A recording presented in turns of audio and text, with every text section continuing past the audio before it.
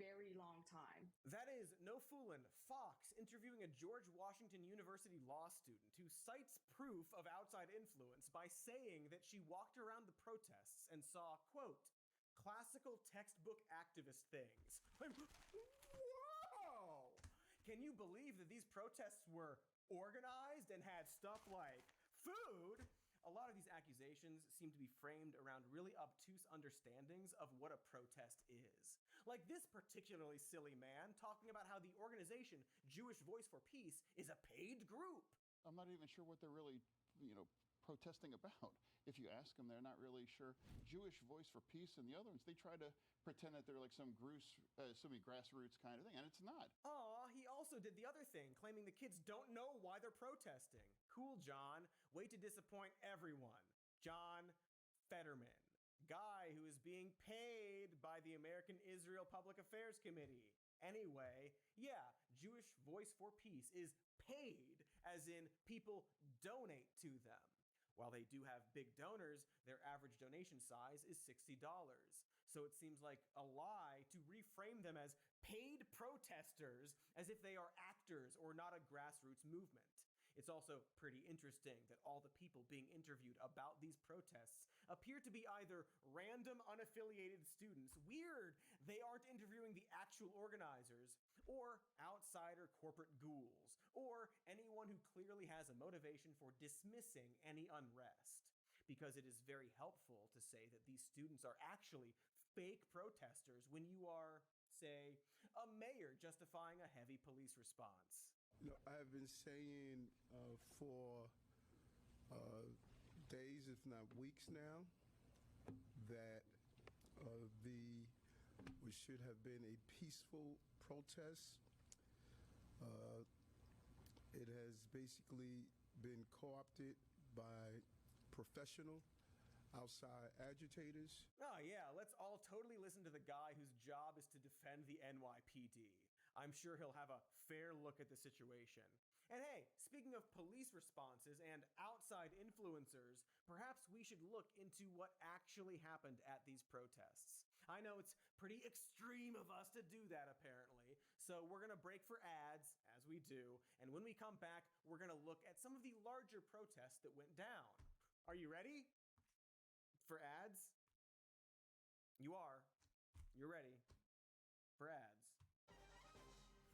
Sup, it's Cody. I was arguing with my bird the other day. Well, it's not really my bird so much as a bird I know that I sort of dominate emotionally. Anyway, I was arguing with my bird about how the media covers these college protests. I read a really good example of it over at Ground News. That's a sponsor we at the Shody sought out, which you can access by scanning this QR code, which is a website and app that aggregates all the world's news into one hub and lets you compare and contrast headlines. So going back to those protests, the University of Chicago recently withheld diplomas from 4 graduates over campus protests, and Ground News aggregated almost 40 articles on this. Just from the headlines, you can immediately see different narratives. NBC Chicago simply explains that diplomas were pulled for a, quote, pro-Palestine encampment, whereas the right-leaning New York Post calls it an anti-Israel protest. See how words are fun? Especially when used to subtly demonize college kids. They provide important context, like the potential bias of each source, and even who owns the publications. So the next time you're in a debate with a friend or an uppity bird, you can use Ground News to show them the error of their chirpy ways. You can get that and more over at ground.news/SMN.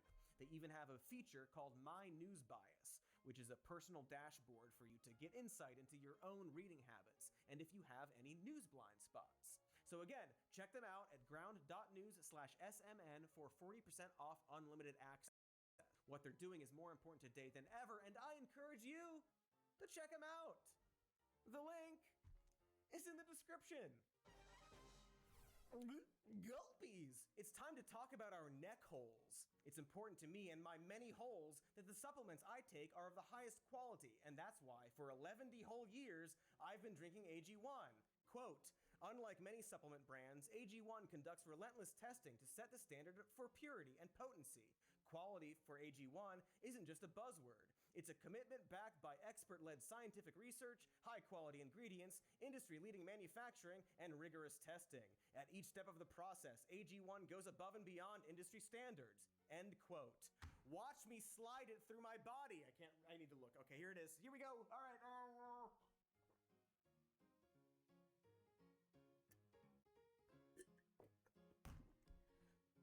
Okay, I did the thing.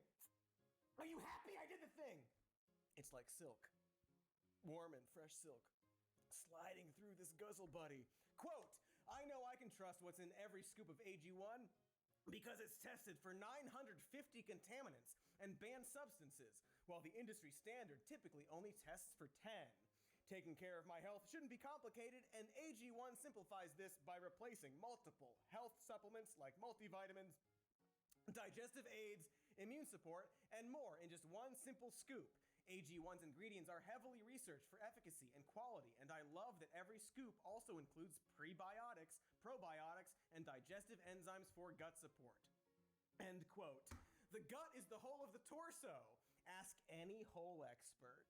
So if you want to replace your multivitamin and more, start with AG1. Try AG1 and get a free 1-year supply of vitamin D3 plus K2 and 5 free AG1 travel packs with your first subscription at drinkag1.com/morenews. That's drinkag1.com/morenews. Check it out. You don't have to drink it in one gulp. It's much better if you don't, but you still can. That was empty.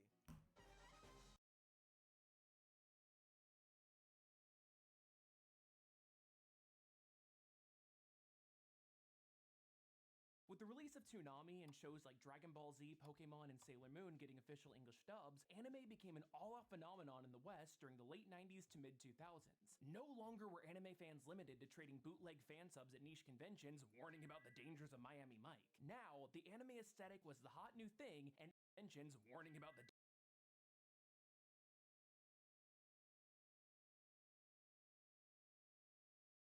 dangers of Miami Mike. Now, the anime aesthetic was the hot new thing, and everybody wanted a slice of the action.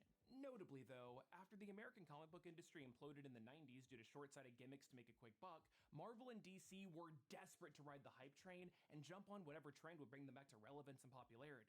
Marvel especially leaned into the anime craze with their Mangaverse, a radical new art style for the Runaways, complete with manga-sized books, and their completely revamped Big Hero 6, which I covered in my dedicated award-winning video.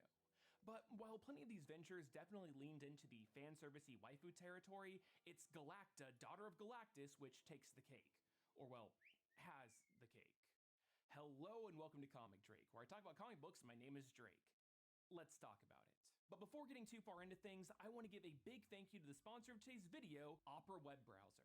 My first time being exposed to Opera was as the web browser on my Wii, but it has gotten some massive upgrades since then, like tab emojis. Yeah, if you're like me, then you probably have a million ominous tabs looming over you that are constantly making you feel bad because you got a little scatterbrained and went down a 50-link wiki rabbit hole. So why not add a little flair and give your tabs more life? Taxes, barf emoji, Maid Skater, the manga about maids who skateboard, hang loose emoji. Not only are you giving your tabs more personality, but they can be great for helping you stay organized to boot. The emojis also work really well with Opera's innovative feature called Tab Islands, which can cluster your tabs into easily organizable groups, which is perfect for keeping track of multiple projects at once and to save space in the process. You can even search through them easily with a and had them drawn up by established comic writers and artists. This was a callback to the similar Assistant Editors Month in 1984, which actually featured some of the most iconic issues of that era. But the 2009 incarnation was much smaller in scale and was broken up through the comedic framing device of the assistant editors meeting in secret to talk about their dream books. There were some great stories that featured underutilized characters like Elsa Bloodstone, D-Man, and American Eagle. But when it was Jordan D. White's turn, we were given Galacta, a brand new character. Based on this design created by White, the story was written by Adam Warren, who is most well known for his series Empowered, whose official tagline is a sexy superhero comedy except when it isn't. As for the art, that was handled by Hector Sevilla Lujan, who's well known for his pinup work. So, yeah, it's no surprise that with their powers combined, we got an anime girl whose first appearance in full costume gave readers a view up her skirt. Fun fact though, when I mentioned that I was doing this video to friend of the channel David Nakayama, he mentioned that he was actually offered the gig as soon as he was done with the Big Hero 6 reboot, but he turned it down to focus on his video game career. Another fun fact is that when I was complimenting Hector Sevilla Lujan's work on this book, he mentioned that Galacta is probably the only Marvel girl with long black hair, which I immediately thought just had to be wrong. But when I looked up a lot of the female characters that I could think of that were popular in 2009, yeah, it's surprisingly limited for long black hair. Outside of Galacta, it's basically just Spider-Woman, Elektra, and X-23, but only sometimes for her. Even characters that I thought had long black hair, like She-Hulk and Psylocke, actually have green and purple sheens, respectively. Why is this a thing? And that right there is what we call a Comic Drake exclusive. That's why they pay me the medium bucks.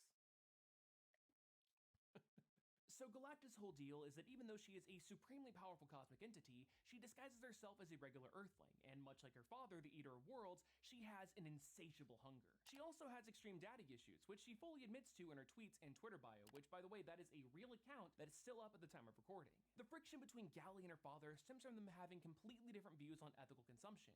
Galactus consumes entire planets without a second thought, whereas Galacta deeply cares about every living creature on Earth. So instead of devouring anything and everything, she exclusively dines on quote-unquote exotic meals. Basically, she's like the Men in Black or Ben 10. She's secretly protecting Earth from alien forces, but by, you know, eating them. Although we never actually get clarification on how she feels about human/alien hybrids. Like, Carol Danvers is half human and half Kree, and Galley herself has drooled over the thought of eating Kree people, so does that mean that Captain Marvel would be next on the menu? Who knows? The drooling, though, is kind of Galacta's whole shtick. No matter how much she eats, Galley wants more and more and more, and she fantasizes about being able to cut loose and break off of her alien diet. The story is just one big monologue with an awkward cadence, stilted speaking pattern, and an off-kilter vocabulary, describing the world around her in the horniest way possible, complete with ahegao expressions. You know how folks describe meals during the infamous foodgasm scenes in Food Wars? Yeah, it's kind of like that. I simply cannot stop myself from receiving every last bit of flora and fauna before me as a potential meal. A potential delectable and scrumptious mouth-watering meal. And unfortunately, when you're an inherently rapacious and insatiable and ravenous cosmic omnivore, every channel is the Food Network. This comic is very clearly trying to cater to a specific audience, and considering how looking her up on Google Images gave me results that are so blurry that I thought I needed new glasses, it's safe to say that that audience found her. And look, I know that I have been and am going to continue to be sarcastic as hell in this video, but I have nothing against characters or stories that are meant to mostly be eye candy. I mean, hell, I'm working on a video right now that's going to talk about the best spicy comics. Subscribe if you want to see that. But honestly, this low-key looks and reads like fetish content. And I am both shocked and fascinated that Marvel put it out in the first place. Like, don't get me wrong, there are plenty of writers that are infamous for the kinks that they put into their work, like Chris Claremont's proclivity for bondage and Steve Englehart's absolute obsession with Mantis. But for some reason, this story gives me the same vibes as the Wonder Bread guy. Unlike the rest of the short stories, which were pretty self-contained, Galacta's ends on a cliffhanger, complete with a "to be continued" tweet. See, after examining herself with cosmic super science, Galley discovers that her intense hunger is actually because she has a cosmic tapeworm, and since she doesn't have the ability to remove it herself, she'll likely need to reestablish contact with dear old dad. At the end of the assistant editor special, we find out that editor-in-chief Joe Quesada had been spying on the assistants this entire time and is going to publish all of their ideas and take credit for them in the process. The assistants then give him the idea to run an online poll so that fans could vote on a short to get an extra chapter, so Quesada does just that and takes credit for it as well. To literally nobody's surprise, though, the horny folks rallied together and Galacta won the contest, resulting in her receiving 3 more chapters that were released for free on Marvel.com, which were then collected together and released as this one-shot. The extra chapters are more or less the same. Wordy inner monologues, horny expressions, and trying to find ways to satiate her hunger. The first, and frankly best of these, was Galley going back and forth on the ethics of using her powers to turn Wolverine into a living planet so she could eat him over and over and over again thanks to his healing factor. But because the X-Gene is canonically a reality warping invention created by the Celestials, yes, that is canon, inflating a mutant to the size of a planet would theoretically increase the chaos potential of the X gene and put the entire fabric of reality at stake. So she decides not to do that, and the next story is just a day in the life of Galacta, making the rounds, clearing up alien threats, and thinking a book could possibly put it into her tapeworm. But then she remembers the existence of the most powerful weapon in the Marvel Universe, the Ultimate Nullifier. This thing is capable of destroying entire universes, so a tapeworm should be no problem at all, right? Now, I personally think that's like trying to drop a nuke on a cockroach that got into your house, but hey, what do I know? I'm not a cosmic entity that is the daughter of Galactus. The Ultimate Nullifier is hidden away, but because the gun leaves a cosmic mark on everyone who's ever come in contact with it, Galacta visits the Fantastic Four, who famously threatened to use it on Galactus way back in the 60s, where Mr. Fantastic looks like one of those pass the blunt memes. Gally strolls over to the Baxter building, gets oogled by Johnny Storm, and then uses her powers to detect the Nullifier's energy and lead the Fantastic Four mid-sentence, resulting in typical anime reactions. After getting her hands on the Nullifier, the comic takes a hard left turn because even though the entirety of the book has been a meandering but fast-paced comedy, this scene has Galacta reflecting on her life, and it very clearly reads like someone having a hard time because of an eating disorder and attempting suicide. Now, I think these are both things that could be handled in interesting and compelling ways in a comic book, and I personally love it when comedies have dark and existential moments. That's why Shinichiro Watanabe is my favorite anime director. Walking that line between comedic and serious is handled well in most of his works, from the grounded world of Cowboy Bebop to the batshit insanity of Space Dandy. That show is literally about a bounty hunter trying to make money to spend at Space Hooters, and yet it has somber moments that it absolutely earns. Who knows, maybe if given a few more issues to tell the story, the pacing of Galactus comic would have been a lot better. But as it currently stands, it leaves the reader with sudden and severe emotional whiplash. Luckily for Gally though, that dark moment passes as quickly as it arrives, because her dad shows up and gives some much needed comfort, along with a story. You see, one time, a similar parasitic meta-organism spontaneously manifested within his body, and that parasite was Galacta. Yep, she's pregnant, the end. Honestly, most folks would probably see that plot twist coming from a mile away, but it's still a fun note to end on. Unfortunately, though, we would never get to see what becomes of this mystery child because Galacta has never made another appearance in comics since, and she was unsurprisingly labeled as non-canon. But that is why it's so interesting that she appeared when the game Marvel Rivals was announced. She was just a random character that showed up a single time and was completely forgotten about, save for the occasional cosplay or fan art. I don't know. I think that's neat and interesting. She never really took off because Galacta is that kind of character that you either love or hate with zero in between. And even as someone with an obnoxious speaking pattern myself, yes, I have seen the comments and the subtweets, I know, I can't stand the way Galacta talks, and I'm not the biggest fan of this particular type of anime girl design. But that being said, there are plenty of folks that are into this kind of thing, and the ones that do are going to absolutely love this book. And if you fall into that category, hell yeah, more power to you. I'm glad you have another thing that you enjoy. And hopefully, you also enjoyed this video and want to give it a like and a comment and a subscribe. Please, I got more great content, like Luna Snow is in Marvel Rivals, and I have a video about her complete history, so maybe consider giving that a watch. But anyway, hopefully you learned at least a little something new, and hopefully I'll see you next time.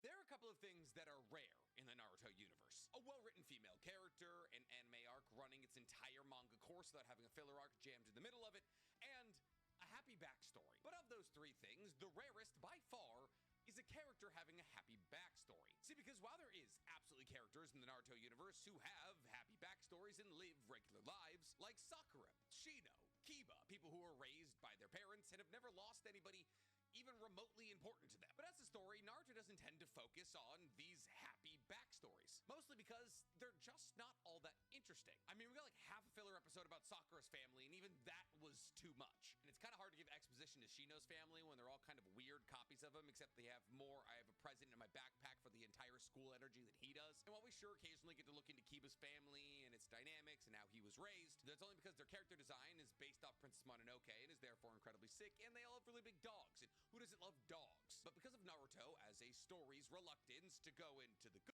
that's only that he does. Weird copies of him, except they have more, I have a present in my backpack for the entire school.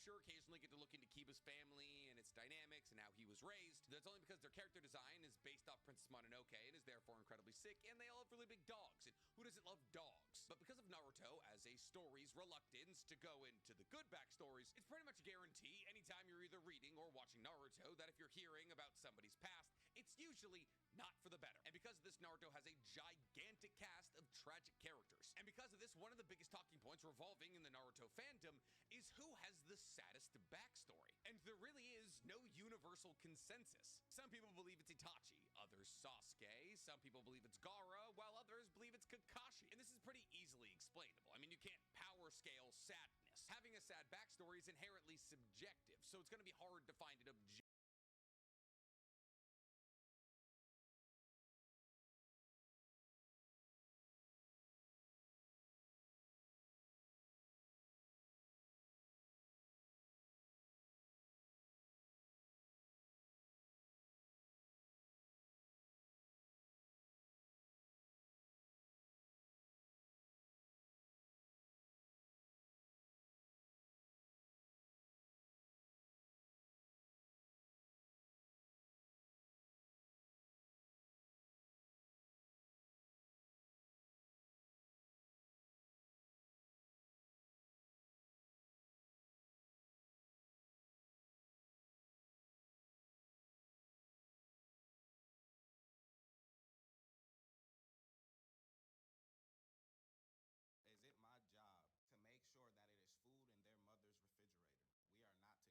You don't think that you should have to fill your kid's refrigerator at your baby mama's house. But if I fill your kid's refrigerator at your co-parent's house, you all of a sudden got questions. Old Bill Withers, who is he and what is he to you type question. If Coach Michaud is buying your son's uniform and being a good role model for him, and now your son's writing me letters about how I'm a father figure for him, you get territorial. Because I'm going above and beyond my job. You dudes love to antagonize and stigmatize a man helping out a woman who has kids, be it platonic or romantic motives. Because some of you cats love your co-parent being isolated and vulnerable to your machinations and manipulation. And you don't mind that your kids are collateral damage in this war of the roses of yours. And you keep using "we're not together" as your excuse for being selfish as a co-parent at the expense of your kids. But that's just your ego talking. Fragility, jealousy. Because the truth is, in your co-parent's household, deep down inside, it's not your kids that you're worried about calling another man daddy. You asked this question of the moms, and I'm not a mom, so I'm just responding man to man. Do your job and have the Father's Day that you deserve. Leave the rest up to daddy. We out ya.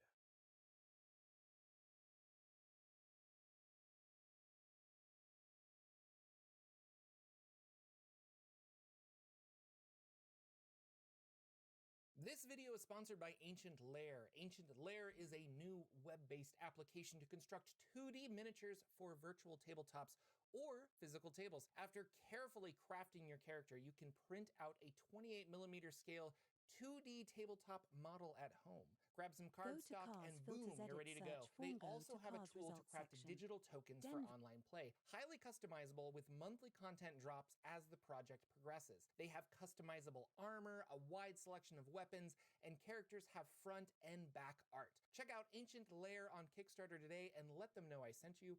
Thanks again, Ancient Lair, and now on with the video.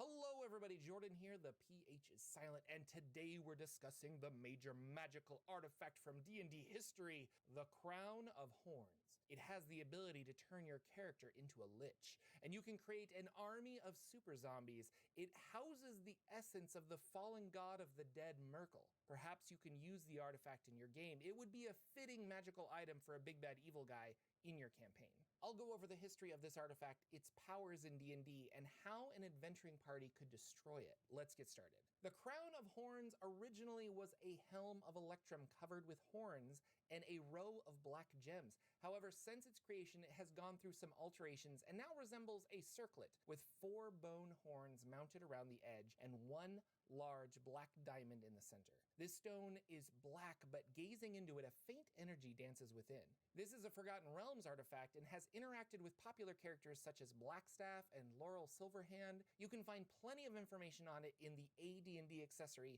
Volo's Guide to All Things Magical. This book I've been using a lot lately to research magical artifacts. There is more history, though, to be found in other supplements. Let's start at the beginning and follow its course through Faerun's history. The Crown of Horns was designed and created by a long-lost Netherese archwizard named Trebe. Trebe is known because he founded the enclave Shadowtop Burrow in -2237 DR. Shadowtop went by another name Aquesser, and it was a fairly peaceful place. This puts the Crown of Horns roughly 3,500 years old. Shadowtop Burrow was one of the few Netherese floating cities that had open trade with other races. Trebe started his research and crafted the Crown of Horns, but the process proved deadly, and a terrible explosion destroyed an entire block. Trebe was killed, and the crown was lost. Flash forward to -1423 DR, and the Crown of Horns was discovered by another archwizard named Require, who used the magic of the crown to kill 30 other archwizards and conquer Shadowtop Burrow.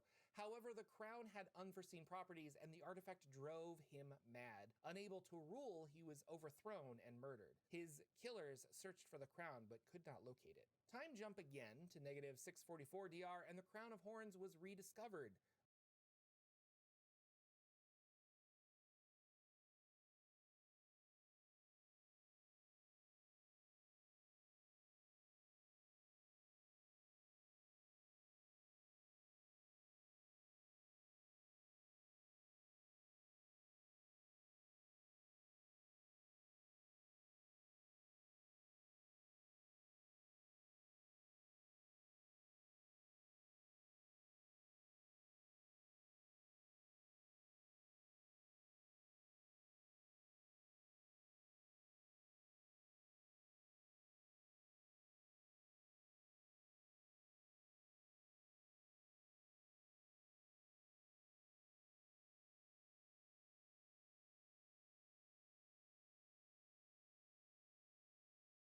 H is silent, and today we're discussing the major magical artifact from D&D history, the Crown of Horns.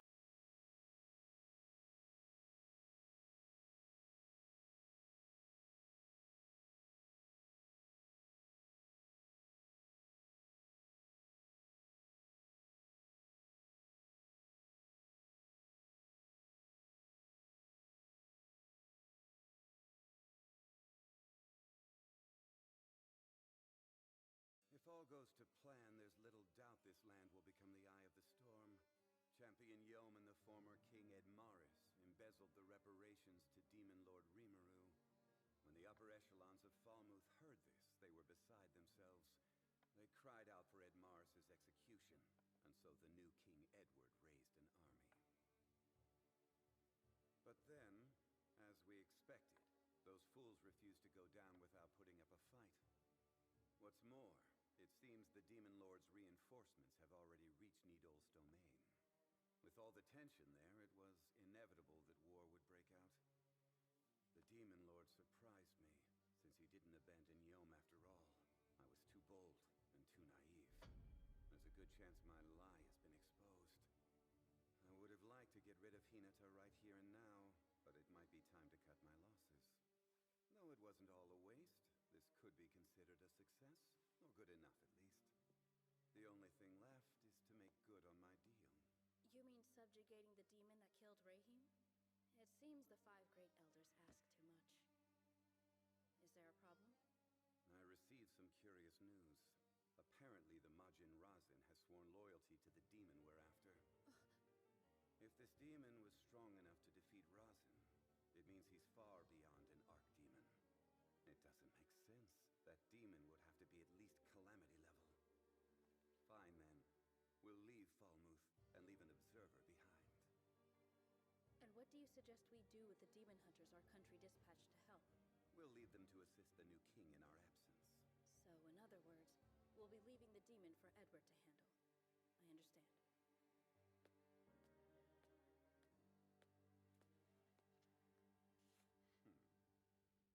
Well then, I suppose I ought to arrange one more gift for the new king.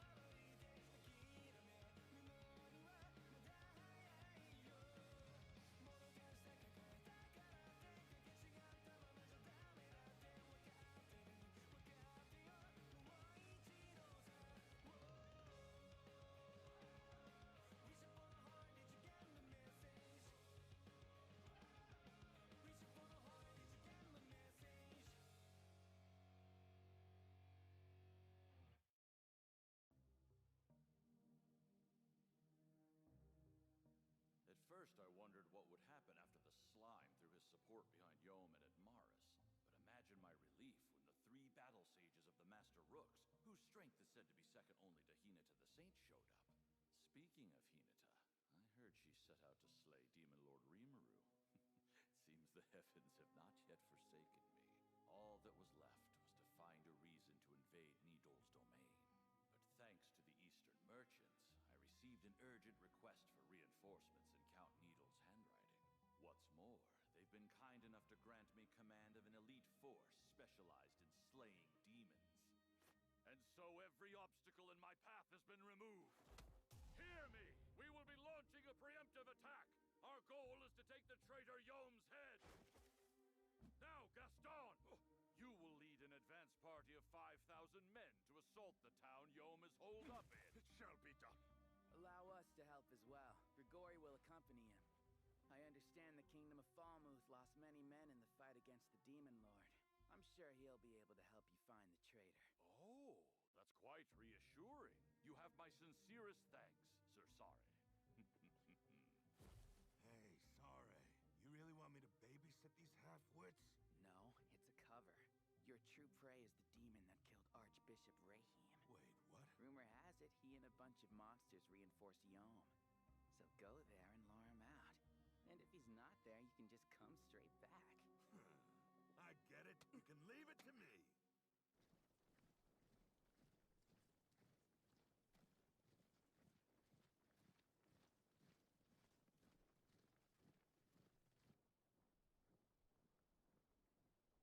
Looks like Damrata turned tail and ran, and left these demon hunters as a consolation prize. Well, I suppose they'll make decent sacrificial pawns.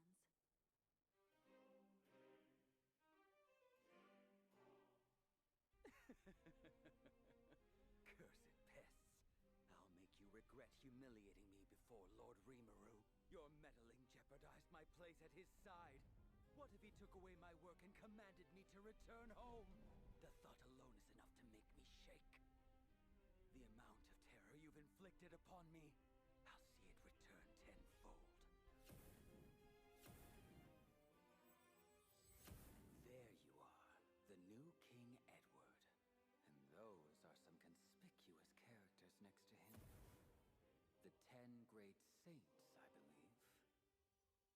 Hakuro, there is a rather conspicuous person among the troops headed your way. He'll be perfect to help Ranga stave off boredom. Understood. I take it I shouldn't kill him then. Yes, I suspect that he has some connection with Ruberios. Left alive, he could be a useful bargaining chip. Right. I'll make sure everyone knows.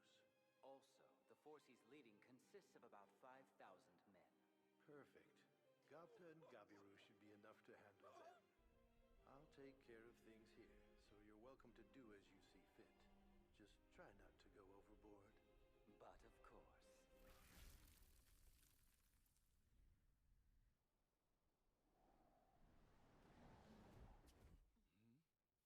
It's a pleasure to meet you. The name my master gave me is Diablo. King Edward, it's been some time since the treaty. Have you been well? To arms, men! Protect King Edward at all costs! Hold on, who's that? An attack? I see. You must be reporters from other nations. It would be inconvenient if any harm were to befall you. Stay there and quietly watch the play. That's my bad, Grigori. Looks like your prey ended up here. Ah, what a pleasant surprise. How may we be of service to the honored messenger of the Demon Lord Rimuru? I've come to deliver you a warning. You are to immediately withdraw your troops and negotiate peace with Yome. Follow my instruction and you will be spared from experiencing unnecessary terror. I didn't realize you were also the Demon Lord's jester. This is an internal affair of the Kingdom of Falmouth. A demon like you has no business getting involved. I'm well aware of what you've done. Please enlighten me. Utterly shameless. Even now you pretend.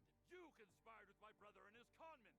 You wanted to swindle my kingdom so you could get double the reparations. Don't deny it. I can see straight through all your impudent schemes. Speechless, are you? He may be a demon lord now, but I know all about the monster you serve. He's a money-hungry schemer who sows the seeds of war. And you might have gotten away with it. You even murdered Rahim to keep him quiet. But it was all for naught, because I have your evil deeds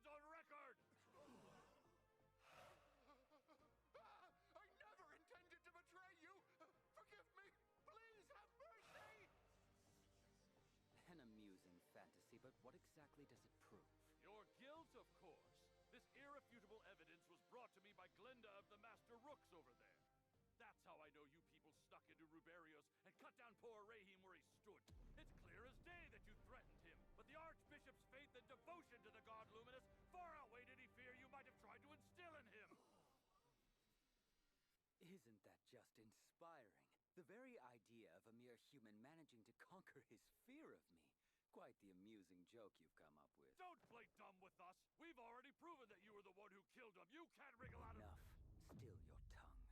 I'm done with this farce. A battle of wits would be pointless against a foe devoid of coherent thought. Very well. Then please allow me to put your resolve to the test. Let's see whether or not a human being can truly overcome their fear of me. Huh? What are you talking about? I'll keep it simple so you can understand.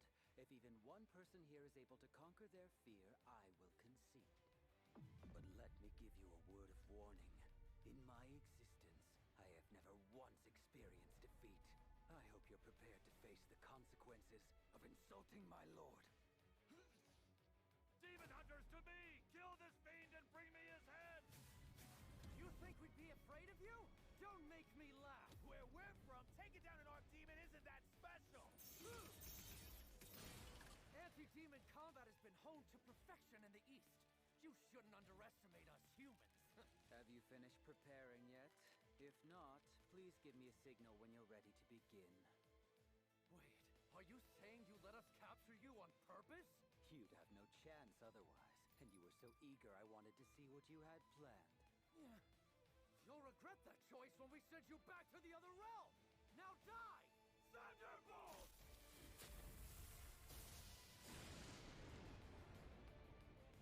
How does it feel to get hit with natural lightning totally devoid of magicules? Once we destroy your physical body, you'll be completely powerless before us. Absolutely incredible! Leave it to the heroes from the East to take care of things. I'll have to make sure those merchants are handsomely rewarded. You'll be completely powerless, eh? Yeah, I somehow doubt that's what's happening here. I assumed that was supposed to hurt, but I barely felt a thing. It didn't work, but that was a direct hit. You almost got my hopes up. But why? Why didn't the lightning work on you? It's because you're too weak. Unfortunately for you, I have a rather strong resistance to natural influences. You're a monster. Now then, if you're done, shall we commence the test?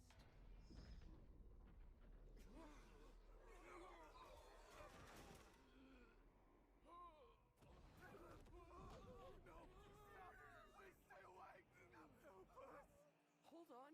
What's going on? It doesn't look like he's doing anything. Damn it. What's with this overwhelming aura? Oh, what a surprise. Of the mighty demon hunters, only 3 of you managed to pass. What? Guess I shouldn't be surprised. I've heard the battle sages are incredibly powerful. For what it's worth, I commend your determination. Even if I was holding back, you were able to withstand my Demon Lord presence. You have to bluff better than that, you demon. What? Don't believe me? Only those who possess the Demon Lord factor can emit Demon Lord presence. But there's no way you could ever reach that level. The highest evolution of a demon is Archdemon. It seems your understanding is a bit flawed. It's true demons possess a limited energy capacity, but it's not outside the realm of possibility for us to evolve higher. By fulfilling a number of conditions. Wait, what? Haven't you heard of the demon lord called Rouge? Surely you and your people are familiar with the name, yes? Truthfully, earning the right to become a demon lord is a simple matter. One needs only to amass their maximum capacity of power, and then live more than 2,000 years. It requires hardly any work at all. Perhaps in the lands where you hail from, the one called Blanc is more widely spoken about. In fact, I witnessed her Demon Lord presence quite recently. You mean the Lakeshore Dyed Scarlet incident? No, this is impossible. If he were a lower-ranked demon, he wouldn't dare refer to such high-ranking demons as casually as Rouge and Blanc. But then, that can only mean one thing. No! There's no way! I refuse to believe it! What the hell have we gotten ourselves into? There's no way we could ever win against him!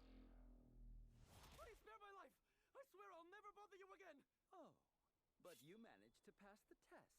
I thought you'd at least get a modicum of enjoyment out of this. No, I hate it! Spare me! I was only here for the money! Just please don't kill me! Fine, consider it your reward, but take the king away while you're at it. Right away!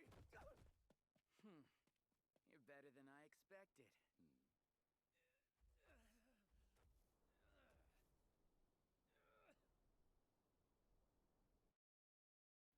Well now, seems our intel on you being a Calamity-class demon was wrong. You're either brave or foolish to not run away. Run away? I don't think so. My name is Sare, one of the 3 battle sages. I'm also a Master Rook and one of the 10 great saints. Oh.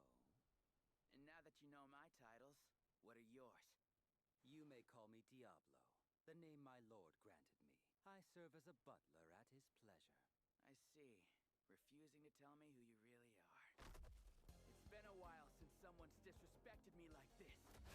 You'll regret it if you assume I'm a weakling like them! Those of us who serve as the Sword of Luminous are a cut above the rest! Do you really think we'd be scared of you because you're spouting off names like Rouge and Blanc? If you don't want to tell me, then I'll just have to beat the truth out of you!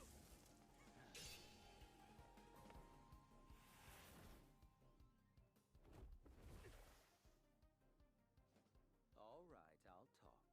You are correct. I am not this Calamity-class Archdemon you said I was. You see, I have evolved into a Daemon Lord. The difference may be subtle, but I'd prefer it if you didn't get them mixed up.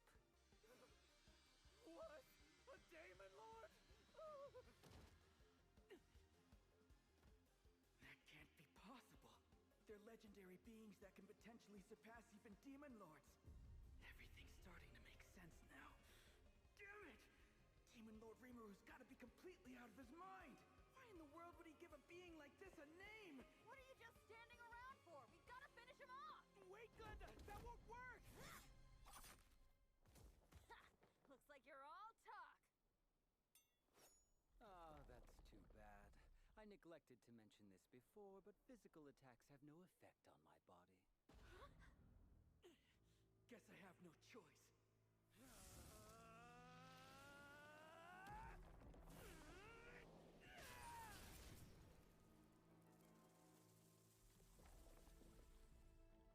Damn! Even my skilled Demon Slayer has no effect on him.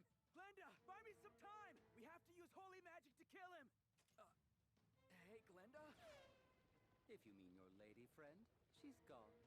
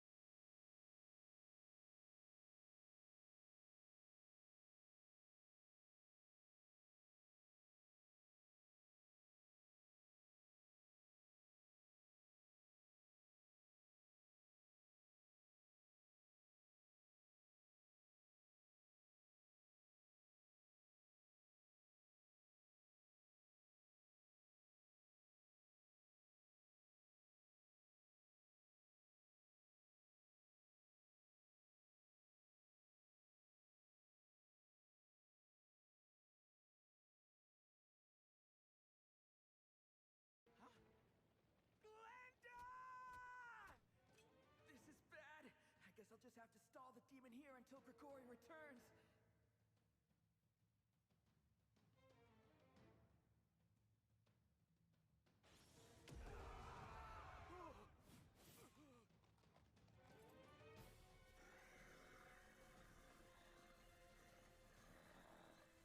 What is that thing? Sir Grigori, what should we do about it? Well, would you look at that? I suppose demon slaying is gonna have to wait.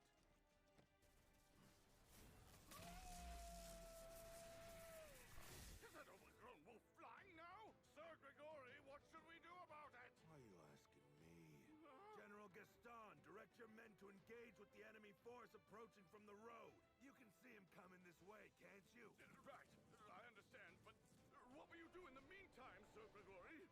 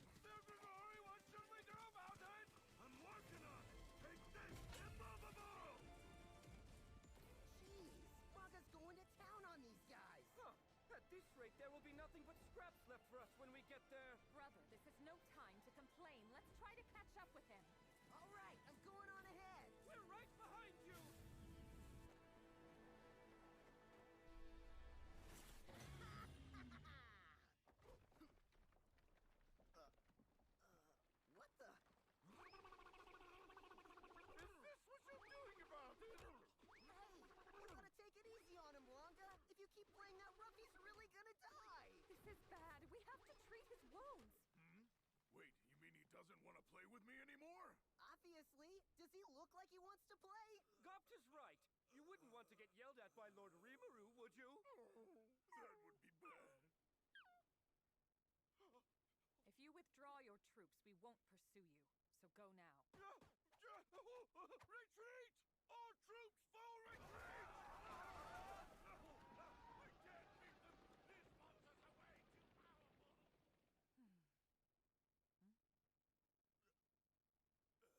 Come on!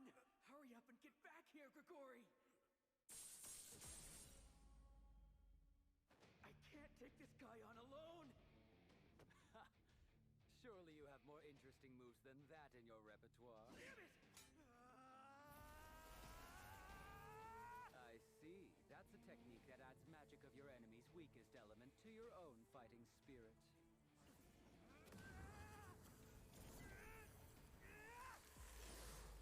But of course, if I read and dismantle its composition before you get an opportunity to even activate the spell,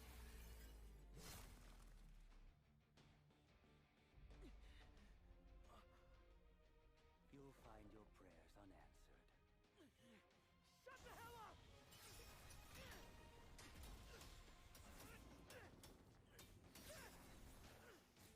Come on, I get it already. You can kill me anytime you want. The fact that I'm still breathing means you don't actually want me dead. A fiend even more powerful than Demon Lord Valentine would have no reason to kill the Archbishop, which likely means this demon isn't the real killer. Wait! That's it! I see now. Hinata didn't want us to get involved in this mess, and Rahim was killed at the perfect time, so it couldn't be accidental, which can only mean the Archbishop was murdered by... Sorry, you've no longer a reason to fear. Allow us to assist you in the slaying of this demon. The 7 Days Clergy! Oh, I see. Restrain him, for with our magic we shall erase him from this world. Tying up loose ends, are we? Everyone, get away from here!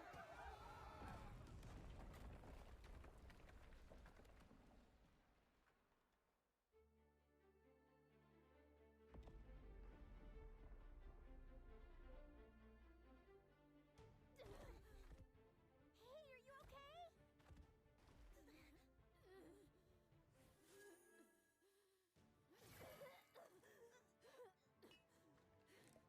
you okay? The full potion isn't working. Answer. The individual Hinata Sakaguchi appears to have a high resistance to all forms of magic.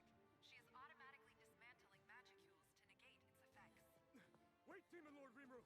Only holy magic works on Lady Hinata! Seriously? Then don't just stand there. Cast something that'll heal her. Ritas, we need you here now! Right.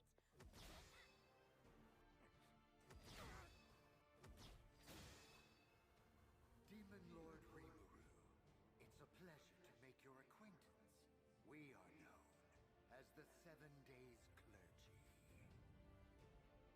We have come to eliminate Hinata Sakaguchi for betraying our trust and violating our orders.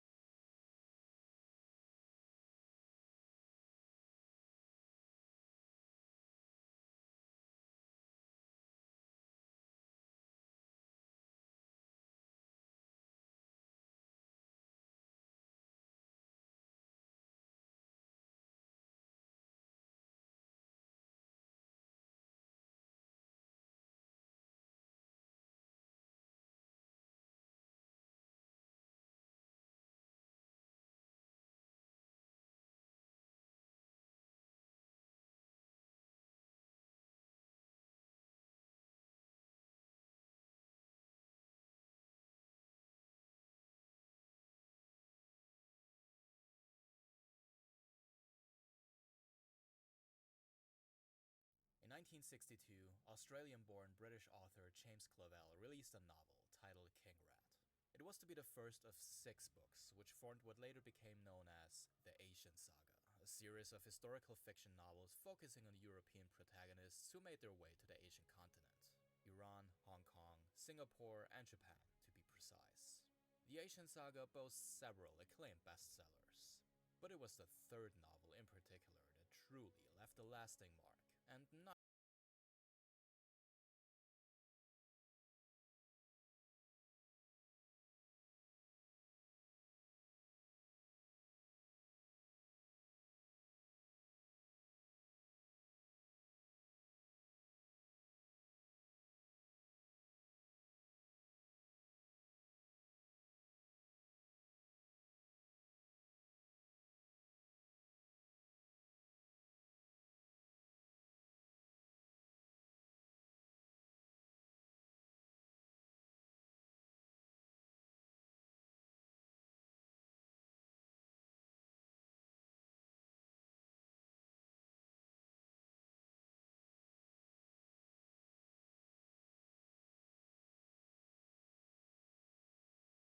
All right, I'm gonna ask you a series of questions.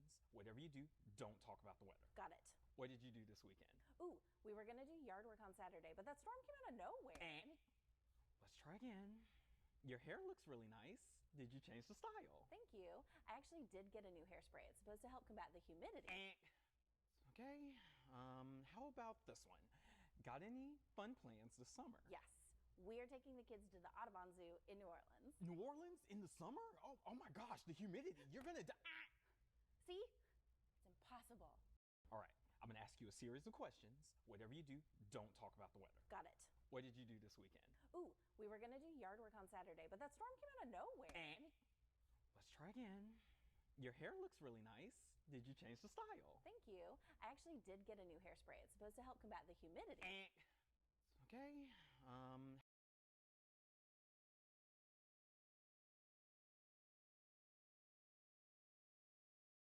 I'm back from my coastal Mississippi vacation, everyone. What'd I miss? Oh, because y'all missed a lot of fun.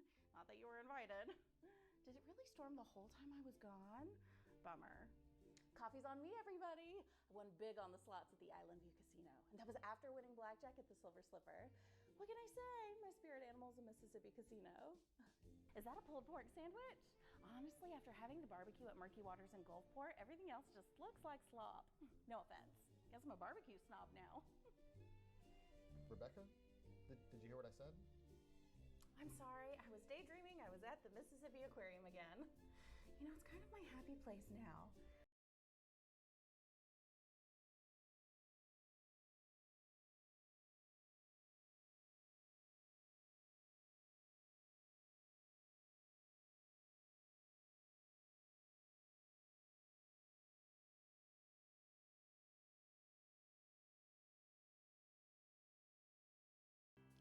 Welcome to Lollagabbin, the It's a Southern Thing chat show where we talk about Southern things. Today, I'm joined by Talia and Ryan and our very special guest, Diane. You may recognize her from our many videos where she plays characters like Grandma Barb, Linda in The Real Church Ladies. Thanks for joining us. I'm excited to be here. This is fun. I get to be myself. Yeah. Our topic today is Southern Grandmas, the myth, the legend. Because here on It's a Southern Thing, we help perpetuate this legend of Southern grandmas as being this like uber focal point of the family, this big matriarchal presence. Is it perpetuating a myth or is it educating the masses? It's both. But the kind of grandmother I really am is a myth. Well, we'll get into that. Yeah. Let's get started. Let's do it. Intro dance. This is your first intro dance. So one thing we should probably establish, Diane, you are a Southern grandma. Yes. Yes. I have 7 grandchildren. 7 and under. So we had them all right, like bam, bam, bam, bam, bam. All 7 of them are under the age of 7. 7 and under, yeah. Oh, wow. Okay. Yeah. So you are expertly qualified to be discussing this topic. Yeah. I feel like I am. there you go. I feel like any grandma grandma questions we have today, you can answer them, and that will be law. Yeah, we'll Yeah, just let you but go. it's like what you write. I'm just not that. I'm not a cook. So what kind of Southern grandma are you? Well, you know, like we portray like different ones, like the ones that give kids everything, and like the one we were talking about earlier. That they just it doesn't matter what the parents say. Like in Grandma Unionize, it's like we're going to do what we want to do.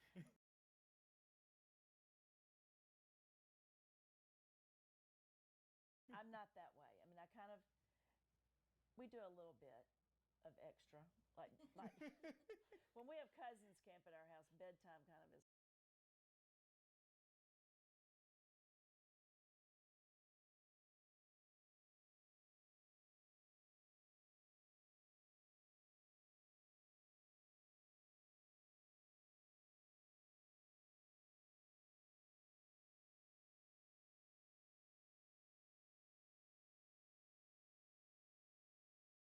Is a little negotiable nap time, one-ish, so it's like, but really I'm more where I like to spend time with them because 4 of my 7 live in Nashville, and so I don't get to see them as much as the ones that are here. So when we're all together, I don't want to be the strict grandma, but I'm not the let's just run wild and free either. But I want to spend time with them. I want to do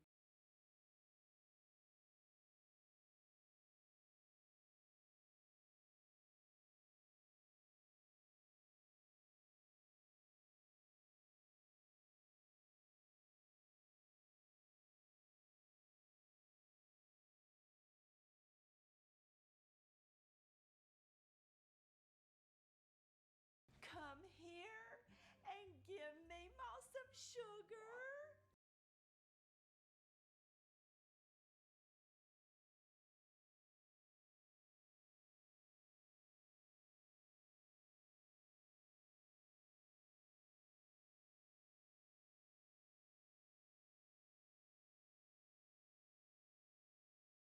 It is a truth universally acknowledged that we all love to gossip.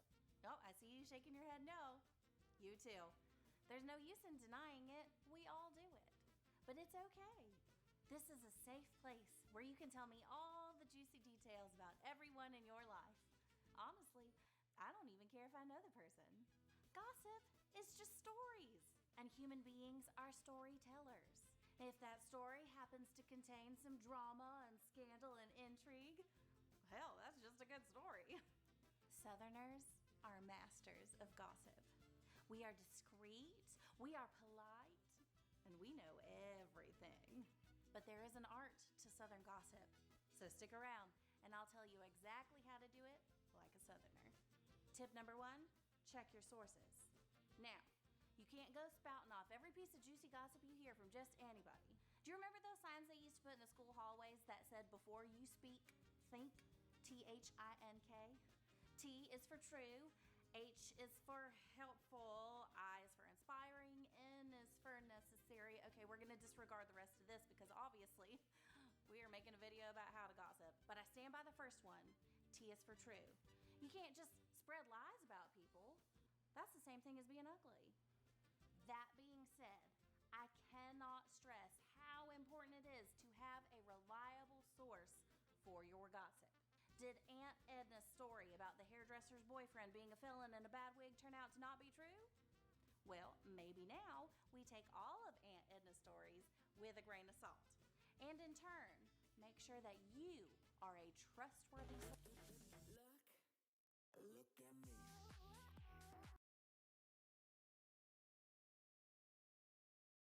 Before we get started, I want to talk to you for a minute. We're going to figure out if racism caused college tuition, but also so much more than that. We are also going to get into how YouTubers like myself try to trick you into agreeing with them. We're going to get a little meta with this video. However, I need you to understand 2 very important details about this video essay. First and foremost, at no point am I going to lie to you in this entire video. Everything I say, from citation to historical description, will be correct. I need to make sure you understand this fully because it's vitally important as we continue. Secondly, and more importantly, all that being said, I'm not going to tell you the truth.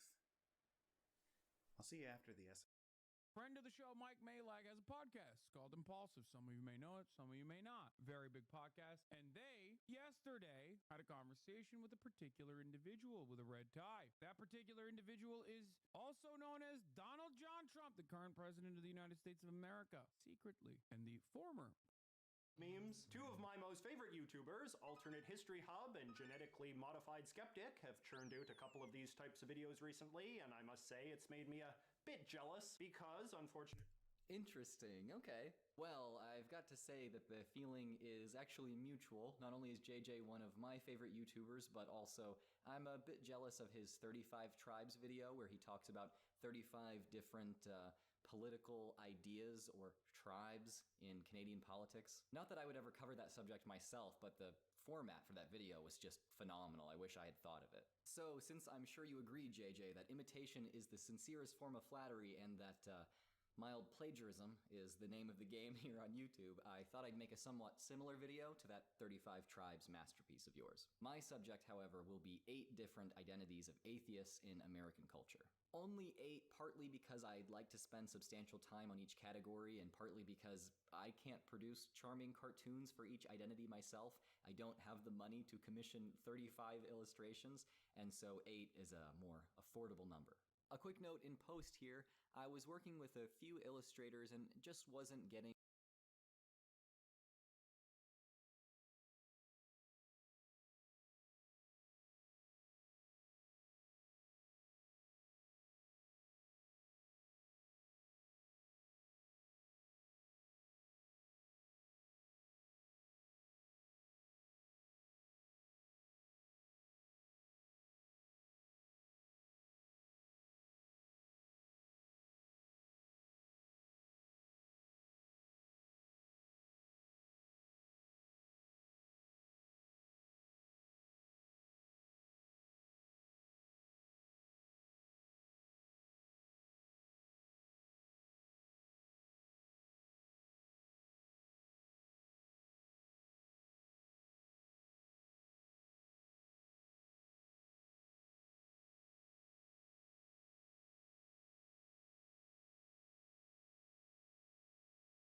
quite what I wanted for this project, so I decided to actually reach out to JJ to see if you explore a person.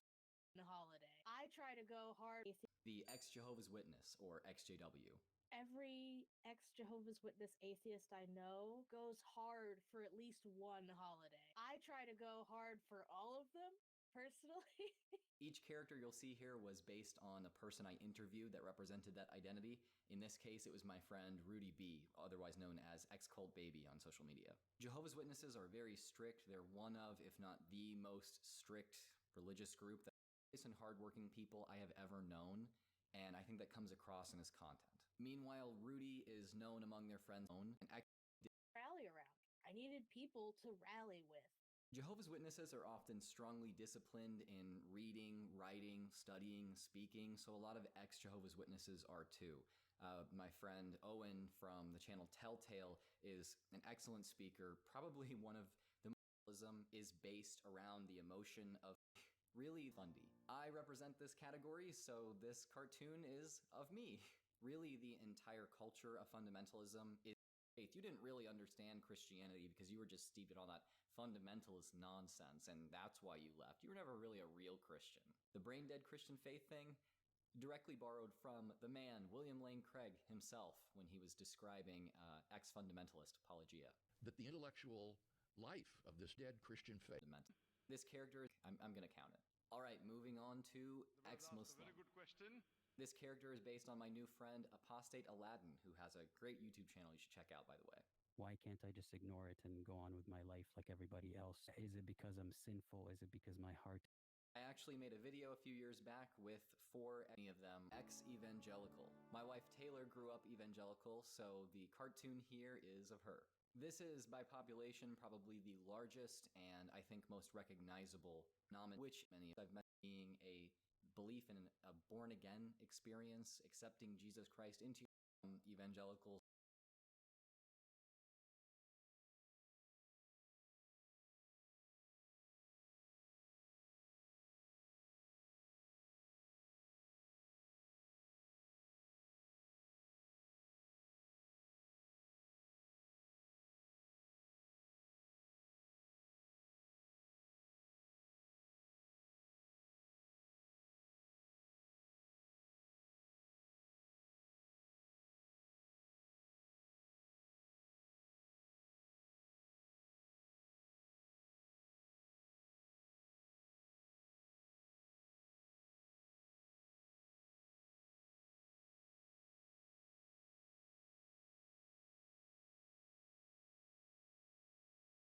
evangelicals themselves, as they're very influential and vocal within our culture. Those are that ex-evangelicals left the faith because they wanted to sin, specifically because they wanted to be gay or sexually immoral or get abortions, because apparently that's just a fun.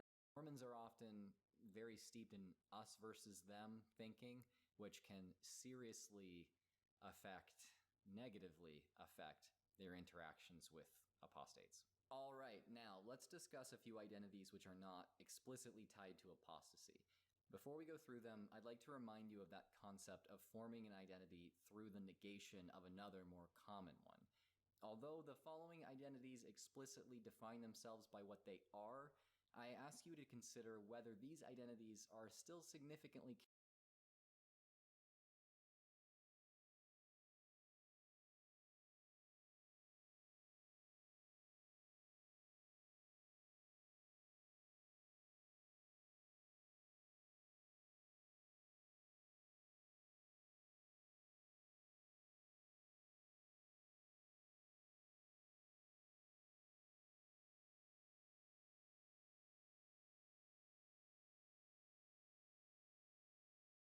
characterized by what they are not.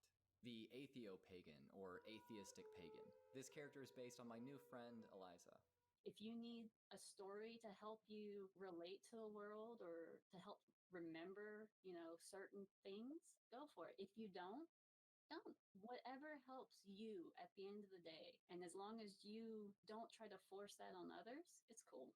Atheistic pagans see their gods as allegories or archetypes from which they can learn. They may not believe in their literal existence, but they do, in their own way, ritually commune with them and feel that this is a beneficial or learning experience in their lives. I liked the idea and stories of the gods, but I liked the self-ownership that you got with atheism. And so I would read these stories, and they, for me, became really good allegories for how to live your life. I could see how the gods meant to do well and how the gods messed up. And I could use that as kind of a guide in my own life for how I wanted to be as a person. Where a pagan would look at a statue of, say, Freya, which she is on my altar, and they would think, about maybe they might, when I was pagan, at least, you may think about like what she wants or what things she's going to give to you for doing right. Whereas now, being a more atheist, I see the statue of Freya on my altar, and I think of the things that her persona rules over, like family and love, and the ability to fight back, things like that. And so I see these statues more as a reminder of the type of person I want to be. They are usually ex-Christians who went without religion for a little while but continued searching around because they craved some kind of spiritual connection or ritual in their lives, and eventually found that atheistic paganism was an option.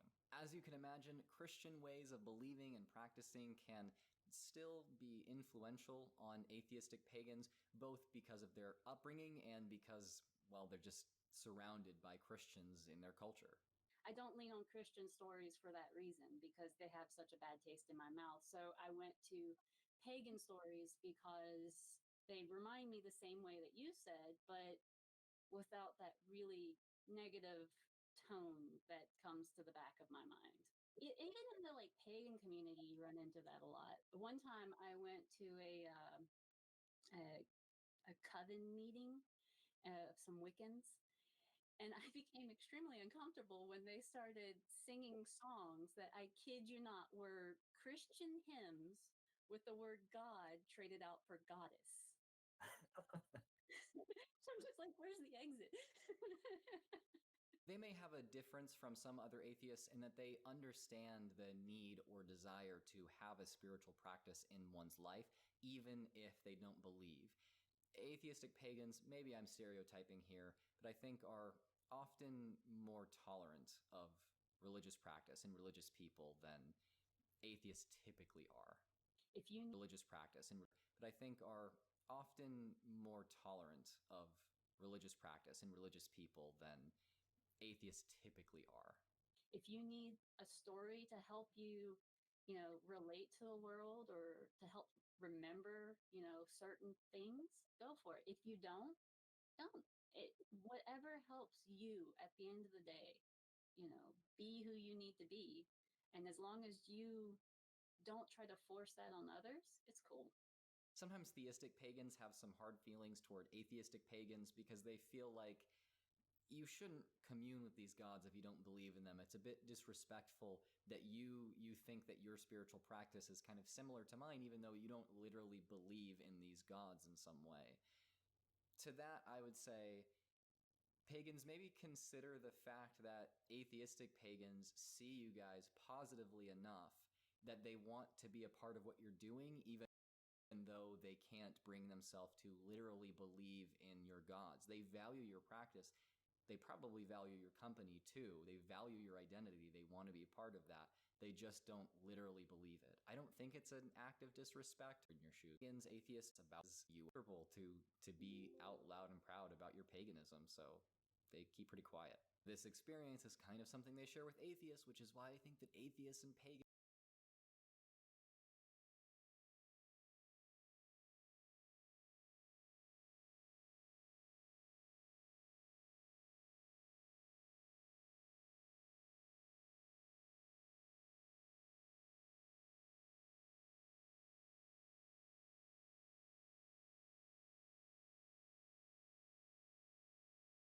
think that atheists and pagans are actually natural allies, but you guys aren't ready for that video. Next up, the Sentientist, or Ethical Vegan. This character is based on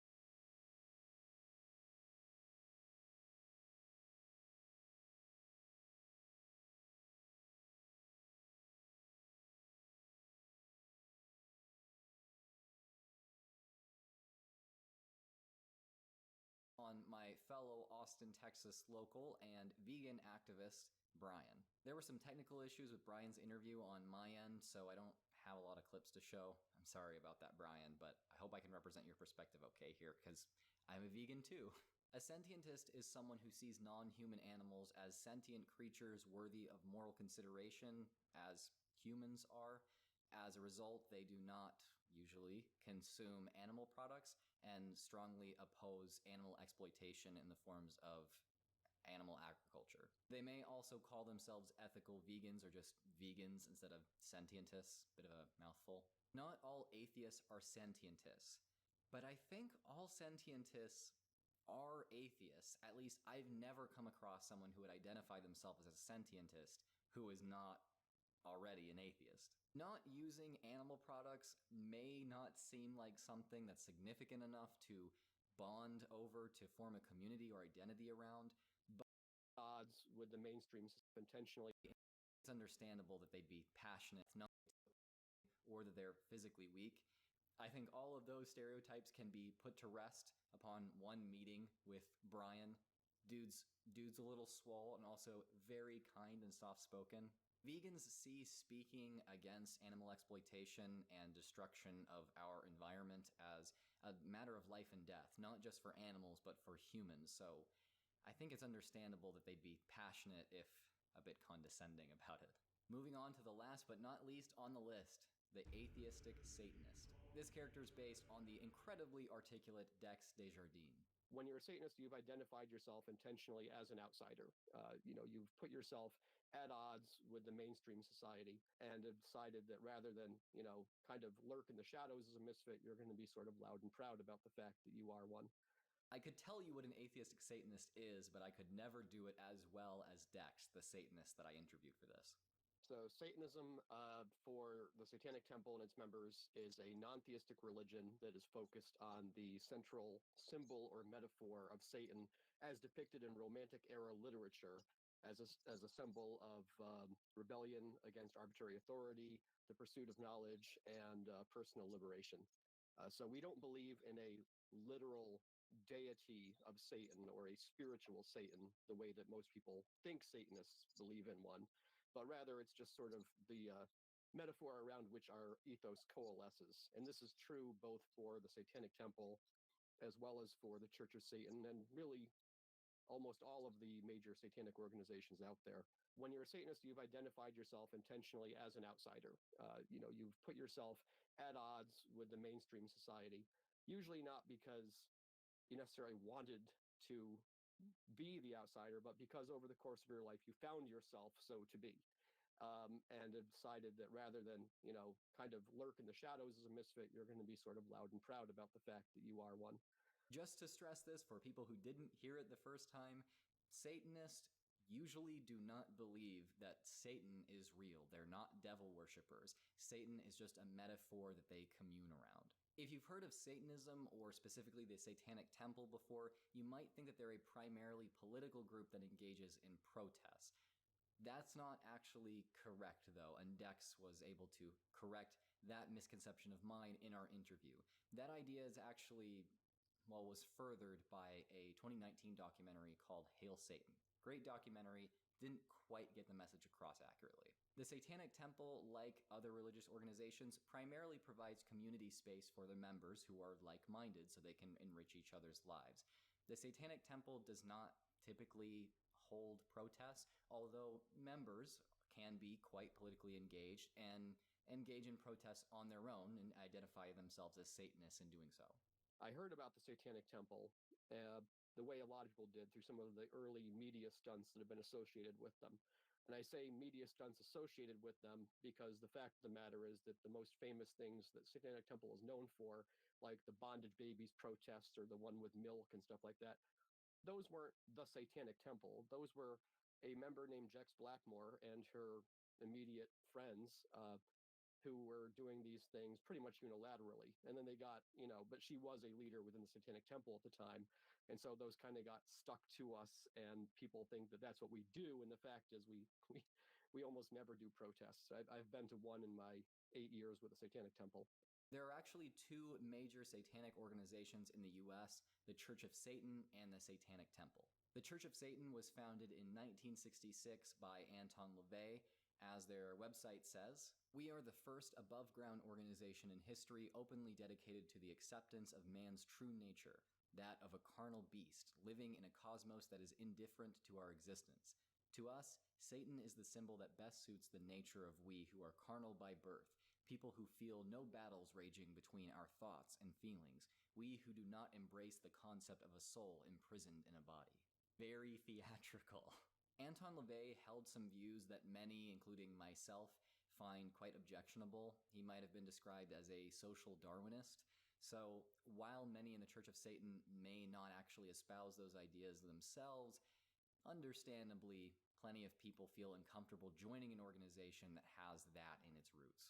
Satanic Temple members tend to lean pretty far left. I would say most would be Democrat through anarchist, and then in the Church of Satan it tends to be more center left through far right. And I think that has a lot to do with the fact that Anton LaVey was himself very much into this whole might is right philosophy, this whole idea of social Darwinism, which of course has been completely debunked as a social science of any value. So we have both things that unite and divide us, and yet we all manage to fit underneath this umbrella term of Satanism. Some might feel more comfortable joining the more recently founded Satanic Temple instead. Here's a clip of Dex discussing joining the Satanic Temple as opposed to the Church of Satan, which he did at one time have some interest in. And it was after that I started to really look into what they believed and came to realize, oh wow, here's this fundamentally the same basic concept of an ethos built around this symbol of rebellion, but without the stupid Ayn Randian stuff. So I was like, all right, this is something I might be able to get on board with. So I signed up.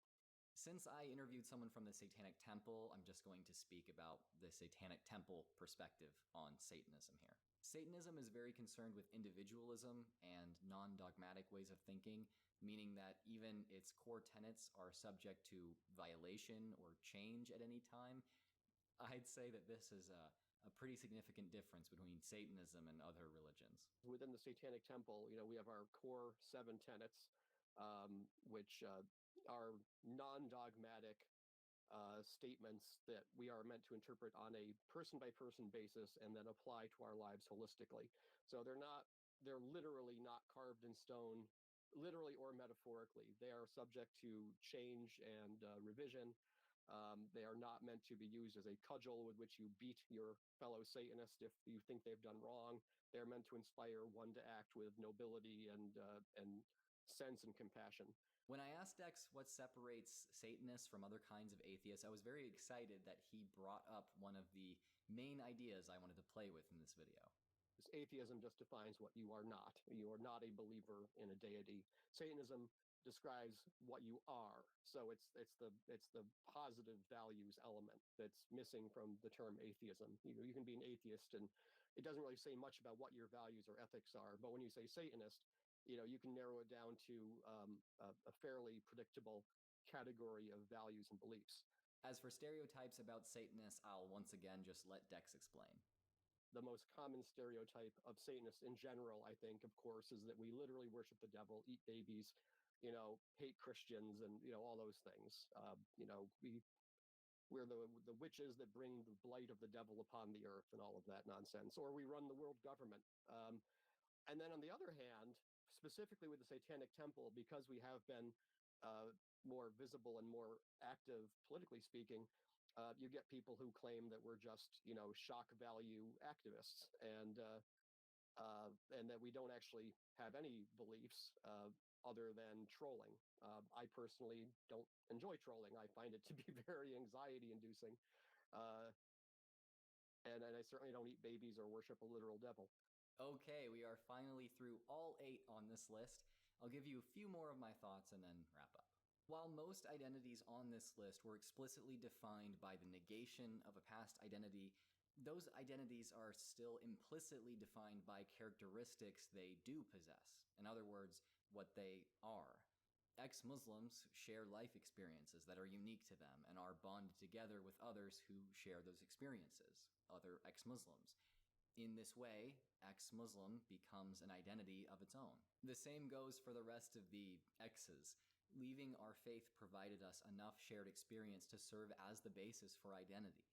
Given that we're atheists in a place where religion is culturally dominant, we also share ongoing experiences which further differentiate us from the religious majority. Now, to address the last three identities on this list, which attempt to explicitly define themselves by what they are. I think one could argue that these are just as defined by what they are not as any of the X identities. Atheistic pagans are not theists, not Christians, and in the typical sense at least, not pagans. Sentientists or ethical vegans are not theists, not consumers of animal products, and not in agreement with the vast majority who condone animal exploitation. Atheistic Satanists are not theists, not Christians, not devil worshippers, and not beholden to the status quo in matters of religion or politics. In making this point, I'm not saying that these identities are kidding themselves and explicitly defining themselves by what they are. What I am saying is that identity is always constructed from ideas about what one is and what one is not. One identity is not somehow more real or valid than another just because it defines itself in a particular way. But what do you think? Was this a helpful video or a not unhelpful video? Who did I leave out? What did I miss? Please do let me know in the comments. I am really looking forward to reading the comments on this one because I find this subject so interesting, and I'm sure there's still plenty for me to learn from you guys. With that, thanks for watching. I've been Drew of Genetically Modified Skeptic. Special thanks to my patrons for their constant love and support. If you want to hear more from me, then subscribe. As always, if you are an apostate in need, there are resources linked in the description to help you find community and mental health support. Remember to be kind to others in the comments, and until next time, stay skeptical.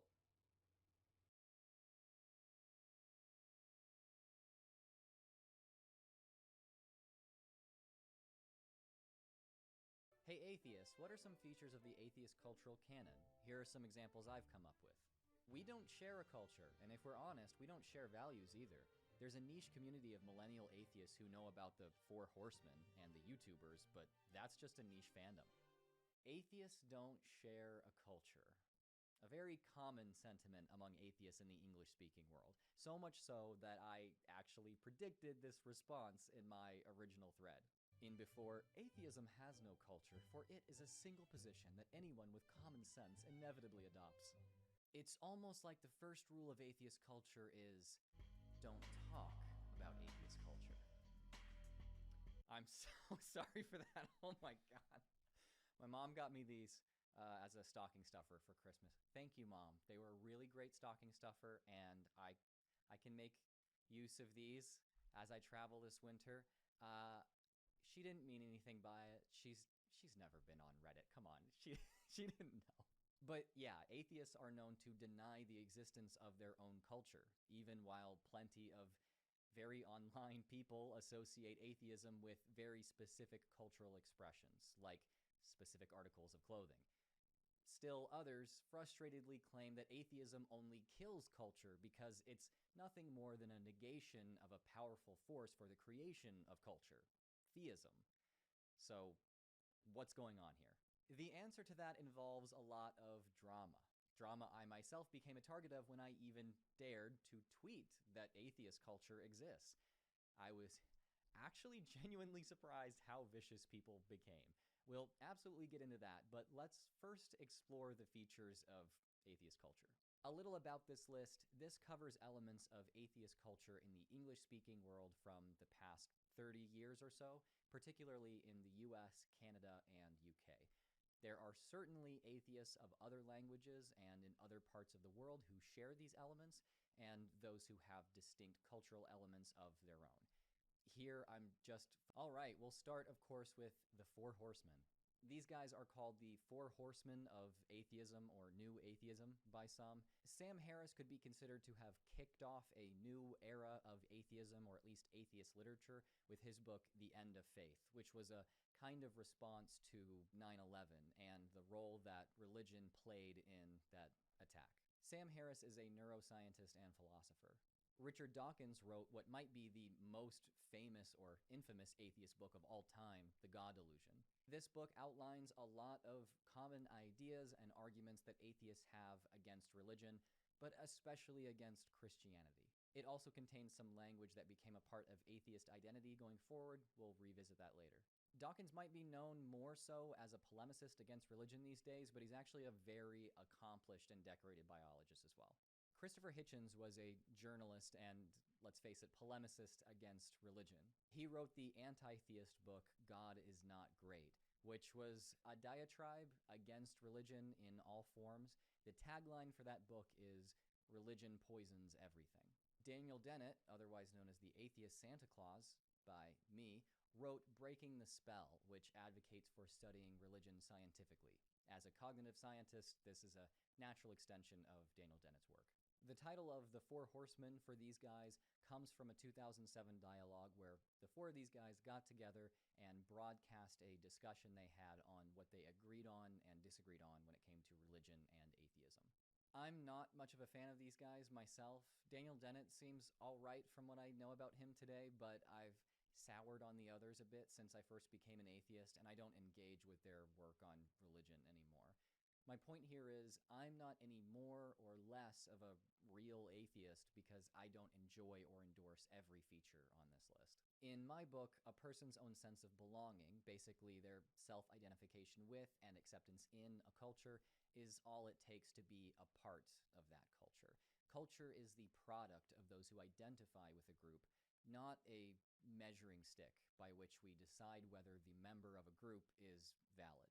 I will say, though, I do wonder what Christopher Hitchens would have to say about the destruction of the Satanic Temples display at the Iowa State Capitol. The display was legally set up, a Christian man destroyed it shortly thereafter, and now he's being charged with a hate crime. In my imagination, Hitch would say something like, "Good, now let's meet all other idols which pollute public life with similar contempt." I found this story because I follow the topic religion on my favorite news aggregate app and website, also this video's sponsor, Ground News. I really do read the news almost entirely through Ground News at this point because it is the best way to see all related articles in one place, compare coverage, and find high-quality sources. Beside every headline, they provide a rating of the source's political bias, how reliable their reporting practices are based on 3 independent news monitoring organizations, and even who funds the source. Let's look closer at the story I mentioned. On the website, we see almost 50 articles talking about this story, with 85% of the coverage coming from right and center-leaning sources, making this a potential blind spot for left-wing readers. We can also see how coverage differs.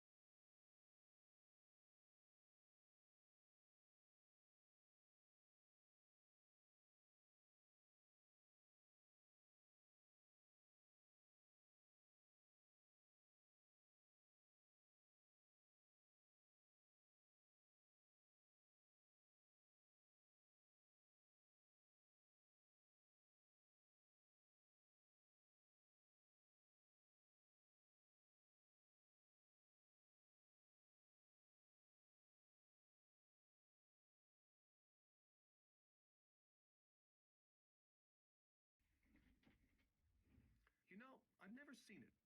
Should I watch Neon Genesis Evangelion?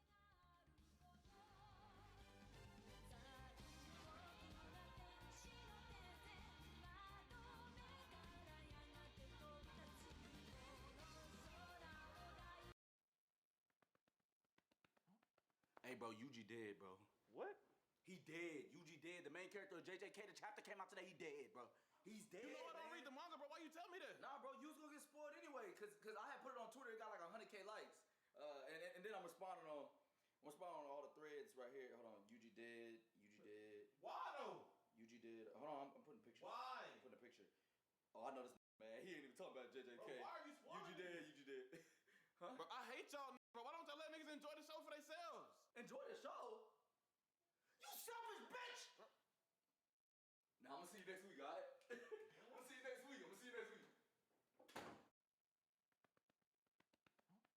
Hey, bro, Yuji dead, bro. What? He dead. Yuji dead. The main character.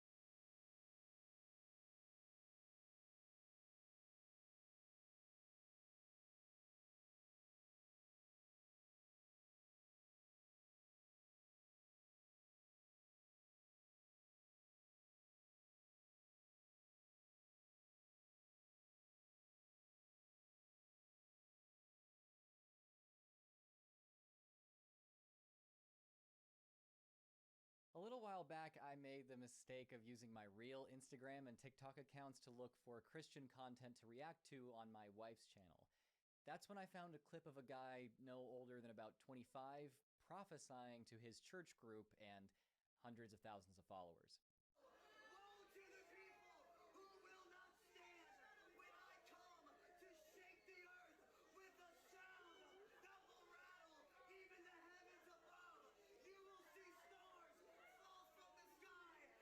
All right, now watch this. It ramps up. This major earthquake shook Japan hours after this word. Yeah. Ever since then, algorithms have bombarded me with content from Gabriel Storm, the charismatic Christian prophet. Since my last video was so serious, I thought we could take a break and do something fun, like talk about a guy who thinks queer people are demonic and that the world is about to end. It's beginning to look a lot like Jesus is coming back soon. Oh god, okay. My man, the pronoun they is both gender neutral singular and plural. The demons that Jesus casts out in Mark chapter 5 refer to themselves as we because there are multiple demons. People have been using they as a singular pronoun for centuries, and it's had no more to do with demons than when you use it. Oh god, oh no, Gabriel used they in a video? The demons are taking over Christian TikTok. Jesus is coming back any second, guys. Also, don't you want Jesus to come back? Like, isn't this a good thing for you? You should be thanking every non-binary buddy you come across. I mean, they're just getting you into your mansion in heaven faster, right? Speaking of non-binary buddies, all right, I've got one question for you guys. I need a non-binary perspective. Is Legion a good non-binary name? Oh my god. Yes. I can see that working pretty well. In fact, if I had known I was non-binary when I was picking my new name, I totally would have gone with that. Yeah, naturally, right? Oh, Yeah. man. I wanted a name that had the same first initial as my original name. So Legion would not have worked for me, but dang, I wish it did. Like in another life, yeah. Yeah. Legion LaBianca is a little bit of a mouthful. That's badass. It's. You kidding? I'm gonna call you that. I like that a lot, actually. Okay, maybe that doesn't actually help our case, but I had to have them weigh in. Look at what Cocomelon, the world's biggest children's show, is teaching your kids. We know about you. You love to get up and dance. Oh my god, Cocomelon is telling kids that there are happy families with two dads? Guys, we can't tell children the truth.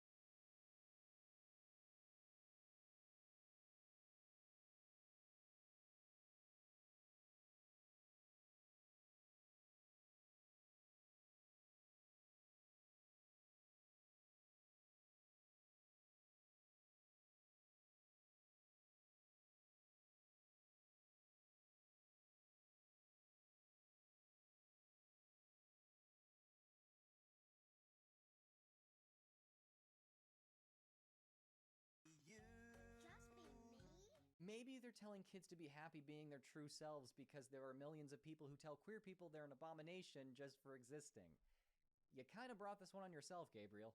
I mean, there's no way this video of yours would have gotten 15 million views if it didn't have an interracial gay couple in it for people to shit their pants over. CoComelon isn't commanding kids to embrace lascivious hedonism. It's just saying it's okay to be yourself, man. Relax. Y'all be careful with what you allow the next generation to watch and listen to. It's about being like Jesus. Comment, be like Jesus. God bless you. Yeah, I agree. We should pay attention to what our kids are watching because actual scientific research shows that exposure to homophobic and transphobic behavior, kind of like yours, damages the mental health of queer people. It's about not being paranoid about other people's healthy behavior and being a sane human being. Comment, be a sane human being.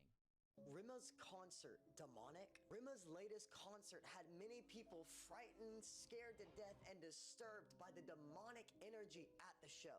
I'm sorry, but if you're talking seriously about invisible monsters and using that music all the stupid AI-generated conspiracy TikToks are using... Scientists just found a dragon frozen in ice. Your credibility is in the toilet. There was so much uproar, even BBC News did a story on it. Others were not sure, with some even calling the show demonic. It's clear to see that people are becoming more aware of the spiritual realm. People are beginning to see it's not just a show, it's not just for the shock factor, they're actually doing rituals and devil worship. I mean, you're talking about the show, aren't you? Every time an artist has occult themes in a show, they get tons of free publicity from gullible or paranoid people online. So I think artists might have motives other than worshiping the devil. Stop me if you've heard this before, but video games cost a lot of time and money to make. Sometimes that results in smash hits and millions and billions of dollars, and other times it ends up being a massive failure. Today, we're talking about some of those failures.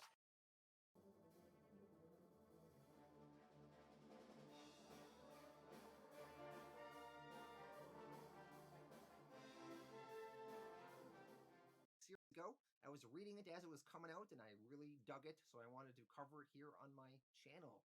Now, this book is set in the future of the Marvel Universe, specifically kind of focusing on the Avengers, and the Avengers are all really old. So we have an old Steve Rogers, and Iron Man, and Luke Cage, and Matt Murdock, etc. And I love these stories that are kind of the future of these superhero universes, and it's a little bit alternate and different, and yeah, that is really fun. Now, DC has a lot of books like these, which I really like. So there's, of course, Dark Knight Returns, Kingdom Come. There's also another book I liked. I also covered here on my channel called Catwoman Lonely City, also in the future of the DC universe. So yeah, I love these kind of future old stories. I've covered all three of those books here on my channel, so check those out too. But yeah, in this video, we're going to see Avengers Twilight and the future of the Marvel Universe. And it is really intriguing, so let's dive into it. Avengers Twilight, Book 1, written by Chip Zdarsky, art by Daniel Acuna. Avengers Twilight, Issue 1, The Best of Us. We are in the future of the Marvel Universe. Steve Rogers, Captain America, is an old man. I know he was always an old man, but now he's like, actually looking old. The super soldier serum in his body no longer works, and he has aged naturally now. The Marvel Universe has become a police surveillance state, being led by a totalitarian government. Many of the old heroes died during an event called H-Day, or Hero Day. They died in battle with the artificial intelligence Ultron. More of this twisted future version of the Marvel Universe will be revealed in time. For now, let's begin the story. Steve Rogers, like I said, is old. The super soldier serum no longer is keeping his body young and fit. He really looks and feels like an old man now. Steve, he has a wife. He's settled down. His wife is named Rosa Rogers. Rosa is a doctor. Steve kisses his wife and then heads out for the day. Today is August 13th, H-Day, or Hero Day. It is a day of national tragedy, not a day that Steve looks forward to. As Steve walks through the New York City streets, there is colorful neon in the sky, and there is also ads on the sidewalk. A little girl walking in the street recognizes Steve. She asks, Are you Captain America, like the original?" Steve answers, "Yes, ma'am. Would you like a selfie?" The little girl responds, Oh, of course not. I would never. It turns out that camera phones are now illegal, so it would be very improper for this girl to ask for a selfie. As Steve is finishing up this conversation, he gets interrupted by a hella old Luke Cage. Luke asks Steve, "Is this why you're late meeting me? Come on, Matt's waiting in the park." Luke Cage appears to now walk with a cane, and he has some sort of electronic apparatus that is wrapping around his body that helps him walk as well. They walk through the park and they meet up with Matt Murdock, who is sitting on a park bench. Steve asks, "Hey Matt, how's it going?" Matt answers, "Horrible, Steve. I'm overrun with cases. That damned Watcher Act is turning every kid with an old camera phone into a criminal. Not to mention these terror curfews, like Hydra is even a threat anymore." Steve, he comments, "I'm glad you decided to reopen your legal clinic." Matt to this says, "Yeah, well, somebody's got to do something." Steve takes offense to this as he ran for public office and he lost. He tells Matt, "Matt, I told you, I tried. I ran for office and a sound rebuke from the voters showed me that I'm just an old soldier, wishing for days gone by." Luke, he comments, "I guess we should feel sad about the old man with the beautiful wife and the nice home and staring at a gently swaying flag all day." Steve tells Luke, "Stop it. There's no super soldier serum in my body anymore. I volunteer at the food bank, at the Veterans Center. I mean, what are you doing, Luke?" Luke answers, "Oh, I got my thing. Don't you worry about me. I'm just the next mayor. You're a symbol. Rights are being squashed out there, and your voice means something against that." Steve, talking of the state of the world, replies, "The majority of people, they don't want help. They voted for this, over and over. Nobody wants to listen to me."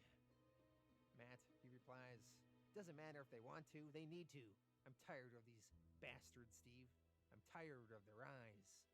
Just as Matt says that, a floating camera sphere is just floating in the sky above the park, and it is recording and transmitting back everything that they said.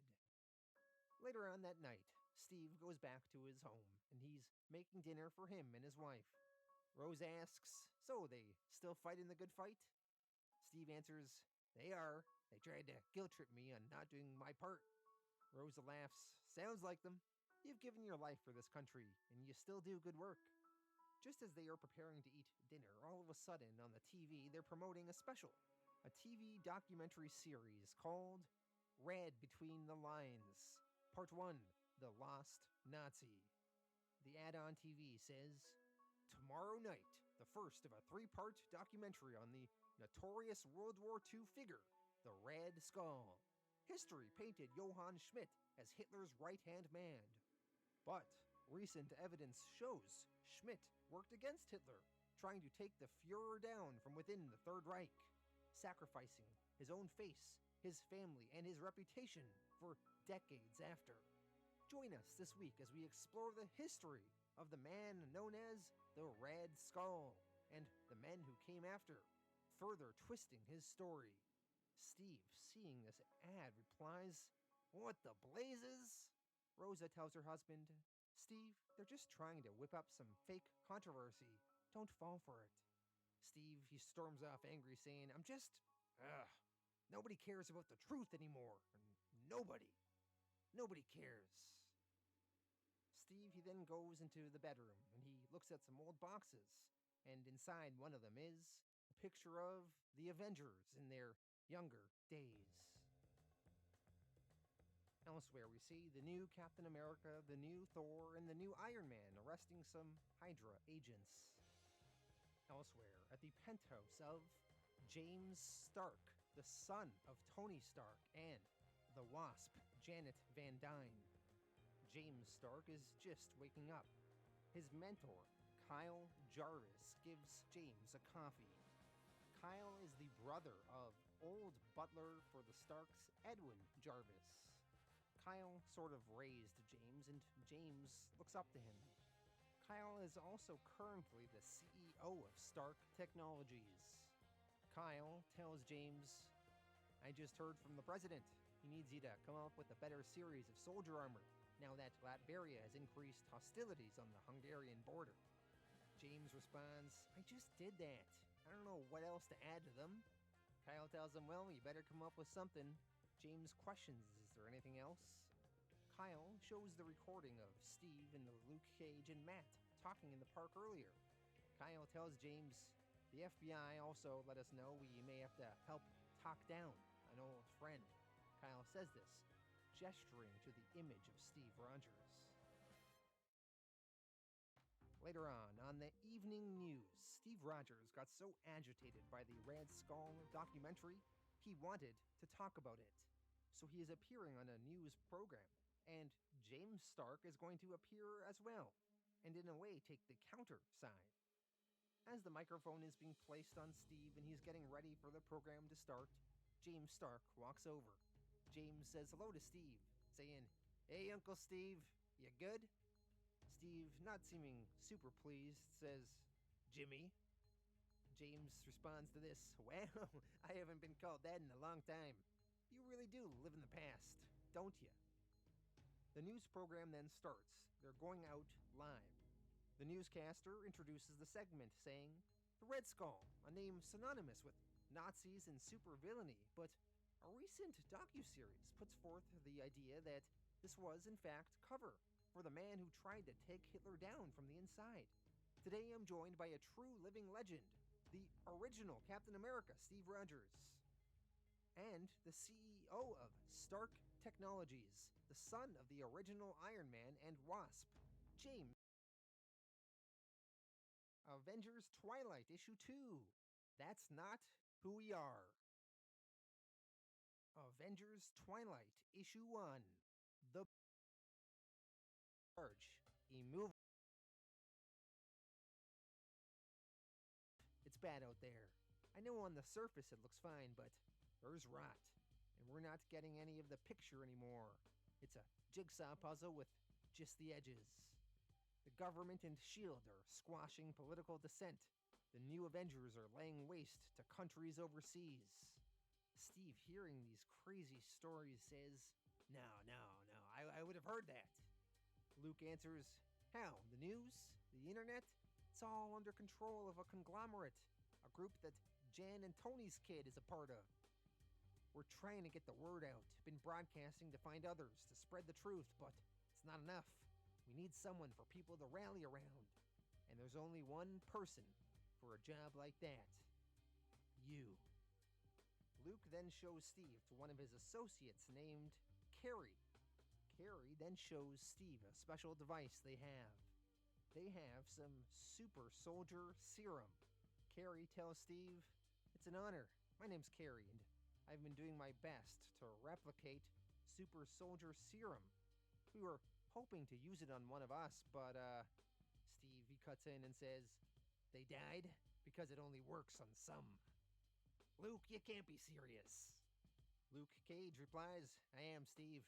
I don't expect you to be part of our group of defenders here working from the shadows. You're Captain America. You're an Avenger. Steve asks, defenders? This is your group? Luke answers, nah, I'm just an old man doling out old wisdom. Ever since my bulletproof skin decided to become nearly immovable, I'm all about the knowledge. Amy here is in charge, formerly of the New S.H.I.E.L.D. Same goons who just whooped your geriatric ass. Matt, he died defending people who the system was trying to disappear. We've been working non-stop, trying to get intel on all of this. Amy then shows Steve a whole bunch of photographs and evidence they've collected. All sorts of abuses on American citizens. Steve, after some contemplation, decides to join their group, join their cause. Steve, he sends his wife a message saying, Rosa, it's me. I'm sorry this is a message and not in person.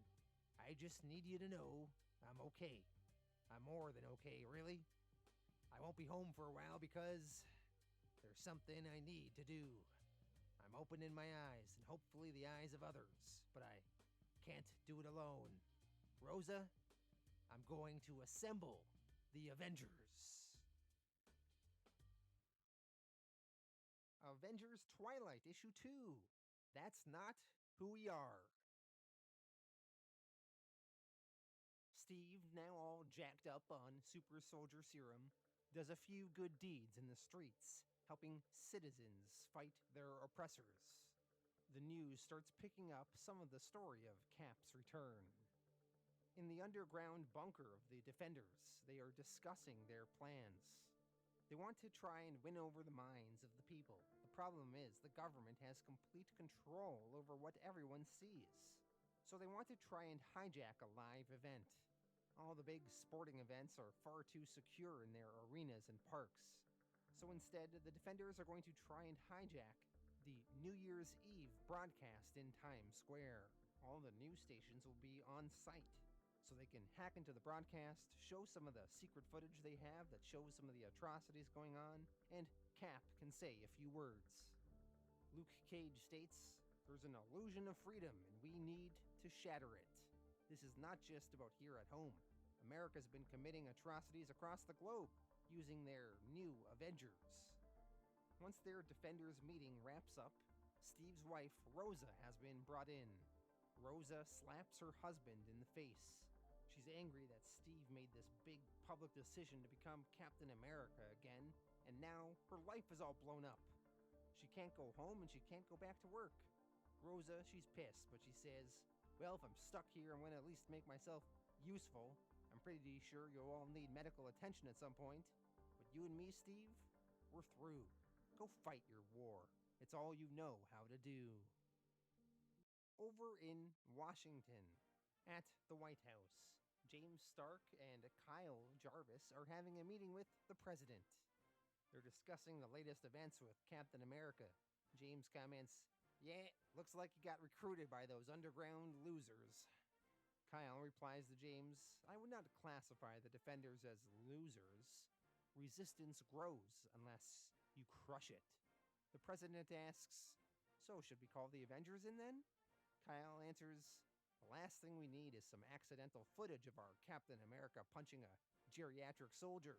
No, I think we'll send in the Thunderbolts." The president starts sweating. He asks, "On American soil?" James questions, "Why not? They're Americans." The president is opposed to this. He says, We can't. I won't let a war start within the borders of my country, Mr. Jarvis." Kyle tells the president, "Who do you think you are?" The president says, "I'm the president, and frankly, you're just some CEO." Kyle to this replies, "I'm the CEO." Kyle then grabs the president's tie and tells him, "Of America, and you're just the mascot."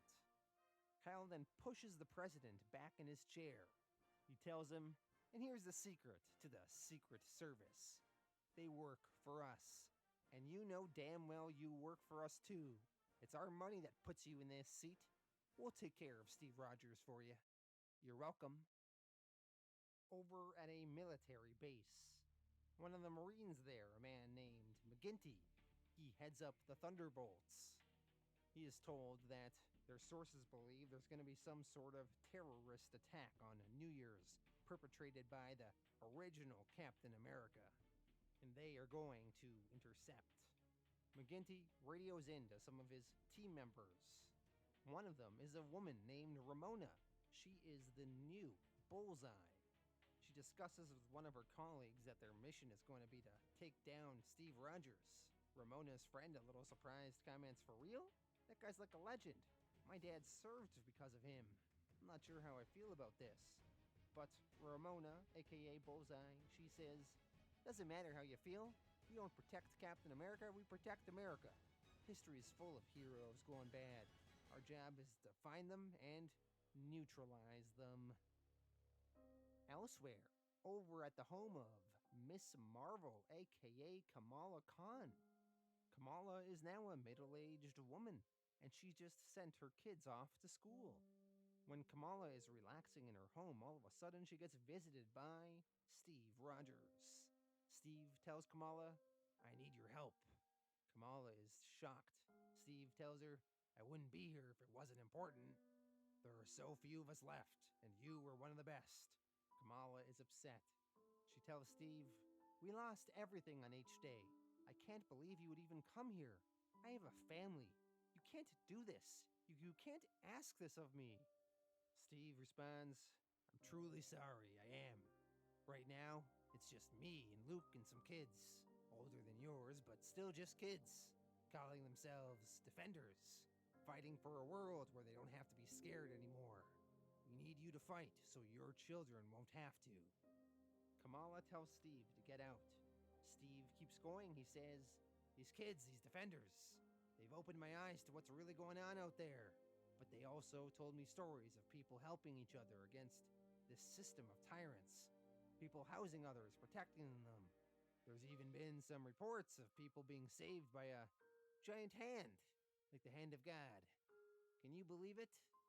The Dark Avengers protocols are in effect if you need to get in touch. Goodbye, Kamala." Once Steve leaves, Kamala Khan goes down to her basement, and she turns on a special radio. Later on, it is now New Year's Eve in Times Square. The Defenders are trying to do their mission. They hack into the broadcast going on. A police officer almost spots them, but the Defenders take him down.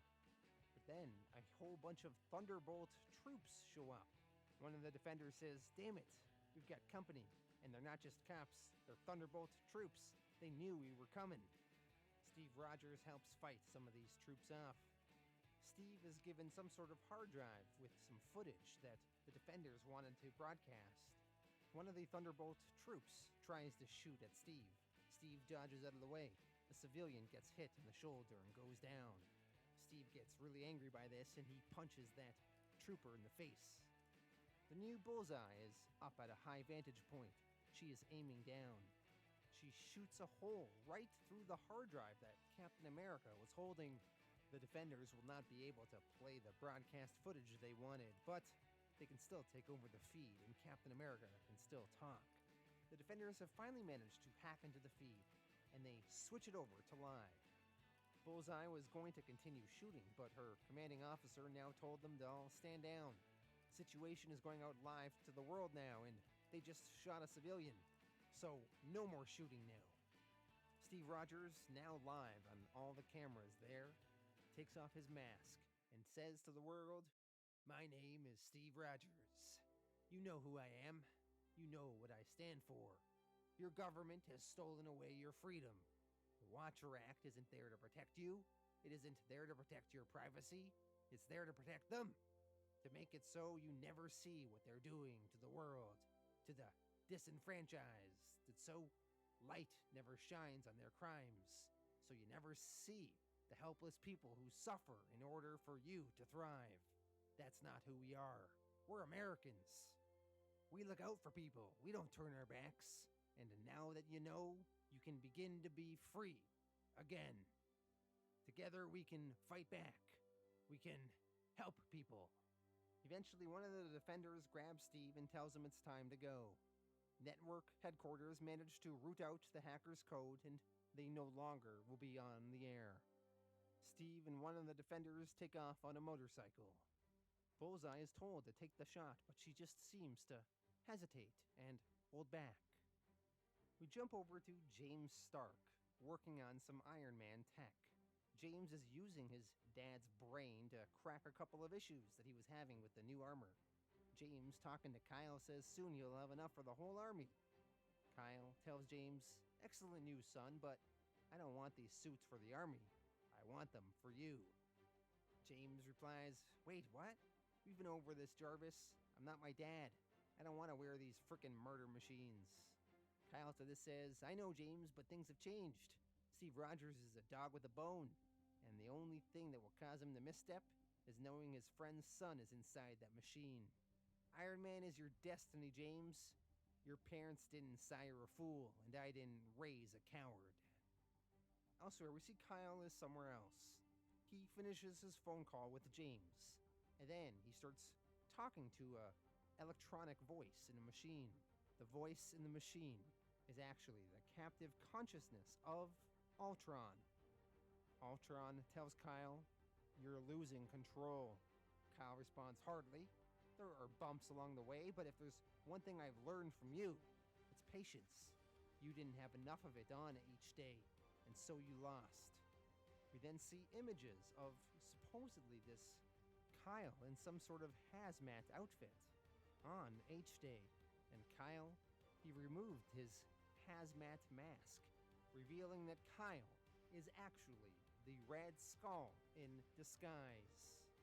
So Red Skull is secretly this Kyle guy, and he has been secretly working with Ultron's captive consciousness to covertly seize control of the world.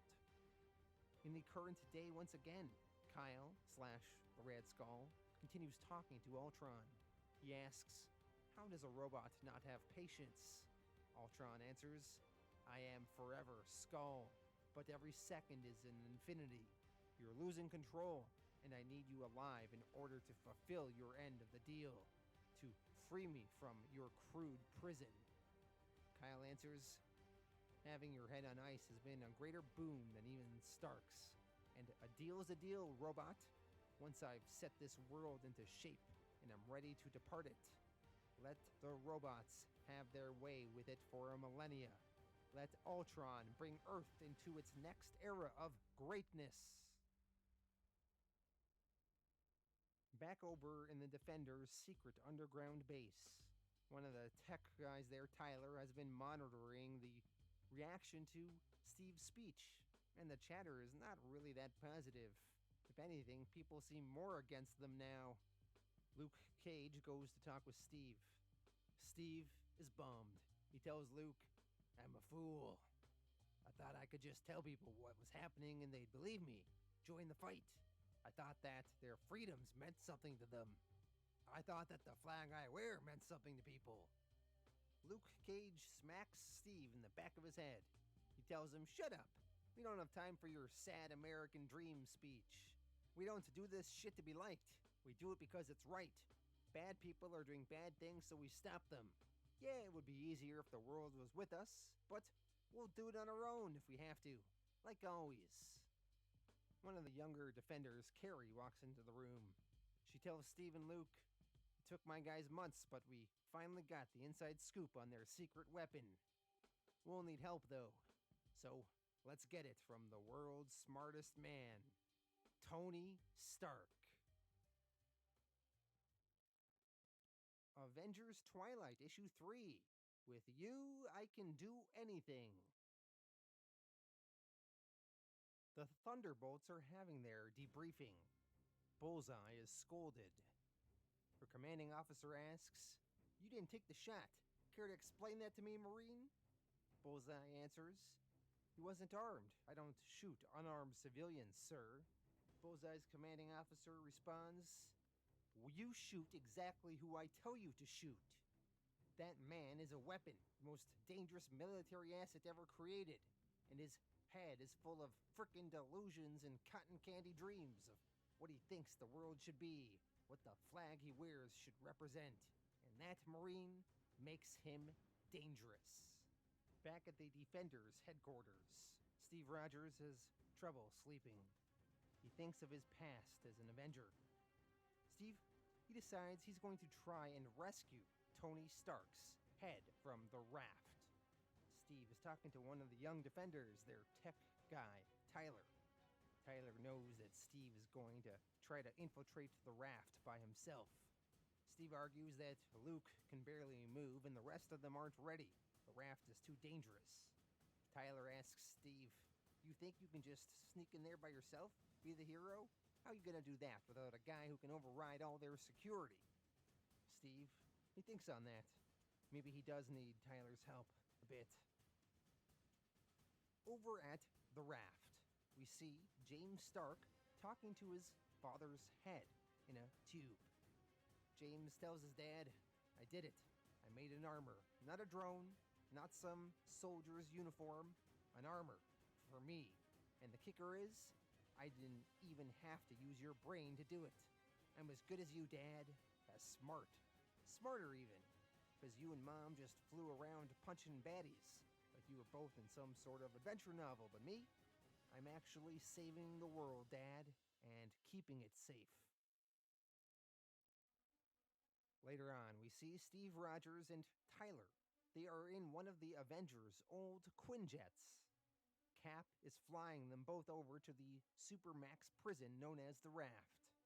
As they arrive, Steve tells Tyler to wait in the Quinjet. If he's not back in 20 minutes, return to base. Tyler says he should go in. He can help him. Steve tells him, "You've done great, Tyler, but this part is too dangerous, and your defenders need you alive." So Steve, he then infiltrates the Raft base. He is trying to avoid all the high-tech security cameras. Steve, he then narrates to us the history of the Raft. The Raft was a place the heroes would keep their villains. But now, in a world without heroes where the government executes its villains, it is a monstrous research facility. Every part of Steve wants to just burst in there and shut down these experiments. But war makes people make hard decisions. Steve, for now, has to stick to the mission of rescuing Tony. Steve finds a scientist there, and he knocks him out and takes his outfit and security card. Steve, he then swipes his way, and he eventually enters the room where Tony Stark is. As Steve approaches Tony, Steve says, "My God, it's me, Steve. I'm gonna get you out of here, friend. Somehow." Just as Steve is wondering how he's gonna move Tony, a voice coming from a duct above him tells him, "Old man, don't bother moving this time. My scope is on you." The person aiming at Steve is the new Bullseye we met earlier. Steve responds, "The soldier who didn't shoot me? Your CO must have been furious. Mine used to be as well. What's your name, Marine?" Ramona answers, "To you, it's Bullseye. I figured you'd come for your pal. You seem like the kind of guy who makes big, bad decisions." Steve answers, "Saving a friend is never a bad decision." Bullseye and Steve talk some more, but they get interrupted by James Stark. James walks into the room and says, "I came to have a tech chat with the old man, not an old man." Steve tells James, "James, I'm taking your father. This isn't right, son, and you know it." James to this says, "No, what isn't right is you taking your geriatric steroids and beating up cops. All because what? The world isn't how Grandpa remembers it?" Steve argues back, "Throwing people in prison, never to be heard from again, just because they dared question the government? That's right to you?" James, he counters saying, "Oh please, the country is fed, entertained, happy. Some whiners want to screw that up for everyone? Screw them! Throw them in a pit for all I care. You messed up, old man. I'm gonna call in the Avengers to take you down." Just as James says that, Bullseye shoots James in the shoulder with an arrow. Bullseye then climbs down out of that vent, revealing herself to actually be more like Hawkeye now, the hero. Steve asks her, "Why help me?" Bullseye, or shall I refer to her as Hawkeye now? She answers, let's go." So it seems this new Bullseye is turning good. Steve grabs the head of Tony Stark. James Stark on the ground calls in security. So now Steve and this new Hawkeye need to break their way out of here. Hawkeye tells Steve, "I've memorized the layout of this place. Follow me and I'll get us out." As they are leaving this room, Steve comments, "You call yourself Bullseye? But, I know a Hawkeye when I see one. If you're with me, I've got one rule. No killing." Hawkeye answers, "Whatever, old man." So the two of them start fighting their way out of this base. Hawkeye is shooting people, but in a non-lethal kind of way. As they are running out of this facility, something catches Steve's eye. He sees in the room they have his old shield on display. They were doing some sort of experiments on it, it seemed. Well, Steve needs that thing. He breaks into the room and grabs the shield. Steve and the new Hawkeye continue making their way through the base. Steve's making some use out of that shield, deflecting bullets and knocking people in the head with it. Eventually, they make their way outside. James Stark, now in his new Iron Man suit, is flying in the sky above them. He warns them, "You're definitely coming in, dead or alive." All of a sudden, Tyler in the Quinjet fires on James Stark in the Iron Man suit. James, he turns around and fires back at the Quinjet. The Quinjet takes some damage. It is going to crash land on the raft. As the Quinjet is coming down, Steve, he jumps. He lands on the Quinjet. He uses his shield to break down the glass. And then he grabs Tyler and helps him escape, jumping with Tyler in the nick of time while the Quinjet explodes behind them. James Stark, a little impressed, comments, "Wow, not half bad, Uncle Steve. Not half bad at all." James, he then flies up high in the air. And then he comes down full force. And he breaks off part of the raft ship. It starts sinking into the lake there. Steve then goes to fight James. We see he is wearing Tony Stark's head as a backpack behind him. James and Steve trade a few blows. James, this being one of his first times actually using the suit himself, comments, "Man, being Iron Man is God. I feel high." As Steve and James continue fighting, Steve notices some of the people around them drowning. Steve asks, "James, please, people are dying." James responds, "People die, at least most of them do." James then manages to grab the Tony Stark head away from Steve. James, he then looks at the head of his dad. And then he says, "You know what? I don't even need him anymore. I don't need anyone." And he tosses Tony's head in the sky. Steve, he continues trying to fight James. And while the two of them are engaged in combat, Kamala Khan, Miss Marvel, arrives on the scene. She is massive, and she picks up some of the innocent civilians that were around, and she saves them. James, he hits Cap a few times. He tells him, "None of you are leaving here.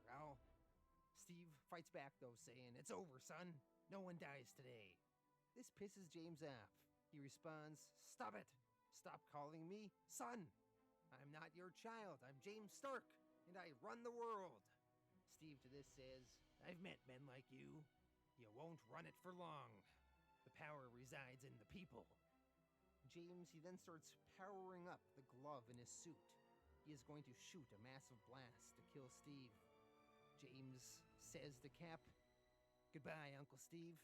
Your dreams are a little too dangerous." Before James can get that blast off, though, all of a sudden he gets struck with a lightning bolt from the sky. James' systems malfunction.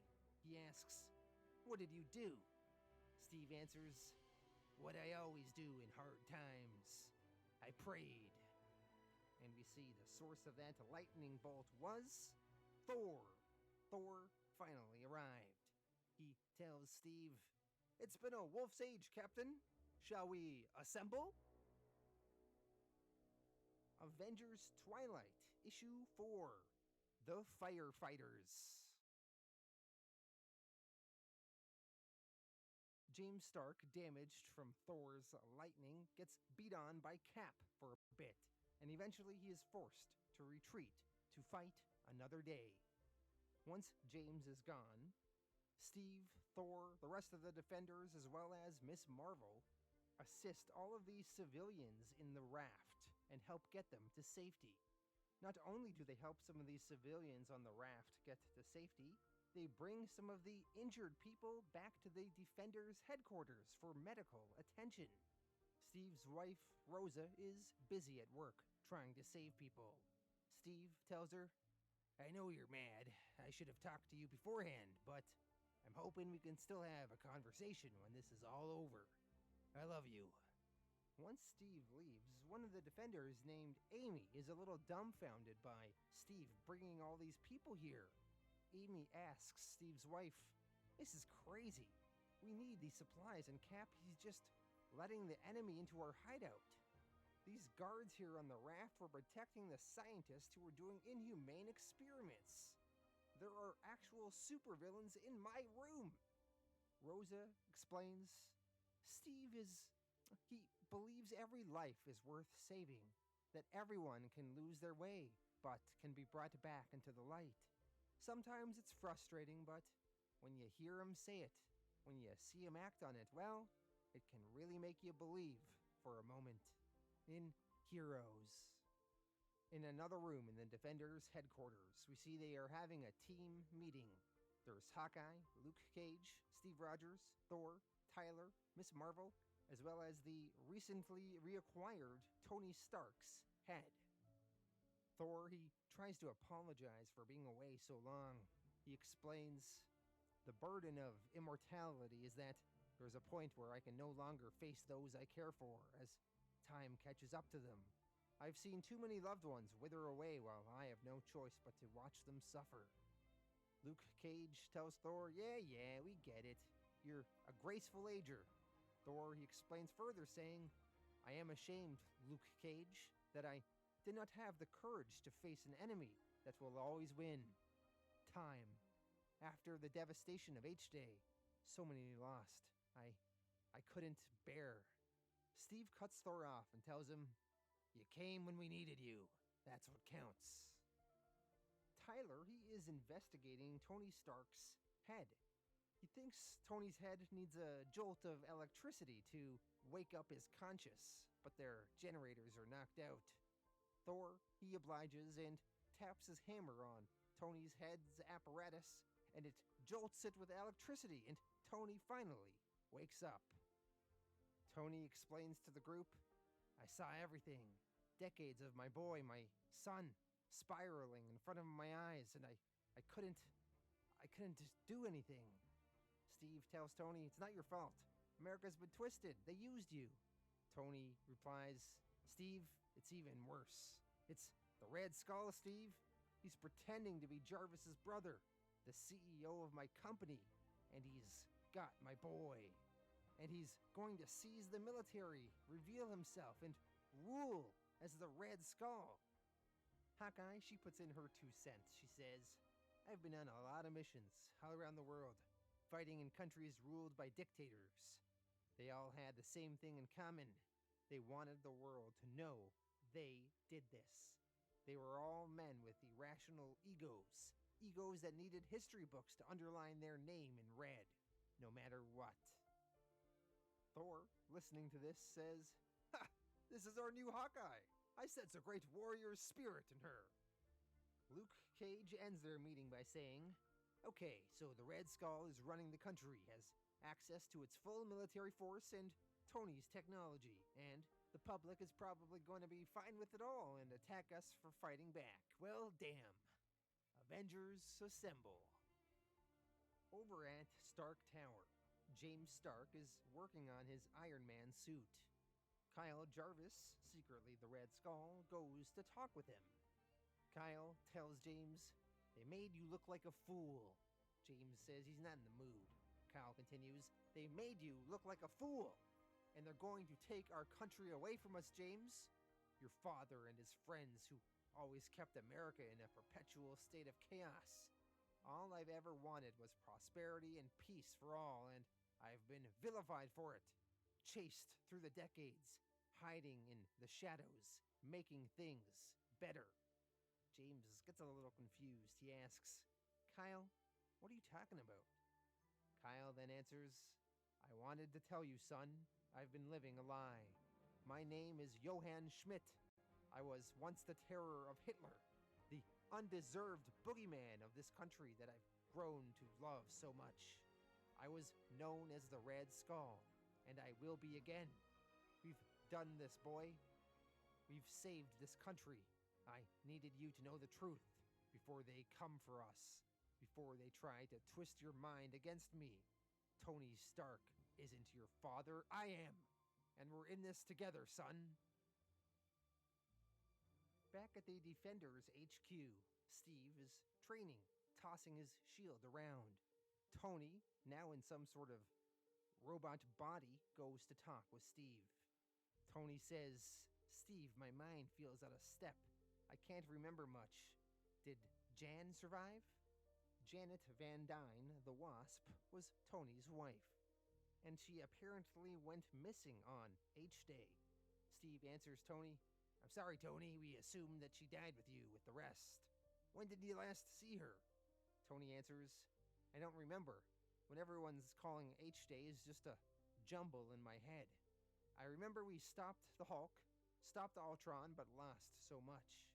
There were still Ultron-enhanced villains on a rampage, heroes falling. I knew what was coming next. Only a fool couldn't have read the build-up over the years. America had enough. I watched as they sent everything at what remained of Boston. Not just at the villains, but at us. People were taking back their lives, their security, and they mistook the firefighters for the fire. Jan and I managed to escape Boston, but we couldn't leave without James. I remember I had a plan of some sort, but I don't remember what it was. And then I just had pain. I don't know how they saw me coming, but they did. I don't remember what happened to Jan. I wish I could, but maybe it was terrible. Maybe I'm blocking it out. Maybe she's also a frozen head somewhere staring at her son as he careens toward fascism. Steve tells Tony, I'm sorry, Tony. If she's alive, we'll find her. The two of them then discuss what their next move should be, and they feel they should take out these new Avengers that are out there in the world. They are potentially the biggest obstacle in their way. Later on, Thor, Hawkeye, Tony Stark Iron Man, Miss Marvel, and Steve Rogers arrive at Avengers Mansion. Once in the mansion, they look at a painting of the supposed new Avengers. It appears that the new Avengers have their own version of Iron Man, Captain America, Captain Marvel, and Thor. Steve Rogers and the others continue making their way sneakily through Avengers Mansion. Eventually, they find themselves in a high-tech computer room.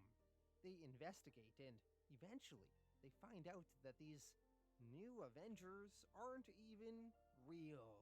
They are just holograms, graphic programs, nothing but made-up propaganda. Steve, realizing what is happening, says, none of it is real. The Avengers don't exist. That is when Kyle Jarvis, aka the Red Skull, shows up on a computer monitor in the room. He tells Steve, oh, they exist, to the world that they keep in line. Steve yells back, Skull, you maniac! You should have prayed for them to be real. They're the only thing that stood in the way of us stopping you. Red Skull, he answers, oh, mein Captain. What they represent is what will stop you. I've defeated you by giving your precious Americans everything they've ever wanted. Prosperity through ignorance. Blind eyes to the suffering of others. To America's global militaristic treachery. They believe what I tell them to believe because their cups are full. It will be resplendent to be able to finally tell them a singular truth. The Avengers of yesteryear are dead. Some doors then shut in the room that Steve and the others are in. They are trapped inside. Well, almost. Thor, he yells, you cannot trap thunder! He swings his hammer and then shoots the hammer outwards and busts through the wall. Tony Stark Iron Man hacks into the Red Skull's computers there in this Avengers Mansion, and by doing so, he learns that the Red Skull has already done what he was planning to do. He has the US military, and he's going to burn down Washington. At that very moment, some armed men storm into the White House, and they point their guns at the president and take him prisoner. Elsewhere, back at Stark Tower, Red Skull and James Stark are working on various things. Red Skull is remotely supervising the kidnapping of the president. He has also ordered the military to start storming the various defenders' safe houses. James Stark asks how Red Skull is able to pull all of this off.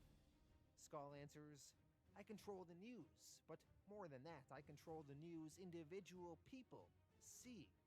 Comforting news fills American households, but for those with a badge, with sanctioned guns and military might, they see an America where their president is a traitor, where government is an anti-democratic nightmare. You and I have been running America unofficially for almost a decade now, son. We've fed the sheep so well, their happy sheep lives are because of us. So now, let us make it official. Let us take America. We see Red Skull now has his own kind of Iron Man type suit. And Ultron's consciousness is there in the background too, assisting. Avengers Twilight, Issue 5. And the Truth is Rain. James Stark asks, Kyle, I don't understand what... Red Skull then responds, I told you, James. My name is Johan. Now, scan quickly, son. I need to be sure. James scans the Red Skull's Iron Man suit, which he had built courtesy of Ultron. James, he comments, there's nothing I can see. No hidden malware, no AI programs. This armor, it's amazing. Red Skull explains it's a gift from Ultron, but he isn't above impregnating its gifts with Trojans. Go suit up now, boy. Today we save America. So now everyone has an Iron Man suit. Tony Stark's head has an Iron Man suit, James Stark has an Iron Man suit, and Red Skull does too. Once James scurries off, Ultron and Red Skull talk. Ultron's consciousness, trapped in this computer, asks, You never intended to honor our deal. Red Skull answers, I did not. Machines serve man, Ultron. I will not allow you to reign when I die. People see me as a monster, but all I want is a better world. Ultron, bashing Red Skull, answers, You are human ego on a scale that defies measurement, Skull. All you want is power, for humans to bend the knee to recognize you. You will never be satisfied. Your sad human life will forever be in pursuit of a thing denied to you from birth, from your flawed mother and your disgraceful father. Red Skull, not wanting to listen to Ultron's shit anymore, blasts the computer that was housing Ultron, destroying it. Red Skull then tells Ultron, Machines serve man, Ultron, and men serve the Red Skull. As Steve Rogers and the rest of the Defenders are flying in their Quinjet, Steve tells them all about the state of what's going on. He states, the Red Skull is taking control of the military and law enforcement. He's targeting its members specifically, feeding them lies and propaganda, computer-generated news reporters and Avengers, making them believe that they're saving the country from a rogue president, when they're actually securing it for the Skull. Right now, there is a coup happening in the Pentagon. Over in the White House, we see some Secret Service are on their knees as soldiers are pointing guns at them. The president in the Oval is also on his knees. He's warning the people there, you won't get away with this. The Avengers will stop you. But then, all of a sudden, Red Skull in his Iron Man suit waltzes into the Oval Office and tells the president, Mr. President, I have some terrible news for you. I have no time to convince foot soldiers of my standing here. Your Avengers aren't real. I created them. Fantasies to keep the people feeling safe at night. After all, isn't that what anyone truly wants? Safety? The president, cowering, says, This isn't right. The Avengers are coming. They have to. Skull answers, Let reality set in, Mr. President. The next step will go easier if you make peace. Red Skull, he senses that Tony Stark Iron Man is about to enter the premises. So, Skull shoots and obliterates the president, killing him. And just as he fires that death blow, Iron Man bursts into the Oval. The Skull then tells some of the soldiers in the room, Welcome, gentlemen. This Iron Man here has denied our traitorous president a fair trial, it seems. Tony Stark grabs Skull and flies the both of them through the roof of the White House and into the sky. They are then fighting and soaring through the air, and they smash through the side of an office building. While they continue tussling, James Stark in his own Iron Man suit takes off, and he has an army of other Iron Men behind him. Elsewhere, throughout various parts of Washington, the real Avengers are fighting off some of the Red Skull's troops he has manipulated to his side of the conflict. We see Thor, Steve Rogers, and Ms. Marvel in action, taking down various troops. Red Skull, squaring off with Tony through a radio, tells his men some orders. Red Skull says, begin the raid on the Defender safe houses. Kill order intact. Death to all terrorists. And while you're at it, fire the first wave of missiles. This city needs to be razed so we can grow a new democracy. Tony Stark calls the Red Skull a madman. Tony then takes off. He's going to try and stop as many missiles as he can. As Tony is flying, he tells the others that the Skull is on the loose and the president's dead. Hawkeye believes that they'll hit the vice president next. The Secret Service will be moving her now. Red Skull, he then starts flying through Washington. He flies over to where Thor is, and he mocks Thor, saying, "Tell me, God, have you ever fought a country?" Skull then turns to Steve and says, "You fought a country before, haven't you, Herr Captain? My beloved Germany. You were a leader of men then, but now you lead children, huddled away in their ramshackle buildings across America. Buildings I'm currently tearing apart. Children I'm currently murdering."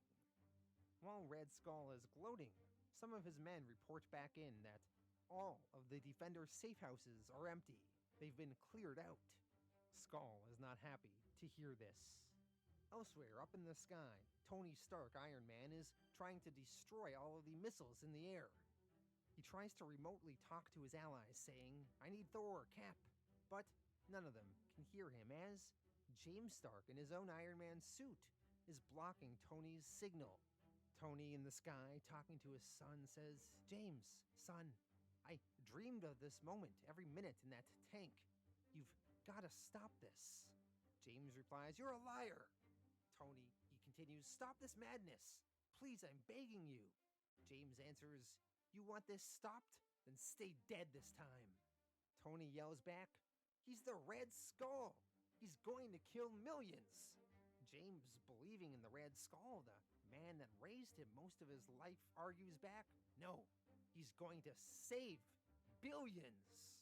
This isn't about being a superhero, about putting on a show of good versus evil. You only ever cared about how the world sees you.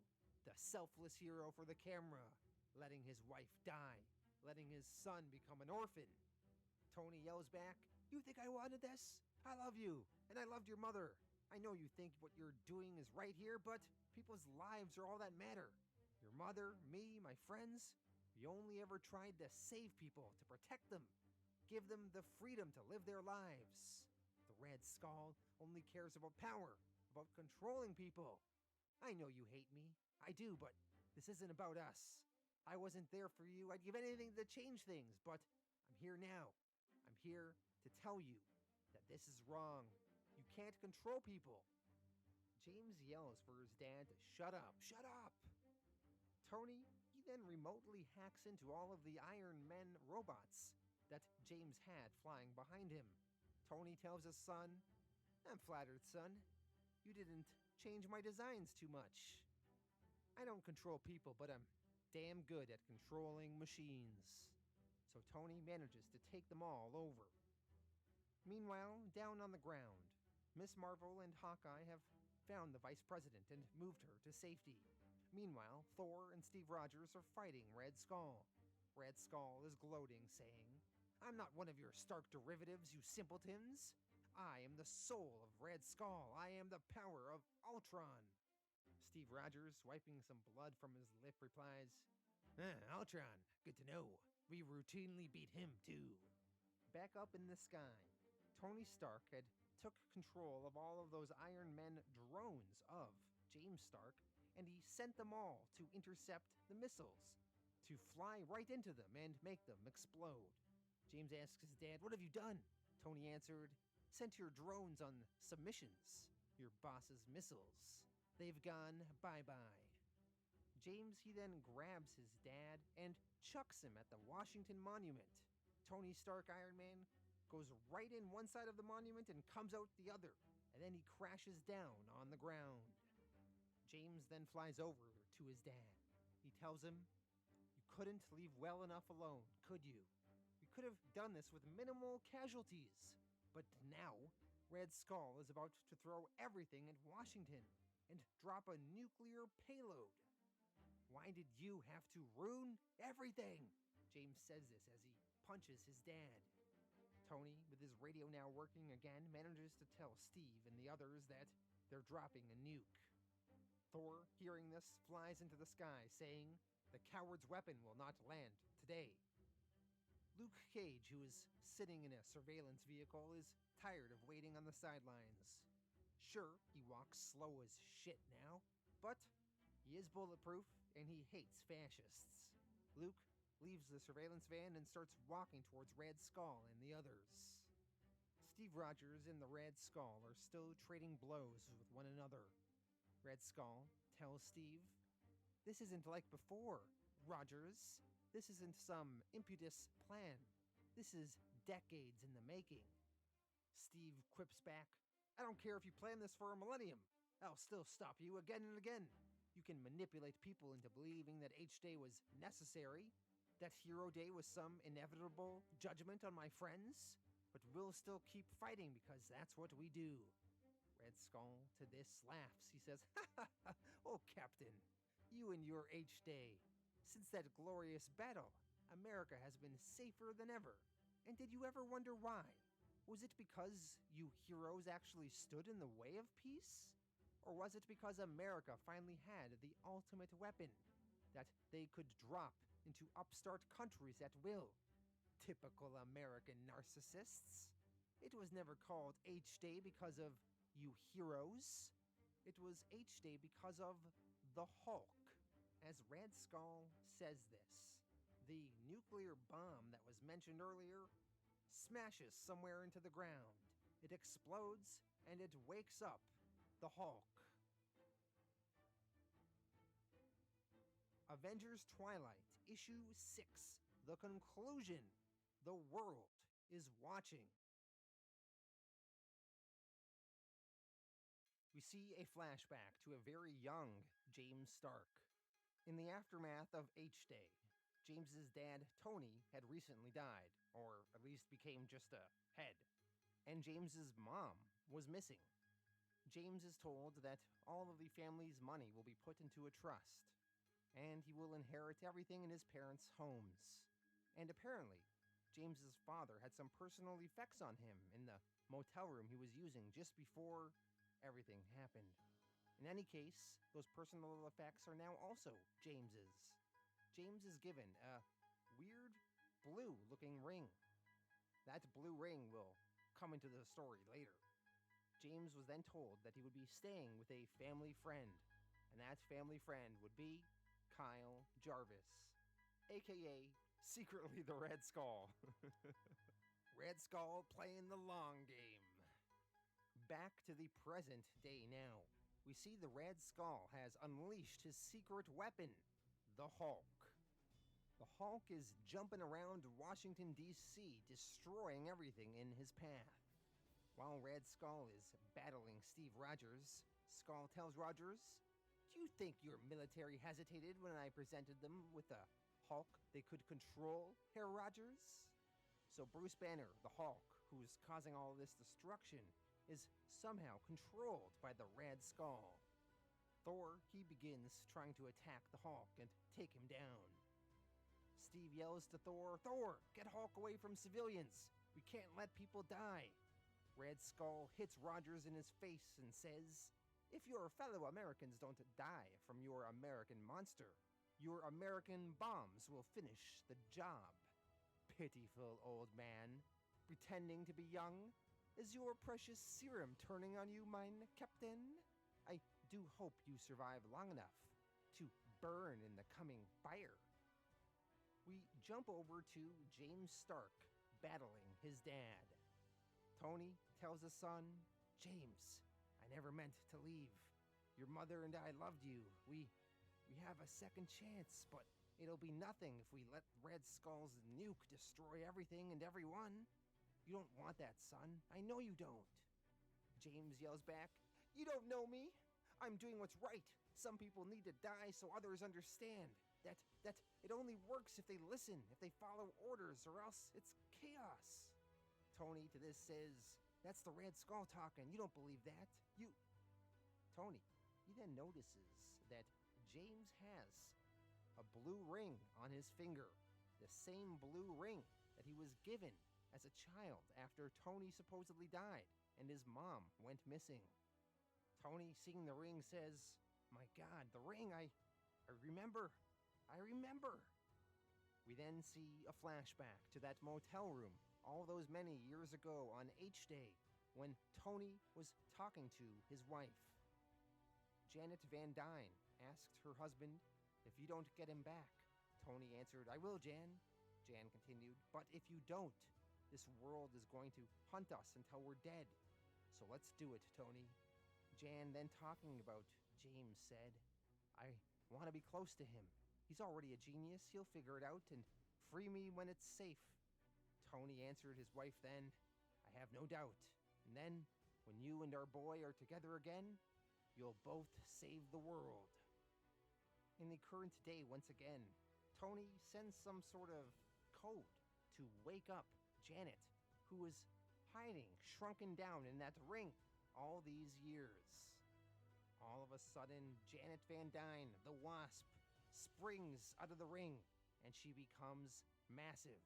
Tony tells her, "I'm sorry, my love, no time to catch up. A bomb is falling." Janet grows so big in size, she is way taller than the Washington Monument, and she manages to catch another bomb that was on its way. As she catches the bomb, Jan says, "There's always a bomb falling." Red Skull, he screams out, "You infernal nuisances!" And he blasts Jan with something in his suit, and Jan gets injured and becomes regular sized again. Thor and a Red Skull-controlled Hulk are still battling. Their battle has them soaring all across America. First they were in Washington, and then in West Virginia, and then in Texas, and then in New Mexico, and then in Phoenix, Arizona. In Phoenix, Thor is trying to rationalize with the Hulk, saying, "Banner, people are being hurt. Thou needst to regain control. This isn't you." Hulk, still struggling to regain control of himself, realizes that Thor is speaking true. Hulk pleads with Thor, "Thor, I've destroyed so much, so many lives. Kill me." Back over to the Starks. James Stark, seeing his mom, is shocked. He says, "Oh my God, Mom?"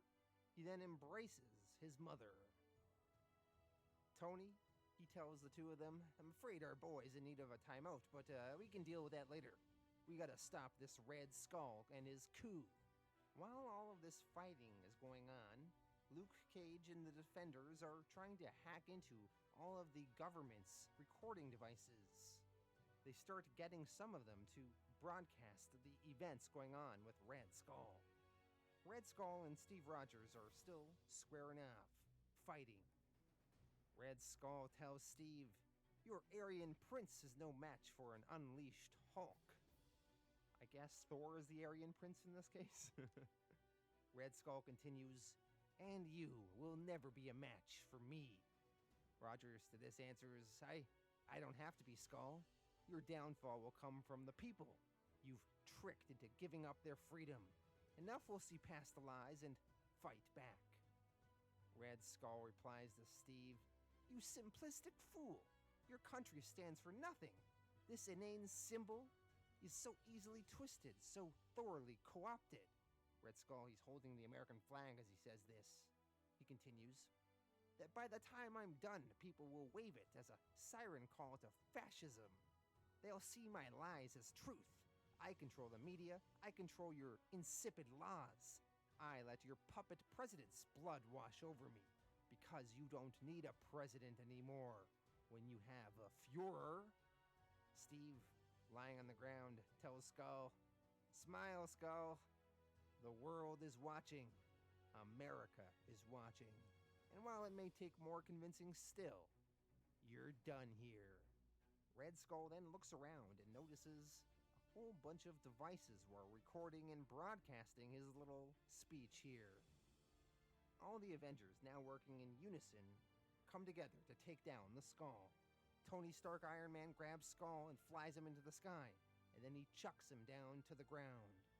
Hawkeye shoots some arrows at Skull. James Stark blasts Skull a bit. You Eventually, after more tag teaming beating up of the Skull, Steve walks over to him. He's holding his shield above his head, and he tells the Skull, "You know how this story ends, Skull. It's over."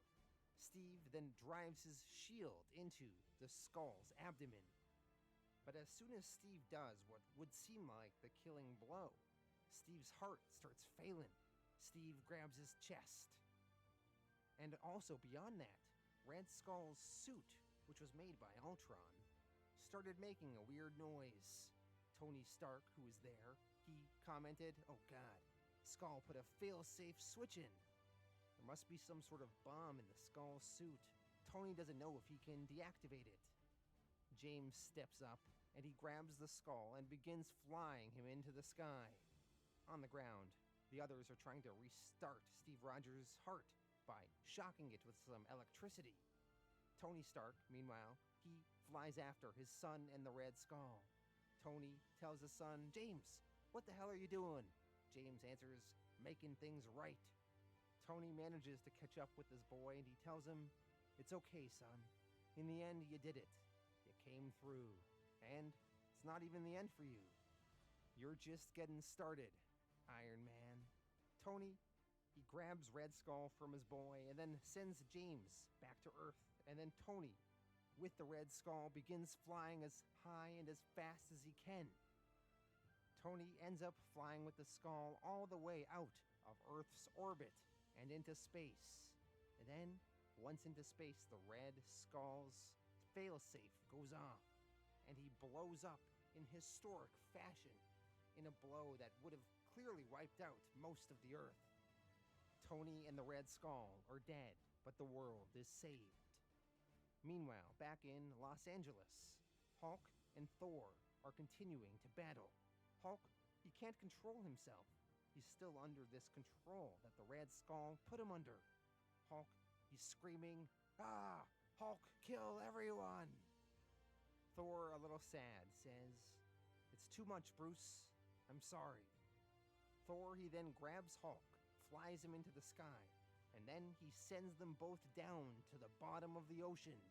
Once they hit the ocean floor, Thor keeps Hulk down there, keeping him down until he can't breathe anymore. And finally, eventually, the Hulk dies. Thor is sad, but he eventually goes back up to the surface. Back over in Washington, D.C., Steve Rogers' heart has successfully been restarted, and for now, he is going to be okay. James Stark flies back over to his mom. He tells his mom, "I'm sorry, Dad, he sacrificed himself." Janet to this says, "Oh, honey, I know. This is the hard truth about being a hero, about being an Avenger. Sometimes when you win, you also lose."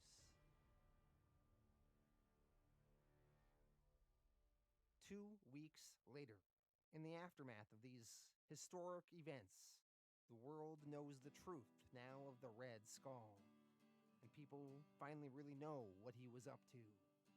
Steve Rogers' super soldier serum has been downgraded to the just keeping him alive serum now.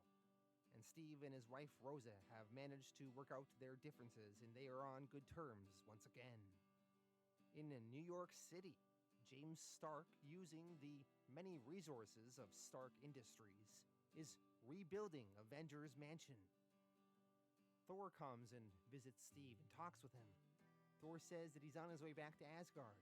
The work of a king is sadly never done, but he wanted to ask Steve's forgiveness for him having to kill Hulk. Thor says it was his time. He only wished for release. Steve answers Thor saying, "I'm sorry you were put in that position, Thor. I like to think that there's always another way, but for solace knowing he's finally at peace." Thor, before he takes off, says, "I was wrong for staying away for so long. If you ever need me and my hammer, I will be there, friends." Thor, he takes off. He rides the Rainbow Bridge, and he arrives in Asgard and takes a seat on his throne. Thor is now king of Asgard, as Odin had passed many years prior and is now in Valhalla. Valhalla is the afterlife for warriors of Asgard who live there blissfully under the leadership of Odin. As Thor is sitting on his throne, he is visited by his brother, Loki. Thor tells his brother, "Loki, I am in no mood for your taunts."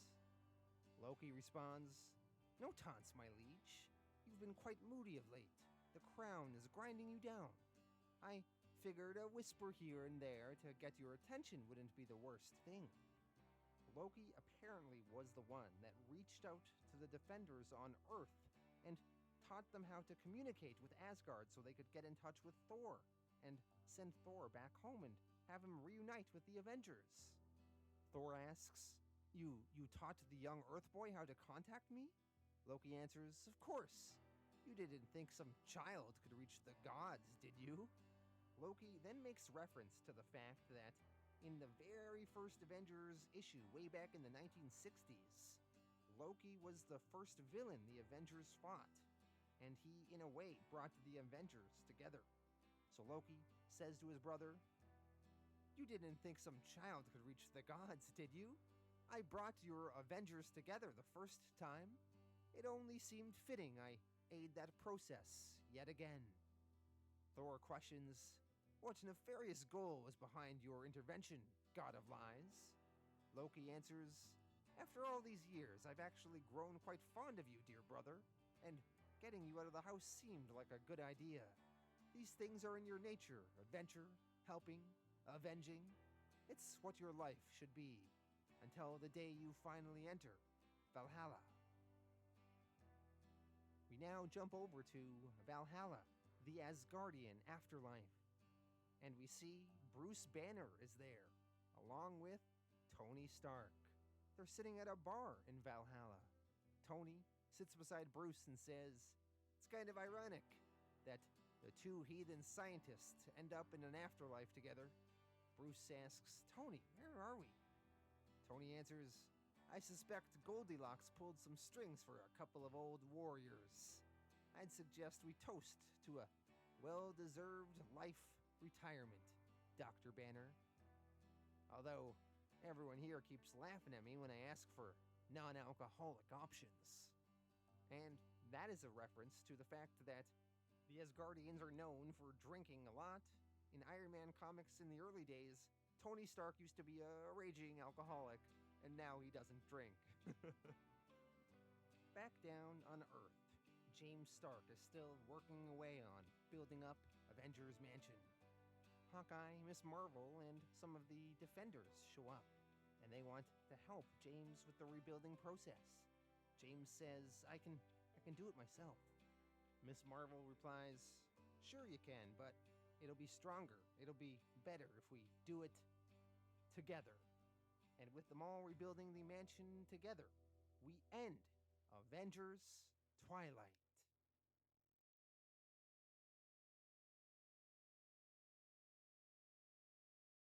Alright, so that was Avengers Twilight. Let me go through my thoughts on this one. I thought this one was a really fun story. I love these future superhero universe tales where we see all of our favorite heroes as old people. I do think Avengers Twilight was not as successful as Dark Knight Returns or Kingdom Come, but still very fun. I love seeing old Steve Rogers and his wife, and seeing Steve be angry at the world a bit. And when the Red Skull documentary was going to be on TV, I liked how that really upset Steve, and he went on the news to argue about it. I like seeing old Luke Cage and Matt Murdock and Thor and Tony Stark's son being a dick and Tony Stark just being a head. You know, all that was really funny. Really fun concept, this book. Now, I will say, there's parts I can't buy into in this story.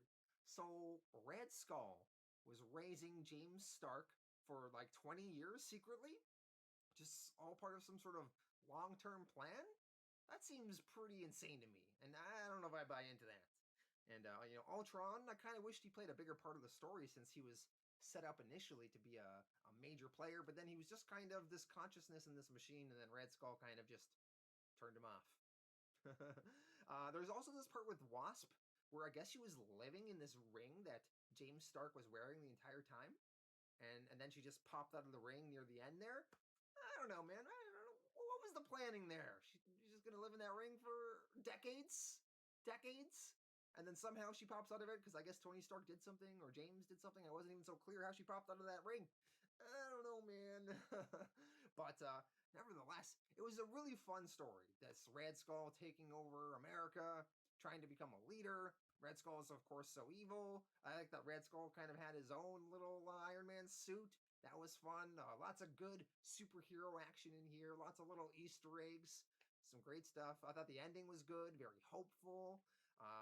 They're rebuilding Avengers Mansion. I love the part where Tony Stark and Bruce Banner are in Valhalla, the Asgardian afterlife, and they're hanging out in this bar and talking. So that was great stuff. So yeah, some really good, fun moments in this. I thought it was a great time. I'm going to give this one an 8.5 out of 10. Thank you all for watching. Let me know your thoughts in the comments, and I'll be back in the future with more comics.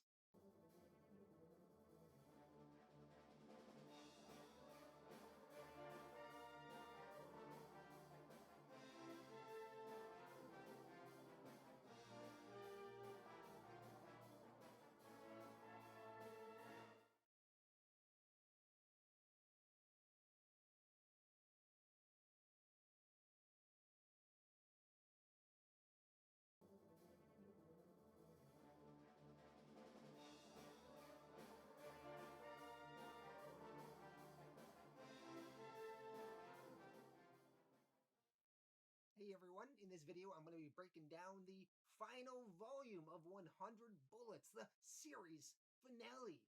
Thank you everyone that has came on this journey with me over the last 13 weeks, over these 13 videos. Ah man, I wanted to cover 100 Bullets for several years, and I can't believe I'm finally here and I'm at the end of it. 100 issues, man. 100 issues. Craziness. Alright. Let's see who lives and dies at the end of this volume, and see if it is a satisfying conclusion or not. And be sure to stick around for my final thoughts at the end. Alright, well, let's do it. 100 Bullets, Volume 13. Wilt. Written by Brian Azzarello, art by Eduardo Riso. This is the final volume of 100 Bullets. Before we dive into this volume, let's take a look at the landscape of who is still alive in 100 Bullets. So, within the Trust, Augustus Medici is still there. There's also Megan, who Augustus is hooking up with. There's Javier Vasco, Joan D'Arcy, who had an attempted assassination on her life last volume by Remy Rome, but she was not there, so she escaped it. Beyond her, there is Thibaut Vermeer. And beyond that, the rest of the members of the Trust are all dead.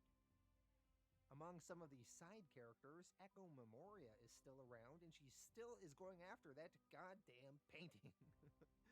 There is Ronnie Rome, the brother of Remy Rome, and Augustus's son, Benito Medici. And last volume, Mr. Branch was killed by Echo Memoria. Among the Minutemen, Wiley Times, Joseph Shepard, and Milo Garrett are dead. On Graves' side, he seems to have Dizzy Cordova, Cole Burns, Remy Rome, and Victor Ray in his camp.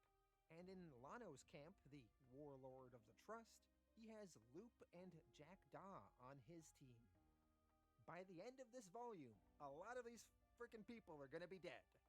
Who is going to make it to the end and become the 100 Bullets world champion? No, but seriously, a lot of these people are going to die. So try and predict, who do you think is going to make it to the end? How is it going to conclude? All right, let's dive into it now. 100 Bullets, issue 89. The name of this story arc is actually 100 Bullets. This is chapter 1 of 12, Corner of the Sky. This issue begins on January 21st, 1961. A young Agent Graves is in a hotel room.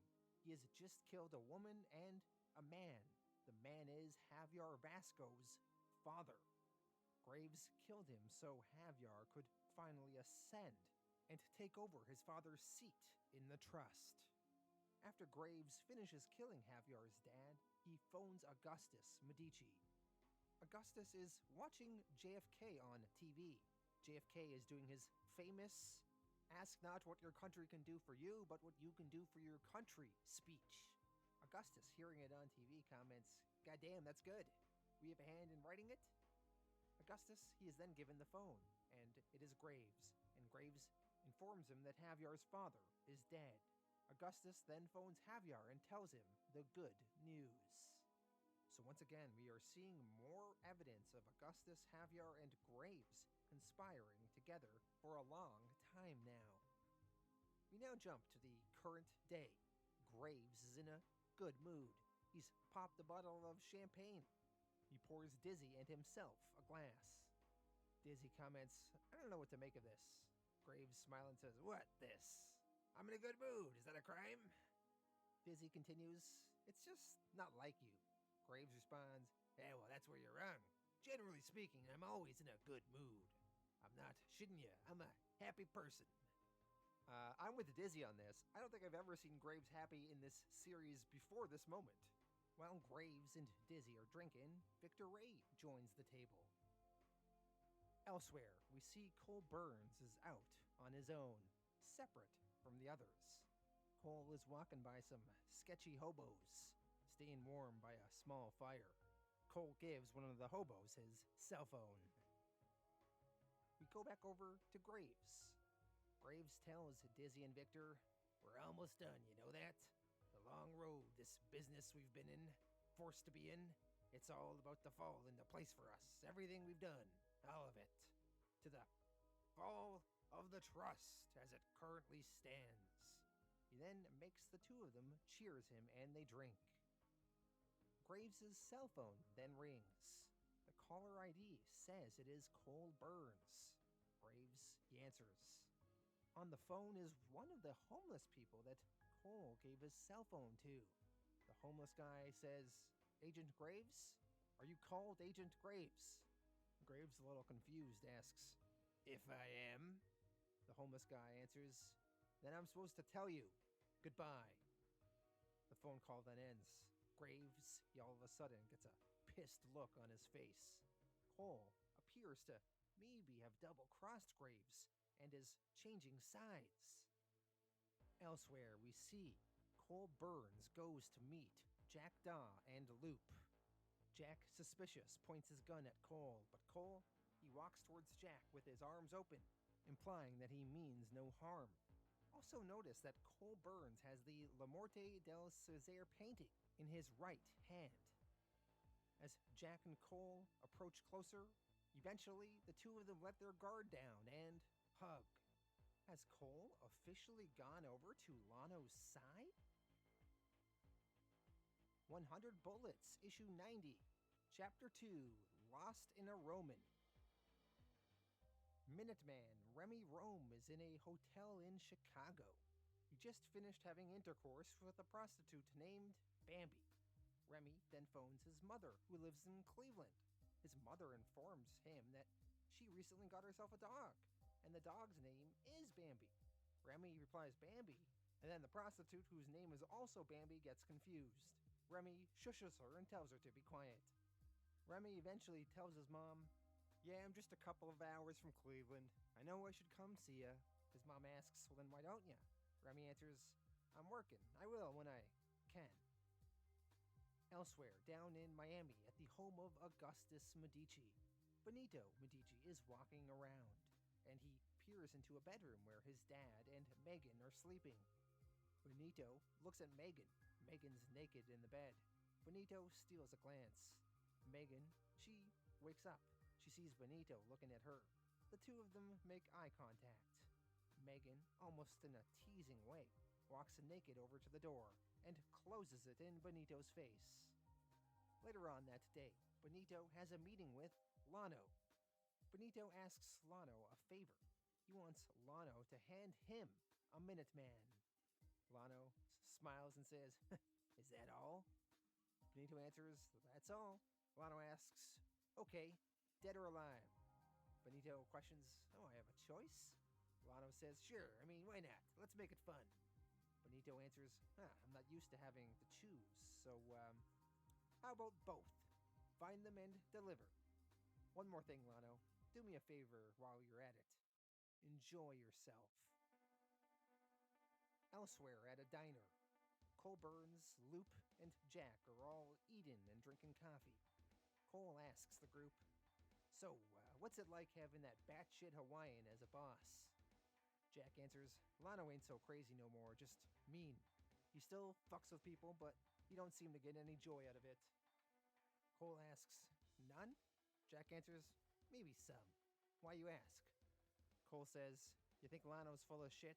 Jack answers, "I think everyone frickin' is." Cole then questions, "What made you throw in with Lano anyway?"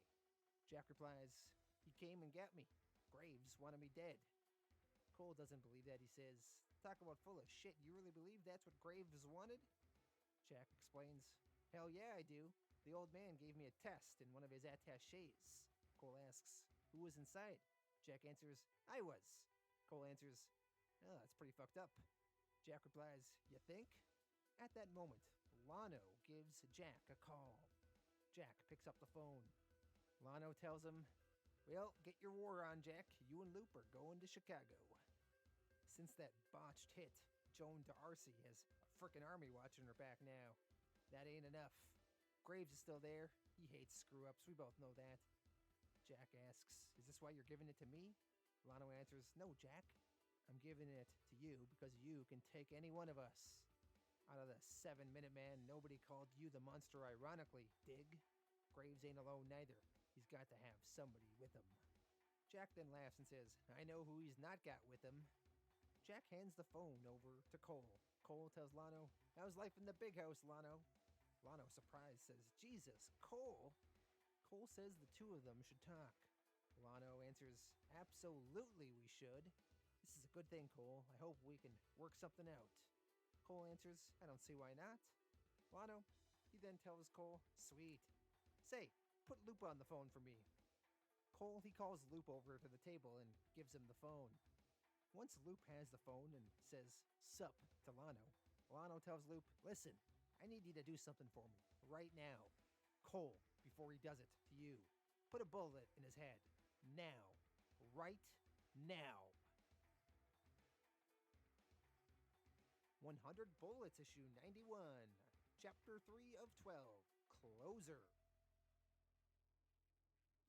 Once again, back in the 1960s, a young Agent Graves, Augustus, and Javier Vasco are drinking and celebrating. Augustus makes them all do a toast. He says, "Here's to the trust, the new trust, and the Minutemen, enhancing. What we've done, the three of us, wasn't easy, but what we do for only the best intentions." Graves, he cuts in and says, "May I?" "To the old guard." Back in the current day, we meet up with Will Slaughter. Will Slaughter is an ex-Minuteman we met last volume. He is the father of Victor Ray, and he was hired last volume by a member of the Trust, Joan D'Arcy, to do a job for her. We will now see him carrying out that job. Will, he disappears into a back alley, and he knocks on an indiscriminate door. He tells the man, "The garbage men are here." Will is eventually allowed in. He walks through the building and eventually gets to his target, a man named Abe Rothstein. And I think this is pretty cool, guys. Do you know who Abe Rothstein is? Abe is the man that makes Agent Graves's attachés. He is the reason that they are untraceable. Abe is at his desk, counting some money. Will walks over to him. Abe asks where his associate, Rico, is. Will answers, "He's out back." Abe, now nervous, contemplates trying to grab his gun, but Will tells him, "I wouldn't do that if I were you." Abe to this says, "Well, you're not me." Will answers, "I wouldn't want to be you right now, Mr. Rothstein."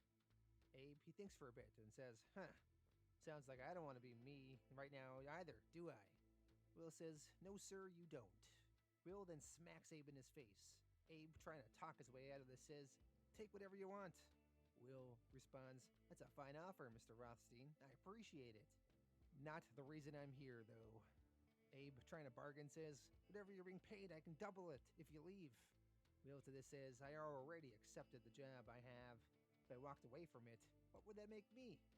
Abe says, smart. Will answers, nah, that would make me having to be leaving for the rest of my life. Abe now gets angry. He says, the rest? You stupid son of a bitch. I'm connected. My foot is knee-deep up your ass right now. Will shoots and blows off Abe's foot with his gun. Abe is now screaming in pain on the floor. Will tells him, I know you are connected. Local, CIA, FBI, even higher. I know what I'm here for is a disconnect. Will roughs up Abe some more. Abe, he's now dying. He says to Will, I always thought I'd die in my bed. Will asks, you have one here? Abe answers, no. Tell me, who'd I piss off? Will answers, you, Mr. Rothstein? You didn't piss off anybody. Will then shoots Abe in his head, killing him. Afterwards, Will phones up his employer, Joan Darcy. He tells her, Rothstein is dead. The connection is cut. No more attachés. No more revenge. No more 100 bullets. Graves' game is over. Joan responds, that's good news. Will says, no, it's just news. Joan replies, how do you think Agent Graves will take it? Will answers, like he's been slapped in the face by his own mother. Ending his game makes Graves the sourest man alive. 100 Bullets, issue 92, chapter 4 of 12, Our Men in the Ravine. Cole Burns and Jack Daw are driving in a car. But where is Loop? Loop was given orders by Lano to kill Cole, but Loop isn't here. As Cole and Jack are driving down this road, Jack comments, nice day, huh? Cole responds, what? Jack says, I said, it's a nice day. Cole, confused, says, I heard you, it's just, why the fuck would you say that? Cole answers, the sun's out, the sky's blue, because it is. Can't I say it's a nice day if it's a goddamn nice day? Cole to this says, sure, I don't freaking care, it's just not like you to notice. Jack responds, maybe I notice a lot of things I don't mention. Eventually they pull off to the side of the road by a nice, scenic view. They get outside of the car and they talk in front of it. Cole comments, you know, we're both frickin' Ronin now. You okay with that? Jack answers, I guess. They then talk about how Loop tried to attack Cole and Jack saved Cole. Jack, he says, I reacted. It was just reflexes. The kid went for his gun. Cole says, yeah, he did, on your boss's orders. Thanks, by the way. Jack tells him, don't. Cole says, what, I can't tell you I'm freaking grateful? Jack asks, are you? Cole answers, I mean, I could have handled it myself, but it's the thought that counts, though. The two of them then open the trunk, and we see Loop is indeed still alive, but he has been beaten bloody. Jack tells Loop they're taking a walk. We now jump on over to Seattle, Washington, to the home of Javier Vasco. He is on his winery, collecting some grapes. Javier gets a phone call from Augustus. Augustus informs Javier that Abe Rothstein is dead, professionally, from what he's been told. Augustus asks Javier, did you have anything to do with it? Javier responds, why would I? Augustus, growing angry, says, so you are responsible. In God's name. Javier says, Augustus, we had an agreement. Augustus to this says, we've had many, and you disagree 10 minutes after making them. Javier then assures Augustus that he had nothing to do with Rothstein's death, though he doesn't disagree with whoever did it. Javier then definitively states, it's simple. Fuck Phil Graves, or he will fuck you. It's that simple. Really, that simple. He feels screwed. He's always felt screwed. Augustus asks, why do you think that? Javier answers, because he's done what was asked. Augustus to this says, I don't follow you. Javier answers, no, nor I, you. Javier then hangs up. Augustus, angry how this conversation ended, tells Benito, contact Delano. Tell him we're going to Seattle. We then jump over to Agent Graves and Dizzy. Graves, he goes to see the corpse of Abe Rothstein, his attaché maker. Graves isn't happy when he sees that he is dead, and Graves, much like Augustus, also says that he is going to Seattle. We jump back on over to Cole, Jack, and Loop. They walk deep into the forest, marching Loop, marching him to his death. As they are walking, Cole is talking to Jack.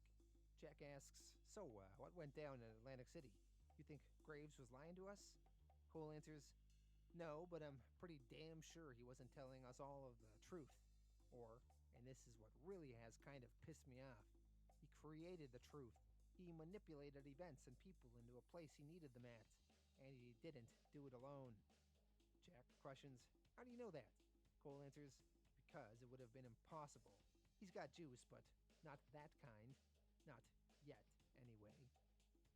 As they continue walking, eventually Cole comments, "You know what, Jack? It is a nice day. Frickin' taking a walk out in the sun after. So, this son of a bitch here, Loop, he tried to kill me, didn't he?" Jack answers, "Lano told him to." Cole asks Loop, "Loop, did Lano tell you to frickin' kill me? Answer me." Loop answers, "He said, kill him before he kills you." Cole lights a cigarette and says, "I guess you screwed that up, huh?" Loop answers, "I'd say so." Cole kicks Loop to the ground and says, "I'd say you screwed it up royal. Walk." Jack, he then gets seemingly frustrated, and he says, "No more walking, Loop. Run." Jack, he then begins firing his guns, and Loop, he begins booking it. He's running through the forest, avoiding Jack's bullets. Loop, he's running, he's trying not to get hit. He's jumping over branches and shit. He continues running, but eventually he trips and falls off a small cliff. All the while, Jack was firing his pistols. Cole, dumbfounded, says, "Jesus H. Christ, Jack, what are you trying to do here? Why don't you just send up a flare and let every hillbilly and his sister know we're here?" Jack then kicks Cole in the face. Jack, he leaves Cole alive, but as he's walking away, he tells Cole, "You know why I didn't kill you? Because he didn't ask me to do the job, Cole." Ronan, what the hell do you think Graves is, asshole? Jack walks away and leaves Cole unconscious, lying in the grass. 100 Bullets, issue 93, chapter 5 of 12, Rooster. We meet one of Joan Darcy's main bodyguards, a man named Coop. Coop is an older gentleman and has been recently diagnosed with some sort of disease that requires him to use an oxygen tank and bring it with him wherever he goes. One of the other bodyguards asks Coop, why didn't he just retire? Coop says he's been with this family forever. He needs to be here. Suddenly, in a walkie-talkie, one of Joan's other bodyguards announces that Miss Darcy is a block away. So Coop and the others jump into action.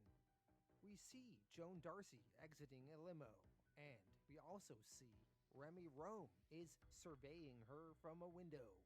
Remy is here to try to finish the job he failed to do the first time, and this time kill Joan successfully.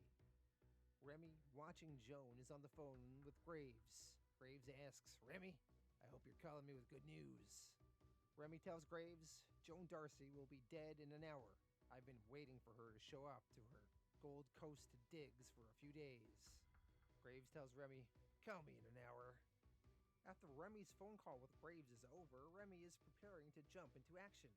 But then all of a sudden, Remy gets a personal phone call. The caller ID says it's his mom. Remy answers it, tells his ma, look, I can't talk right now. But on the line is not his mom, it is his aunt. Remy's aunt says, Remy, it's not your mother, it's your aunt. Your mom, oh baby, she had a heart attack. Elsewhere, Agent Graves and Dizzy arrive in Seattle at the home of Javier Vasco. Graves and Dizzy exit the car they are in.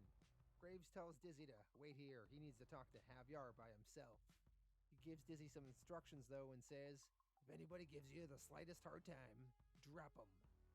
So as Graves heads inside Javier Vasco's home, all of a sudden another visitor arrives. It is Augustus Medici with Lano in another car, and they arrive too to Javier's compound.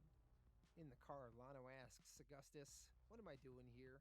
Augustus answers, "Your job, Lano. Is that a problem?" Lano answers, "Not at all, but I don't need you here to do it, Augustus. In fact, you shouldn't be here." Augustus replies, "Don't tell me about me, clear? Look, I hope I can work this out myself. I really want to work this out myself, but if I can't, you'll be waiting outside." We jump back over to Joan Darcy. She is arriving at her home here. She says hello to her various bodyguards. Coop greets her warmly as they go way back. Meanwhile, at the same time, Remy, he's moving. He has to kill Joan, but he also wants to go and check in on his mom. Remy's aunt tells him, "Your mother's on her way to the university hospital. They got good doctors there, I hear." Remy, he's running around. He says, "Aunt Linda, there ain't no such thing. You going with her?" His aunt tells him, "Of course I'm going. Not in the ambulance, though. They said I couldn't." Remy tells his aunt, "Listen, you make sure you call me about anything till I get there, okay?" Remy's aunt asks, "Well, when are you coming?" Remy answers, "Right frickin' now." Remy, he then hangs up the phone. There's an old woman in the lobby. He points a gun at her, but realizes she is just a civilian. He brushes her aside. The old woman ended up peeing herself, so scared of Remy pointing the gun at her. Remy, he then casually walks outside with the gun behind his back. He walks over to where Joan Darcy is, and Remy starts opening fire. He takes down some of Joan's bodyguards. The bodyguards start jumping into action. They start saying into their walkie-talkies, "Lone gunman coming in at 12 o'clock. Remy continues firing. Bam, bam, bam. Coop, he grabs Joan and ushers her into the building. Remy, with a remote control, blows up the nearby power lines, killing power to the building inside. Joan's bodyguards, along with Coop, are navigating deeper into the building. Remy chases after them. Remy is continuing to successfully take down Joan's various bodyguards. He tosses some sort of grenade that explodes, and it lights the room up in flames. The only people left now are Remy, Coop, and Joan Darcy. Remy is moving closer, walking through the flames. Joan thinks she's a goner. Coop tells her to go into the bathroom and hide. Remy is now approaching the door to the room where Coop and Joan are hiding in. Remy, he has his guns drawn. He is pointing them in front of him, and he heads into the room with his gun and hands first. As soon as Remy gets his hands through the door, Coop slams the door shut on Remy's hands. They're stuck inside the door. Coop, he then takes his own gun, points it to his oxygen tank, and shoots it, blowing himself up, but also creating a huge explosion that throws Remy back, and it also blows off Remy's hands. 100 Bullets, issue 94. Chapter 6 of 12, Kill-de-sac. Augustus and Lana walk over to Javiar's home from their car.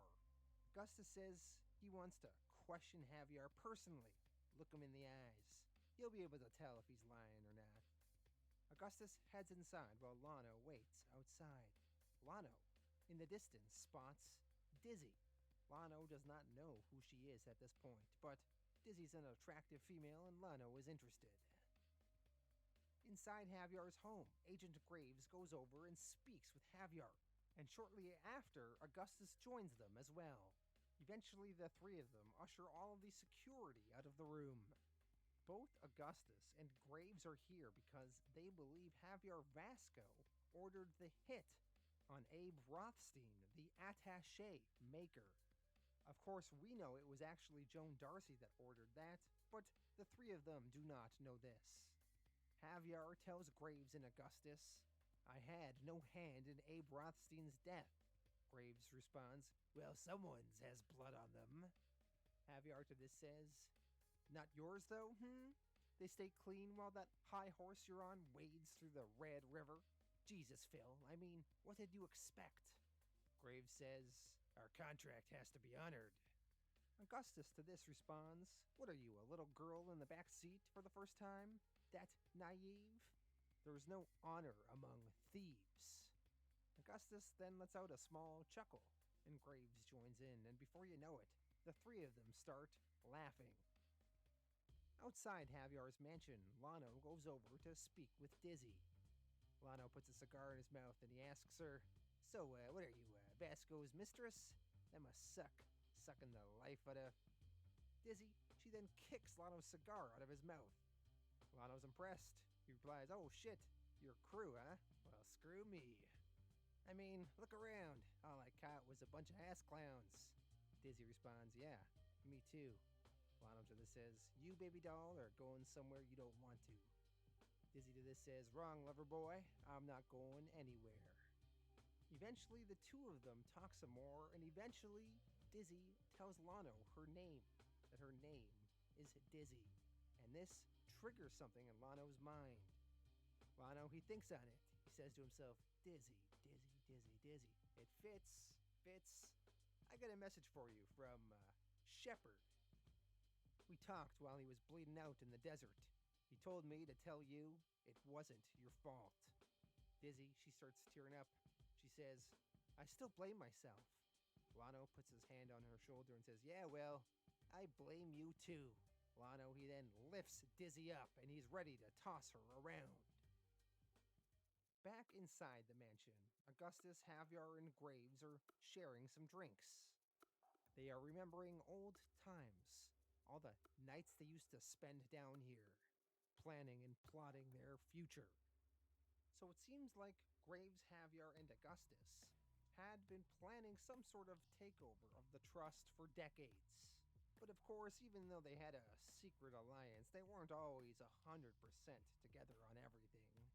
Graves tells the two of them, "There was a time I think we treated each other with respect. It was the three of us. Augustus, did you know that Javier offered to reinstate the Minutemen if I kept out of a hit he had planned for you? I did keep away, but not for that reason. And Javier, did you know that Augustus has no use for you?" Javier answers, "Yes, but that's why I'm still alive, no?" The three of them then talk about their history within the Trust, how Javier was always picking away at the other houses and causing some trouble. That way, Augustus could sell the peace to the rest of them. Eventually, Javier reaffirms his point that he did not kill Abe Rothstein. The Trust made it clear that he was off limits. Besides, he was worth more to them all alive. Back outside the mansion, Lano, not forgiving Dizzy for killing Shepard, is holding her by her neck. Dizzy manages to break free by kicking Lano in the face. Lano wipes away some blood that fell from his nose. Before you know it, Lano and Dizzy are fighting proper. Lano, he's stronger, but Dizzy is faster. Dizzy is managing to evade Lano's blows, and she kicks him in the face again. While they are fighting, the conversation is continuing inside the mansion. Augustus, Javier, and Graves eventually come to realize that if it wasn't Javier that ordered the hit on Abe Rothstein, it must have been someone else within the Trust, as no one other than the heads of the houses and Graves himself even knew about Abe. While they are talking, all of a sudden, the fighting outside starts getting really crazy between Lano and Dizzy. So much so that Lano gets thrown back into some of Javier's bodyguards, and gunfire starts going off. Javier, Augustus, and Graves hear the gunfire from inside the mansion. Graves, he jokes, "Sounds like your men bit off more than they can chew, Javier." Augustus, hearing the gunfire, says, "Jesus, Lano, no." Graves, when he hears that Lano is here, he freaks out and says, "What? That frickin' maniac is with you? No, Dizzy, Jesus." 100 Bullets, issue 95, chapter 7 of 12, Ducks. It has been 3 days since Remy Rome was in an explosion in his attempt to kill Joan Darcy. Remy, he now wakes up in a hospital, and he realizes he has no hands. Remy says aloud, "Motherfuck." Victor Ray is in the hospital room with Remy. Victor says, "You're awake." Remy replies, "I'm not happy about it."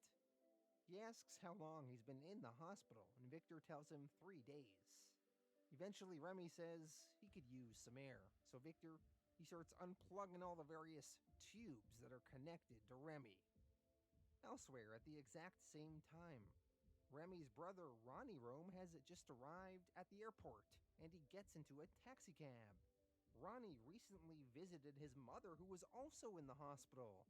It was suspected she had a heart attack, but that ended up just being a false alarm. So now Ronnie in this cab is headed over to see his brother Remy in the hospital. So Ronnie is on his way. Back at the hospital, Victor and Remy go up to the roof. Victor, he lights a cigarette and places it in Remy's mouth so he can smoke. Throughout their conversation, Remy is coming to terms that he has no hands and he's really pissed off about it. Remy asks Victor, "Did I get the job done at least with Joan Darcy?" Victor answers, "The job? No. You managed to waste everybody but Darcy." She ended up splitting. She's headed to Omaha to meet up with Thibaut Vermeer. Back over to Ronnie Rome in the taxi, headed to the hospital. While they are driving, a guy on a motorcycle cuts them off, and the taxicab driver had to slam the brakes and Ronnie got slammed against the window. The taxicab driver is pissed. He yells out the window, "You piece of shit!" The driver then asks Ronnie, "You okay?" Ronnie answers, "That asshole's gonna cause a wreck." The taxicab driver agrees. He says, "I hate those guys. They act like they own the road." Ronnie tells his driver, "That meter says I'm the one paying for it now. Go after them. Give them a taste." So the taxicab driver starts chasing down the guy in the motorcycle. Ronnie, he's cheering the cab driver on from the back seat. Eventually, through the taxi driver driving aggressively, they manage to run the guy on the motorcycle off the road. But the taxicab driver, because he was driving erratically, he ended up losing control and he crashed into the car ahead of him. And the cab flipped and it caused a massive accident, and Ronnie got seriously injured. Meanwhile, back over to the hospital, Victor and Remy continue talking. They discuss how they're gonna have to also kill Thibaut Vermeer. Remy replies, "Psh, that Marone, I could take him down with one, no, 2 arms tied behind my back." Victor tells Remy, "How about you let me handle it, Remy?" Remy replies, "I mean, sure, why not? I mean, I'll just stay here and learn how to beat off with a hook." Remy, he then says how miserable he is with no hands. He asks, "Is Graves gonna show up?" Victor answers, "A lot's gone down in the last 3 days, Remy." Remy to this says, "Got his hands full, huh?" Victor says that Graves will come by when things blow over. Remy responds, come on. Remy knows he's gonna be useless now without his hands. Victor tells him, "Look, you'll be taken care of." Remy replies, "I don't want to be taken care of." Victor tells him, "There are worse things, Remy." Remy, who's on the rooftop of this hospital, he looks down into the parking lot, and he comments, "I guess you're right. I mean, just look at that poor suck down there. Even from up here, 20 frickin' stories, all I see is red. That guy's screwed. But these doctors, these egomaniacs are gonna save his frickin' life." Remy says this as he sees a man on a stretcher being taken from the ambulance to inside the hospital. Turns out that man on the stretcher is Remy's brother, Ronnie, getting saved from his car accident that just happened. Remy continues, "That guy down there, these doctors are gonna save his life, not even considering how messed up his life will be. I'd take care of that guy myself if I had my gun with me." Victor responds, "You could hit anything at about any distance, I'll give you that." Remy, looking down, says, "Yeah, anything. There wasn't a better shot in the crew."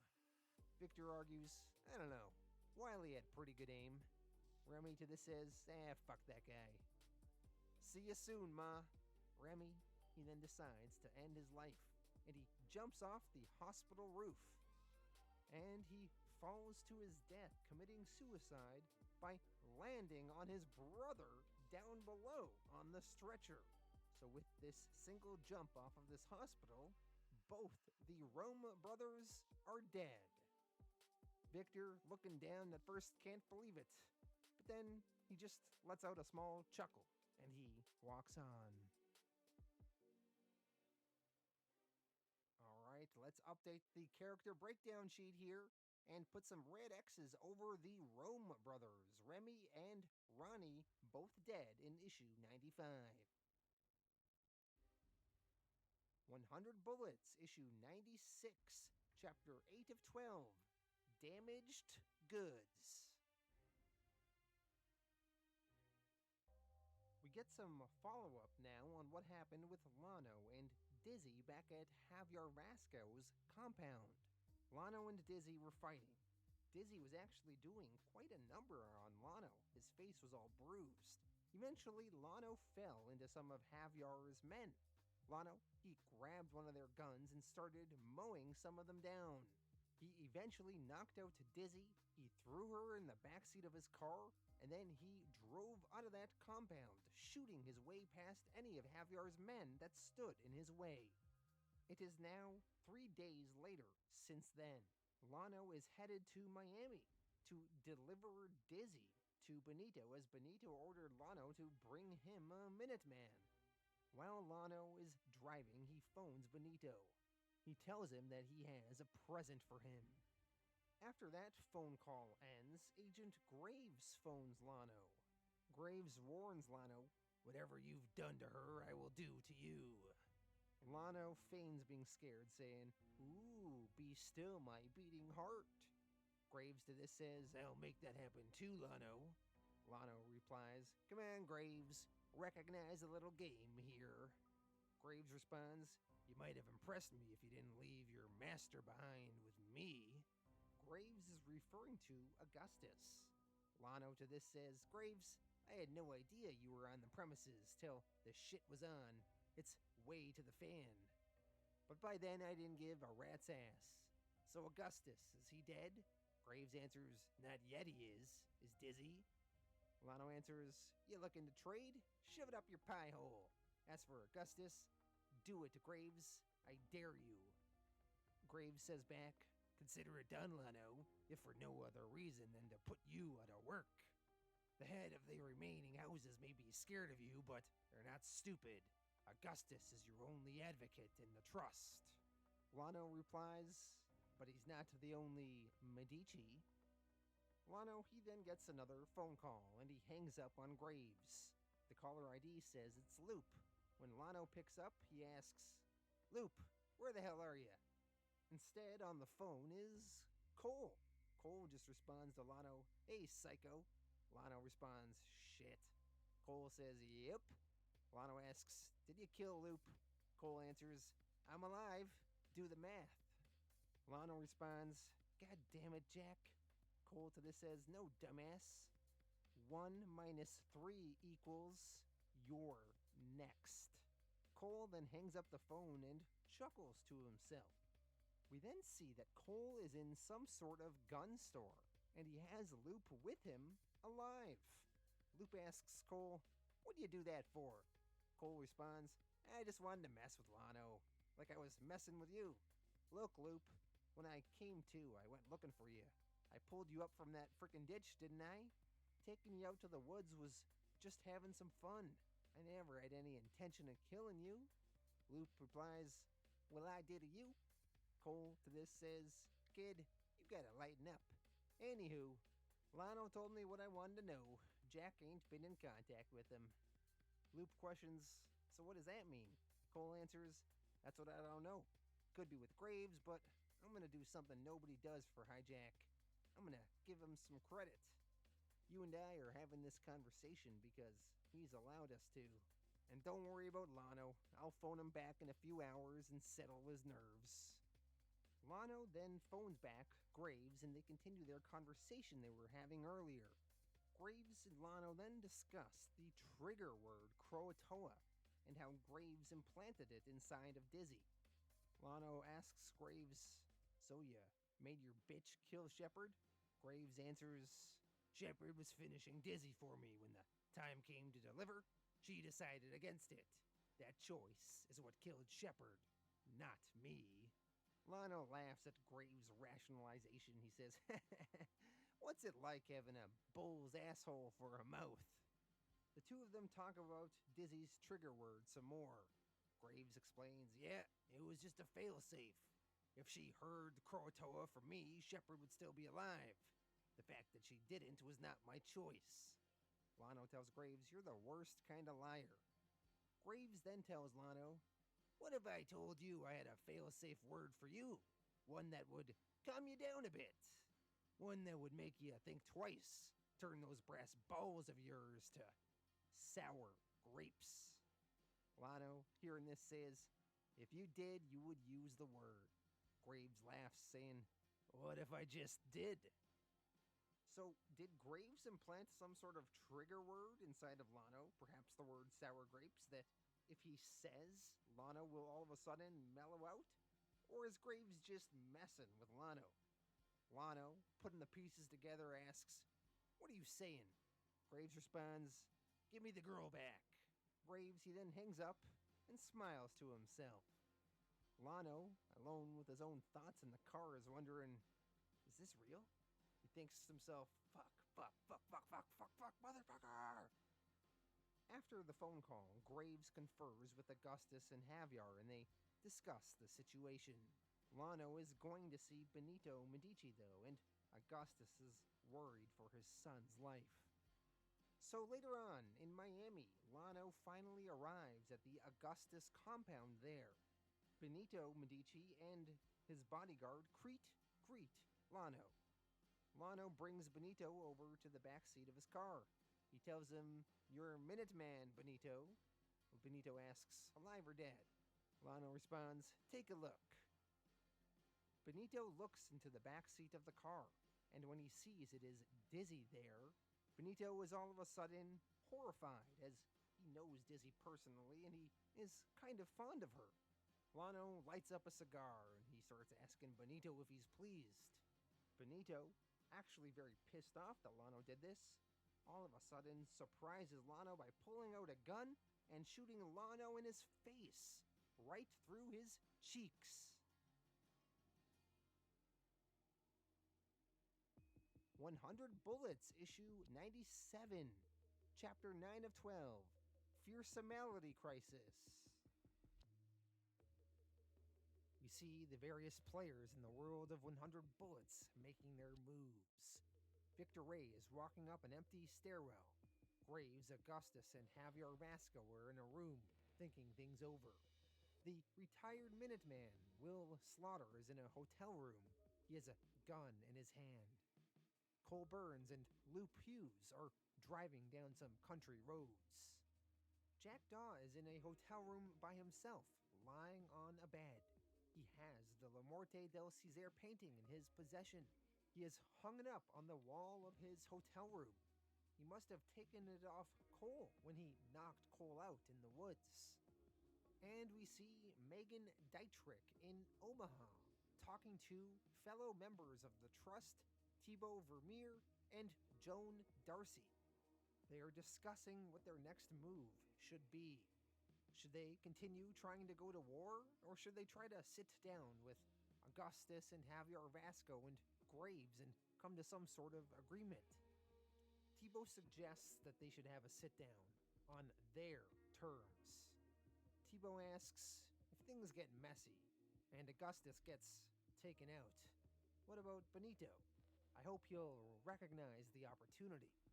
Megan answers, it's tough to say. Thibaut asks, do you have any sway over him or not? Megan, she then very confidently says, yes, I do.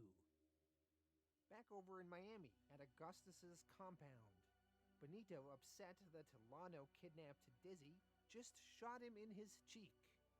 Lano is confused. He asks, what the fuck? Benito, he looks ready to shoot more bullets into Lano. Lano, not having the upper hand, decides to start running, and he runs through the darkened garage. Benito, he keeps firing more bullets, trying to finish Lano off. But eventually Lano gets lost in the garage. Crete, he tells Benito to stop firing. Not because he wants Benito to not kill Lano, but rather, he can't hear where Lano is with all the gunfire going off. Crete takes the gun from Benito and tells him to get the girl and bring her inside.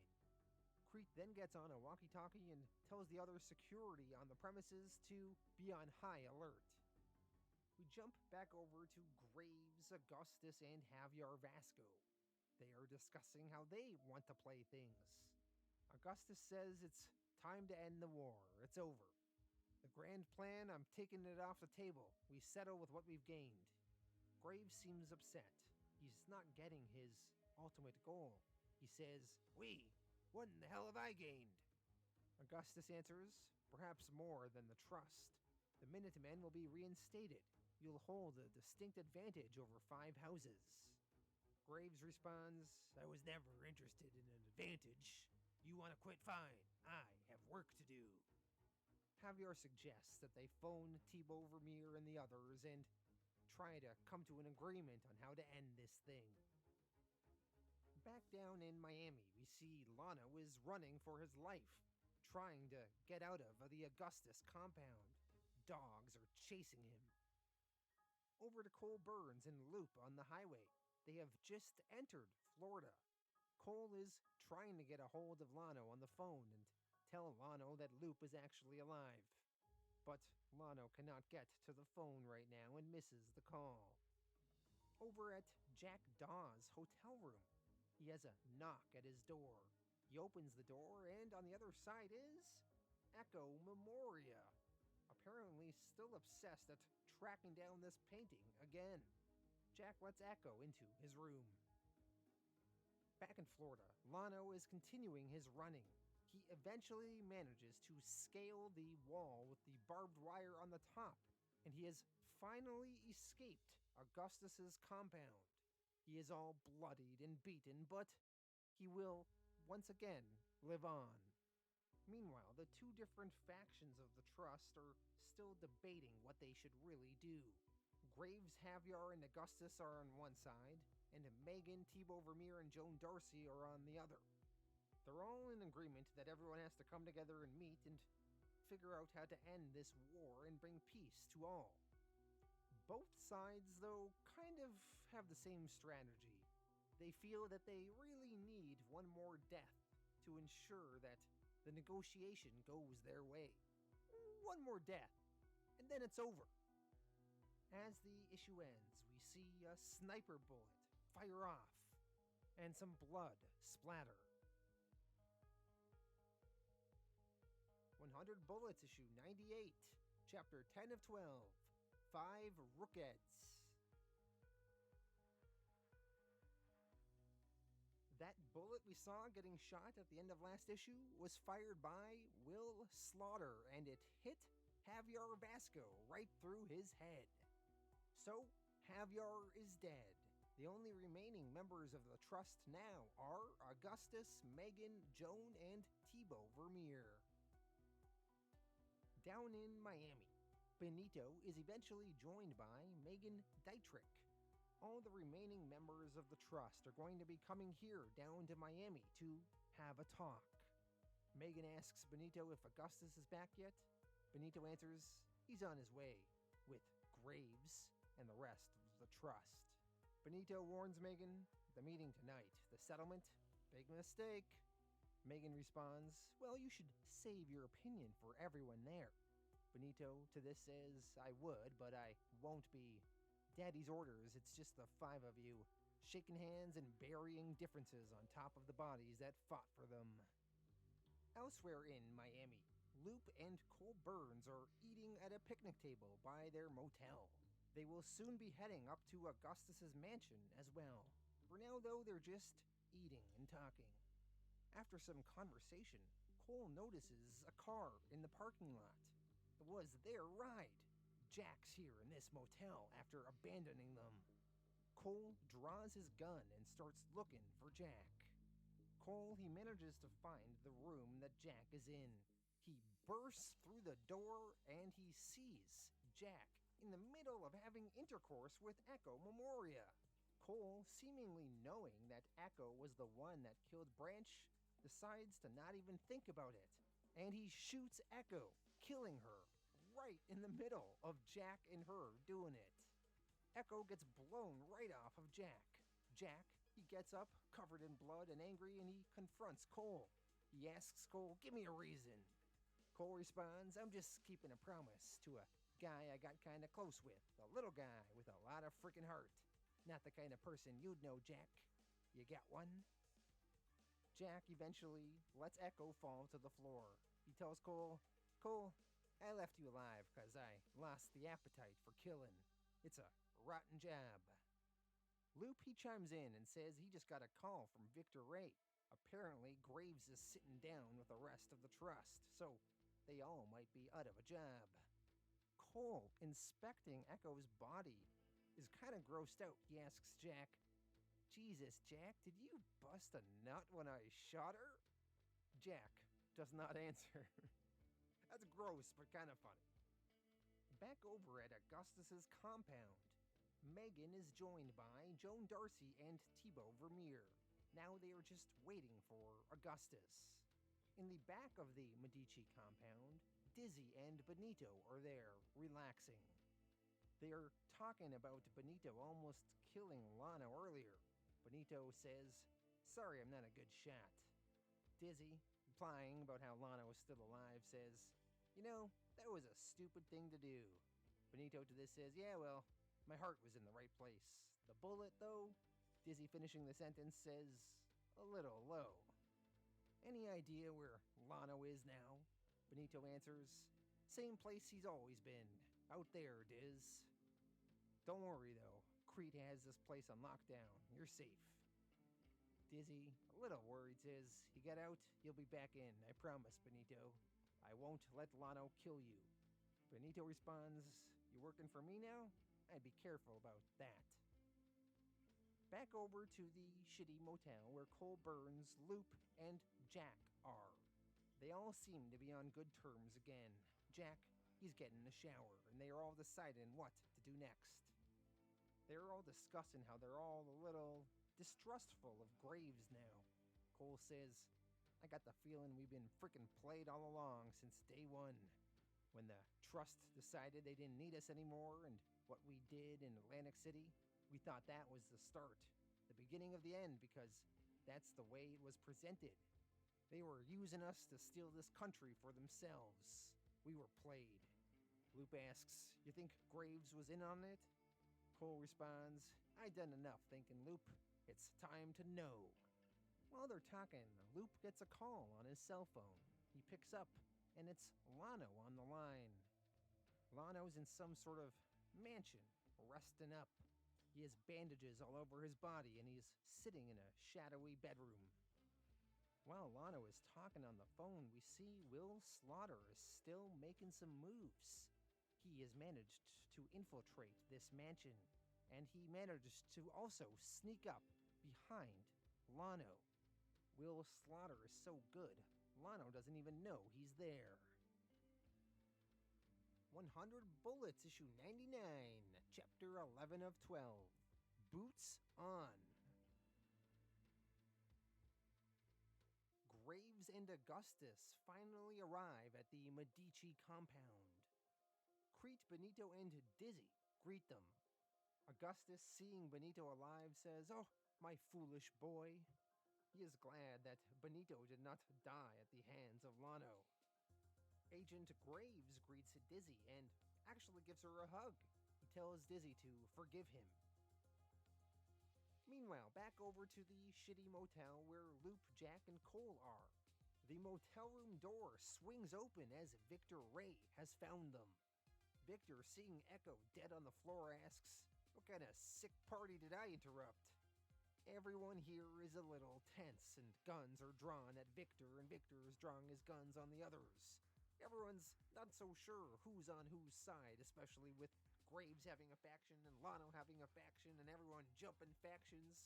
So Cole's pointing his gun at Victor, and Loop is also pointing his gun at Victor, and Victor's pointing his gun at Cole as well as at Loop. And Jack, he's just sitting on the bathtub casually. Lano on the phone with Loop asks, "What the hell's going on?" Loop answers, "A little busy here, Lano. Some scandalous shit's going down." Loop then says aloud to Victor, "I don't want to kill you, Victor." Victor replies, "I don't want to kill you neither, Loop." Everyone is really tense, and they seem like they might shoot each other. Lano, though, is actually the voice of reason. He tells them through the phone, "You kill each other, that's exactly what they want you to do. You're getting out of the Trust's way. You're giving them every frickin' thing they want. It's what Graves wants, too. You're getting out of his way. Is that what you guys want? Then do it. Just kill each other and Pull the triggers, you pussy sons of bitches. Kill each other and get out of my way. While Lano is saying all of this, Will Slaughter was right behind Lano the entire time, contemplating killing him. But Will, overhearing Lano's conversation, decides to let him live. Will leaves the room and lets Lano be. Loop, all of a sudden, he calls out to Cole. He says, "Hey, Cole." Cole looks at Loop, and all of a sudden, Loop fires. And we are not exactly sure who he shot. Back over to the Medici compound. Finally, the remaining heads of the trust are sitting down to have their meeting. There is Augustus, Agent Graves, Megan, Joan Darcy, and Thibaut Vermeer.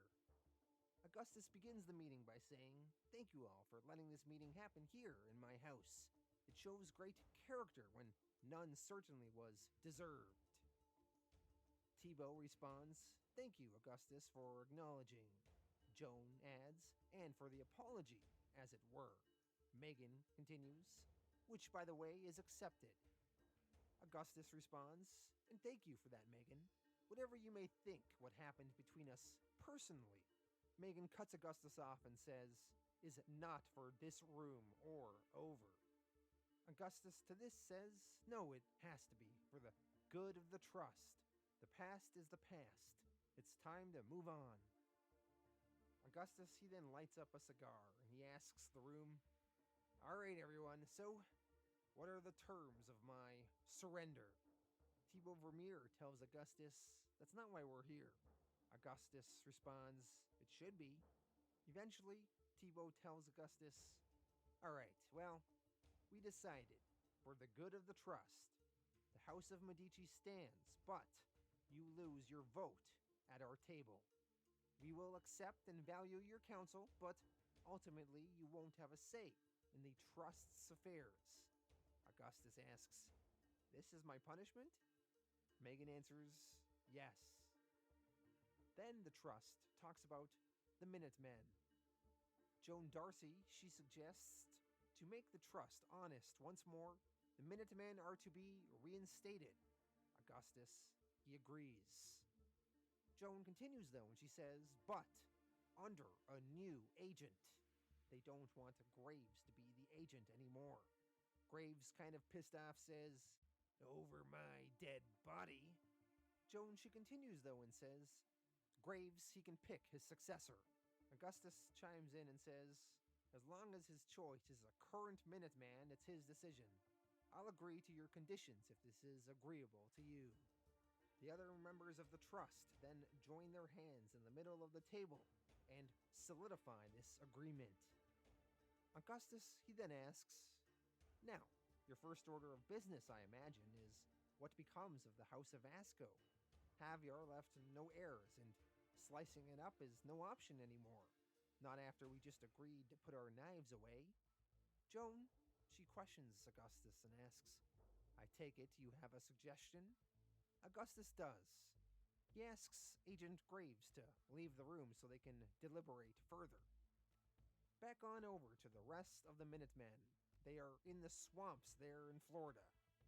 We are not told specifically who or where Loop shot in that motel room, but whatever he did, it seemed to de-escalate the situation. Victor tells Loop, "I gotta tell you, kid, that was a hell of a thing to do." Jack, he adds, "Putting that bullet right where it needed to be was wicked." Loop answers, "Yeah, well, I learned from the best." The three of them are then hauling Echo's body.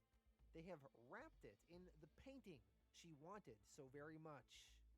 Echo, wrapped in her painting, is then tossed into the swamps to be eaten by alligators.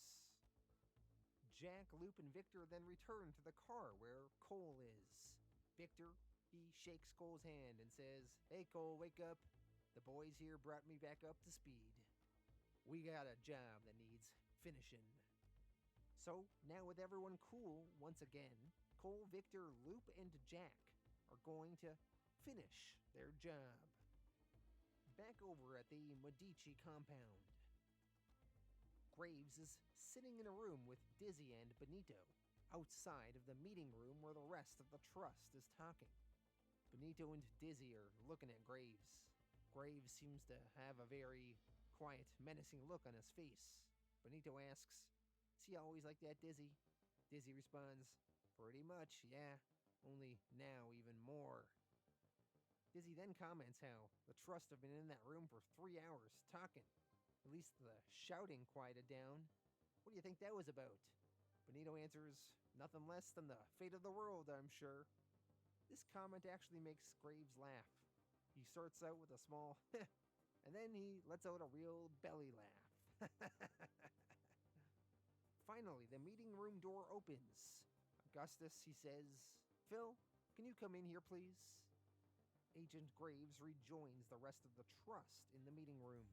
He asks, "Why? To collect my severance package?" Augustus answers, "Something like that." Tebow, he then tells Graves the news. He says, "In light of the circumstances surrounding the House of Vasco and compelling arguments put forth by our counsel, Augustus, the trust has voted to reassign the House a seat at our table and the responsibility to act in our best interests. Do you accept?" They are offering Agent Graves Javier Vasco's seat in the trust. Graves will have his own house. Graves seems ready to accept this. He puts his hand on the table. Megan, Tebow, and Joan join their hands with Graves. Tebow asks Augustus if he's going to join them to solidify this vote. Augustus, he instead calls his son, Benito, over. Benito enters the room. Megan asks, "What are you doing?" Augustus says, "Resigning. I accepted the trust's punishment as mine and mine alone. I cede all control over the House of Medici to my son. Long live the new trust." Back over to the rest of the Minutemen. They're driving in a car. Cole asks Victor, "Gotta say, Victor, I'm surprised you ain't one to question Graves." Victor answers, "Yeah, Cole, well, neither were you. The fact that now you are holds some water with me." Cole asks, "So what's the plan for getting into Medici's, Victor?" Victor answers, "We'll go through the front gate." Back down at the Medici compound, we see Lano has re-infiltrated it. He has climbed the barbed wire wall and he attacks some of the bodyguards around. Inside the Medici compound, Joan Darcy and Tebow Vermeer are talking about what just happened. Tebow, upset, says, "We've been played for fools." Joan responds, "Yes, now calm down so you don't act like one. Accept the fact that we got played by the best." Again, Tebow says Graves had to be in on it. Joan responds, "I don't think he was." Tebow says, "What? We gave him a frickin' house to a Minuteman." Joan retorts, "We gave a seat to Graves and he accepted, despite his convictions. That won't sit with the Minutemen. We wanted them on our side, which now has Graves. Augustus's move. He anticipated this, so now it's our turn." Outside, in a pool at the Medici compound, Benito, who is now technically the head of the Medici family, is on a floating device. Megan, she joins him in the water. Megan explains that the relationship between her and Augustus is done, and she then starts kind of coming on to Benito, touching his thigh. Benito asks Megan, "You just leave my father like that, huh?" Megan to this says, "Your father and I aren't. It was his decision." Benito to this says, "Seems like you made some big ones today." Megan, now rubbing Benito's thigh, says, "Can I make one? I need to know, Benito, that you understand now we're in this together." Benito tells Megan, "Megan, my father made some mistakes, ones I won't. And I don't think you or your friends feel the same way." Megan, flirting, says, "Benito, you don't know how I feel, but you've thought about it, haven't you? Haven't you, my boy?" She then removes her top and moves in to kiss Benito in the pool.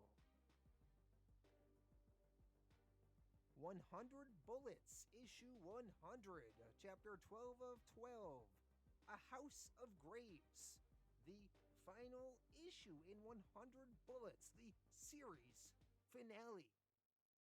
before we head into this final issue, let's look at our remaining characters that are alive. Recent deaths were Remy and Ronnie Rome in issue 95, and Echo Memoria in issue 98. Within the Trust, I'll now bring Benito inside the rectangle here of the Trust. Benito is now technically the head of the Medici family, although Augustus still plays a very important part. Megan Dietrich, Joan Darcy, and Thibaut Vermeer for now remain alive. Among the Minutemen, Agent Graves is now technically in the Trust as well. Lano is still out there trying to get revenge on a whole bunch of people. And there is Dizzy, Cole, Victor, Loop, and Jack. And outside of them, retired Minuteman Will Slaughter also is seemingly getting in on some of the action. Alright, the final issue is going to be a bloody one. Who is going to make it to the end? Let's dive into it now. Issue 100, A House of Graves.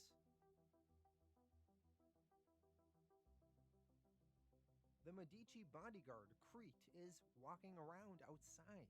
He happens to walk by the pool, and he notices Benito dead in the water.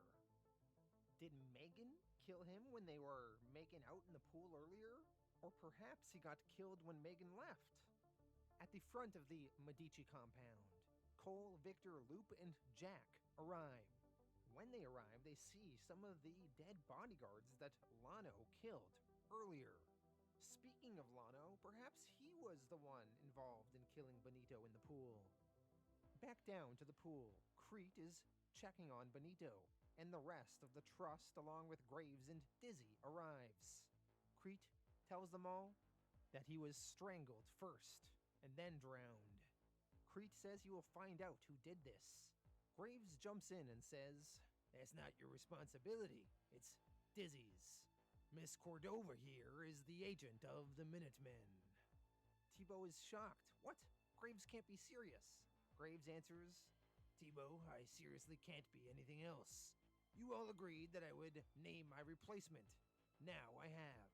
She's been trained by me and Shepard before me. She's qualified." While they are talking, a whole bunch of gunfire goes off.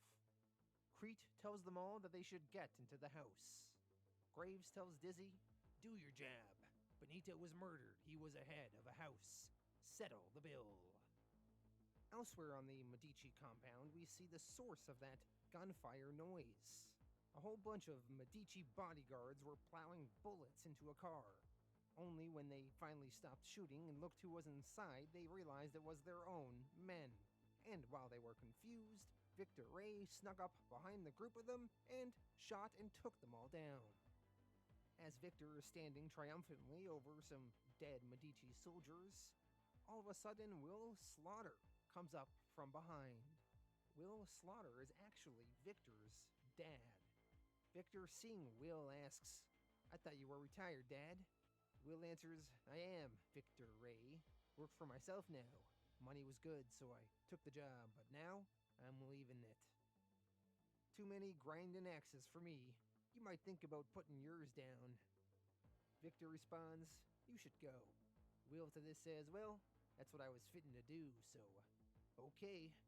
My flight back to Chicago ain't until tomorrow, though." Victor responds, "Tomorrow?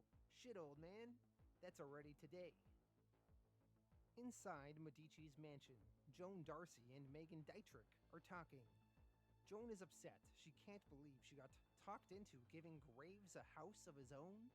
As Joan and Megan are arguing, they walk through various rooms and eventually head into Thibaut's room, where they find him dead, stabbed with a knife in his heart. The knife is one typically used by Cole Burns, so we can assume Cole was the one that killed him. Elsewhere in the mansion, Jack Daw is taking down some of Medici's bodyguards. And eventually, though, Jack runs into the main badass bodyguard, Crete. Crete tells Jack, "Mr. Daw, I'm surprised that you're still alive." Jack responds, "That makes two of us." Crete starts removing his jacket, preparing to fight. Jack, he does the same. He warns Crete, "You should get out of my way." Crete responds, "No, sir, I shouldn't." two of them then square off and stare each other down. They're about to begin an epic fight. Elsewhere in the compound, Megan and Graves are looking out a window and talking. Graves, knowing that the Minutemen are here and are killing, he tells Megan, they have a job to finish. Megan tells Graves, call him off. Graves responds, I did. Megan, not believing Graves, slaps him in the face. Megan tells Graves, did you know that Tebow's dead? Graves responds, so is Benito. Graves was implying that Megan was the one that killed Benito. Megan, taking offense, prepares to slap Graves again. She asks him, are you implying that I killed him? Graves grabs Megan's hand before she can slap him, and he answers, yes, Megan, I am. Megan, upset, tells Graves, well, you murdered my father. She is referring to her father, Roland Dietrich, whom Graves, in fact, did have a part in killing in Atlantic City along with the Minutemen before this series began. Graves tells Megan, he was my friend. I had respect for him. Shit is the business we're in, Megan. Whether we're full of it or digging ourselves out from under a pile of it. Shit happens. Graves then disappears into a nearby office where he thinks Augustus is smoking in a chair. Graves, he wants a word with Augustus. He pours himself a vodka and then slowly walks over to him. Graves tells Augustus, I don't know whether to commend or condemn you. Wasn't sure what your endgame was until I saw your son floating dead in the pool. That was some thinking on your feet. I mean, being stripped of your power, it must have been quite a blow. And then selling the idea for me to take over a house? To make that make sense? Not to the trust, mind you, but to me? Kudos. Then, ceding control over the House of Medici to Benito after you knew he had designs on it? Brilliant. You left the other houses no choice but to kill him to maintain the power structure they came here demanding. I'm fairly certain that all three of them were involved. Darcy, Vermeer, and Dietrich all conspired against Medici, meaning the Minutemen will have to take all three of them down and punish them in kind. 3 houses with no heirs, leaving just 2, yours and mine, and with me left to choose our new agent, I'm sure you thought the threat of the Minutemen would be neutralized. So, here we are with the former Minutemen storming the gates. Do you still believe I can control them? All of a sudden, the chair that Graves assumed Augustus was sitting in swivels around, and it is actually Lano sitting in the chair. Lano answers Graves, fuck no, I don't. Do you believe in God, Graves? Graves answers, no. Lano is now pointing a gun to Graves' head. He is going to kill Graves, but then Dizzy enters the room, and she manages to save Graves by shooting Lano in his chest. Lano, he takes the bullet, and then he falls out backwards through the window. This is the last time we will see Lano in 100 bullets. We could in fact assume that he died here and got killed. However, eventually Brian Azzarello did put out a spin-off miniseries called Brother Lano, which does take place after 100 bullets, and in that series, we do confirm that Lano did in fact live. That spin-off miniseries was just a self-contained throwaway kind of story about Lano going to Mexico and helping out an orphanage and killing some cartel gangbangers. So by Dizzy shooting Lano out through the window, Graves is saved. Graves thanks Dizzy. Dizzy replies, don't. Dizzy, she eventually walks on and continues searching through the house. Eventually, the real Augustus joins Graves in this room, and the two of them will have a talk. Meanwhile, while all of this was going down, Jack Daw and the bodyguard Crete were battling. Their fight took them outside in various areas of the compound. Eventually, their fighting led them to stumble into some swampy areas where some alligators were. They continued tussling with each other in the alligator-infested water, only to be eventually devoured and eaten completely by the alligators. Dizzy, she walks up to the second floor of the mansion, and there she runs into Megan. The two of them have a conversation. Dizzy asks Megan, I have a question. Did you love Benito? Megan responds, that's none of your business. Dizzy to this says, that sounds like a yes. I don't believe you. Megan elaborates and says, Benito he had a special place in my heart. Dizzy says, mine too. Megan continues, that's charming. Vying for the love of a dead man. How can you satisfy it? Dizzy to this says, easy answer, revenge. Megan then walks into a room where Joan Darcy is supposed to be. Only, as soon as she steps into the room, she notices that there is gasoline poured all over the floor. Cole Burns is sitting in that room, draped in shadow. Cole says hello to Megan, and then he asks Dizzy if she would mind leaving them alone. Dizzy backs out and closes the door and leaves Megan and Cole in the gasoline-filled room. Megan, she begins pleading for her life, saying, please. Cole tells her, well, I'm surprised. I mean, I figured a girl like you, following in her old man's footsteps, she'd like to finish what she started. What has young Luke Hughes been up to all of this time? Well, he went through the compound, killing many people. Just being an all-around badass. But then eventually he decided, what purpose? And he decided to try and find a way out of here. So Loop went to the garage and he began to try to hotwire a car. And in that garage, he ran into Victor Ray and Victor's dad, Will Slaughter. Victor asked Loop, what are you doing? Loop answered, I'm done, son. I'm done. I just wasted a cadre of people and I don't even know why. And worse, I don't feel nothing about it. It's messed up. I don't want to be like you, Vic. Sorry. Will Slaughter puts his hand on Loop's shoulder and tells him, your father would be proud. Loop asks, of what? Back inside the mansion, Augustus and Graves are having their talk. Augustus tells Graves, I remember drunkenly watching the sun come up when the idea of putting the Trust's power into an attaché made sense. I remember a brave new world. I remember a trade-off, making a deal. Graves responds, I remember that too, Augustus. It's always the devil you know, isn't it? While Graves and Augustus are continuing their conversation, upstairs, Cole and Megan are talking. We see Cole has also killed Joan Darcy. She is lying dead on the bed. Cole tells Megan, I thought you'd like this, that your end would be, what's the French word? Apropos. Cole then pulls out a lighter. He is going to light Megan aflame, just like the way her father died. Back downstairs to Graves. Graves asks Augustus, you killed your son. Augustus says, no, I left that up to the others. Graves replies, you gave them no choice. Augustus to this says, please, you of all people, Graves, the choice is always there. Graves, he then decides to shoot and kill Augustus. He pulls out his gun and he fires some bullets. At that exact same moment, upstairs, Cole Burns is wrapped around Megan. He has the lighter in his hands, and he was just sort of teasing Megan with it, that he was gonna light her up.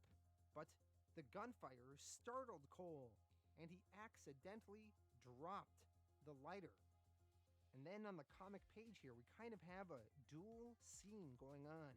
Graves shooting, Augustus slowly dying and falling back, and the lighter in the room with Cole and Megan slowly dropping to the floor where the gasoline is. Cole, he didn't mean to die here with Megan, so he dives and tries to grab the lighter before it hits the gasoline. Although Cole was just a little bit too late, and he misses catching the lighter, and the lighter lands on the floor. It lights up the gasoline. Cole and Megan explode, and they are dead. And the explosion in the room causes the door to blow off its hinges, and the blast pushes Dizzy off and Dizzy, she gets blasted over the staircase, and she falls down on the floor below. We see a view from outside the Medici compound now. A massive explosion has gone up. The entire place is in flames. And we see that Victor Ray, Will Slaughter, and Loop are in the car. They decided to leave and bounce. So the three of them are going to live. Back inside the mansion, so we see Dizzy. She has been blown off of the staircase, and she falls down to the second floor below, just a meter away from where Augustus's dead body is. Graves, seeing Dizzy, yells, "Dizzy, hang on, girl," and he runs over to her. Unfortunately, the way that Dizzy landed on the floor below, she broke her spine, and she can't feel her legs. She tells Graves, I can't feel. I don't feel. Graves tells her, shh. Dizzy then sees Augustus dead nearby.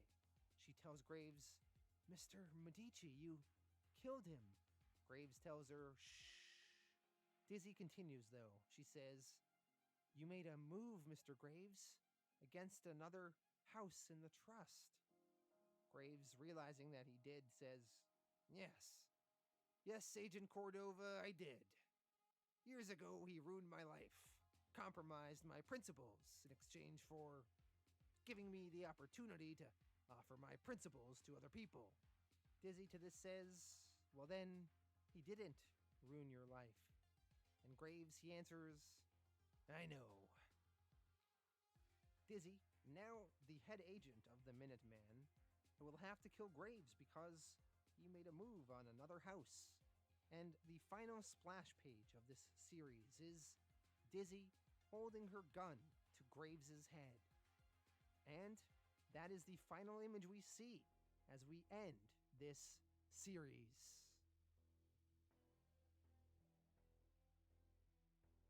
Alright, let's look at our character breakdown now that issue 100 is over and see who survived to the end. So within issue 100, Benito Medici got killed. Most likely, I think, by Megan, although we do not know for sure.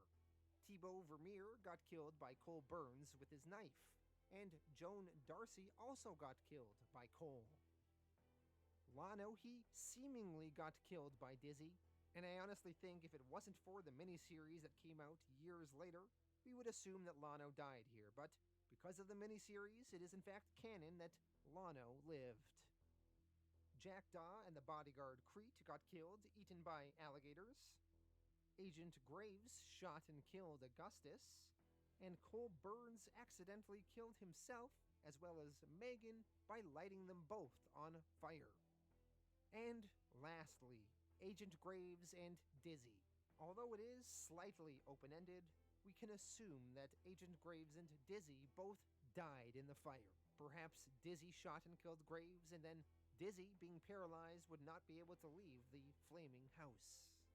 So the only survivors are Lano, sort of, Will Slaughter, Victor Ray, and Loop Hughes. Alright, let's go over to my final thoughts now. Alright everyone, so that was the conclusion of 100 Bullets. Let me go through my thoughts on the series overall, and then this final volume here. So, overall, I think 100 Bullets was very brilliant, especially in the beginning. Those first few volumes were so good. The artwork, the conspiracy of what's going on, Graves giving these attaches to random people, and seeing them go on these little one-off adventures, and trying to figure out what the deal with everything is. It was so compelling in the beginning. But then as the series went on, it grew and became a little bit maybe too convoluted and complicated, and too many characters and conspiracies going on, and it's hard to keep track of everyone's motivations and who's allied with who. And I also think it seemed like Brian Azzarello was trying to stretch out the series a little bit and put some filler in so that he could make it to 100 issues, because it sounds like a nice sounding number, when maybe it would have been better to end this thing off at 80 issues or something like that. So yeah. Now, in terms of the artwork, Eduardo Risso throughout this series I thought really killed it. He's so good at drawing crime noir and draping people in shadows. And yeah, really solid stuff. Though I will say, one thing I noticed is that the way he draws women is kind of funny. The man loves a woman in a thong. He loves drawing women in a thong. He's done it so many times throughout this series. It really amused me, and I definitely noticed it.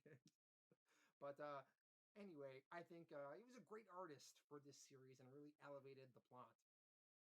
Now, in terms of the final volume here and how everything wrapped up, I think it was maybe not the greatest series finale I've ever read or anything. I got a little bit of some problems here. So, firstly, I'm still not entirely sure what everyone's motivations were. So, Graves, Javier Vasco, and Augustus were plotting for decades to do something, to, I guess, take over the trust entirely and just make them being the only people in the trust.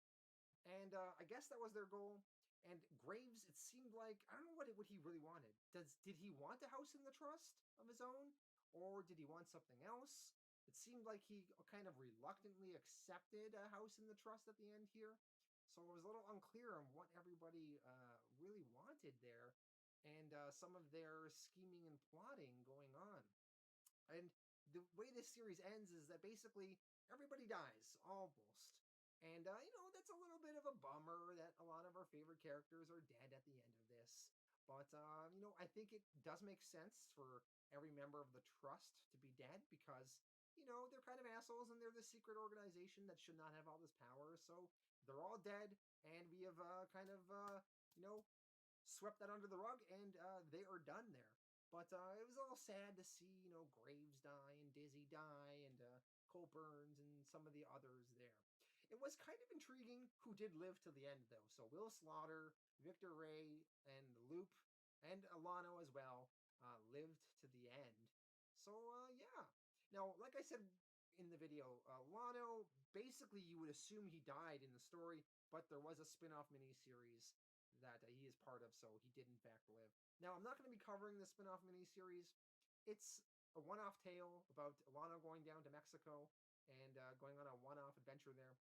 And it does not really tie into the overall 100 Bullet story that much, which I would have maybe liked it to. But yeah, so I'm a little bit mixed on the ending. I didn't love it. A little bit of a bummer. Everybody dies. Although I was entertained, though. It was an entertaining volume. Really curious to see, as I was reading it, who's going to make it to the end and who's going to survive and some of the interesting ways that people died.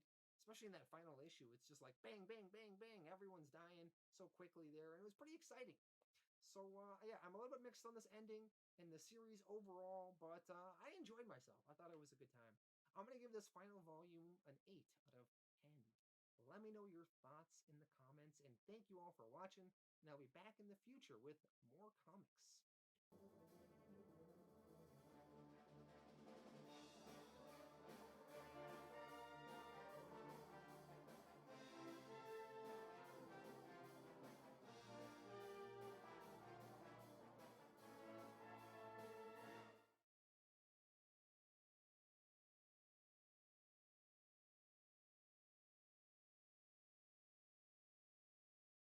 The entire city of Gotham is cut off from the rest of the world, leaving them in a no man's land. Today we're going to be giving you the full story of No Man's Land right here at Comicstorian, where I create audio dramas of your favorite comic books so that you know which ones you can enjoy and add into your collection. The story of Batman No Man's Land doesn't need that much context, but it does begin with the fall of Gotham. Gotham has been destroyed, and Batman has gone missing in the destruction. Due to this, the city of Gotham has been disconnected from the rest of the United States, and they're left to fend for themselves without Batman, but the rest of the Bat family is running around. This is the complete collection of the Batman No Man's Land storyline that we covered here like 2 years ago. I hope you guys enjoy, and let's get into it.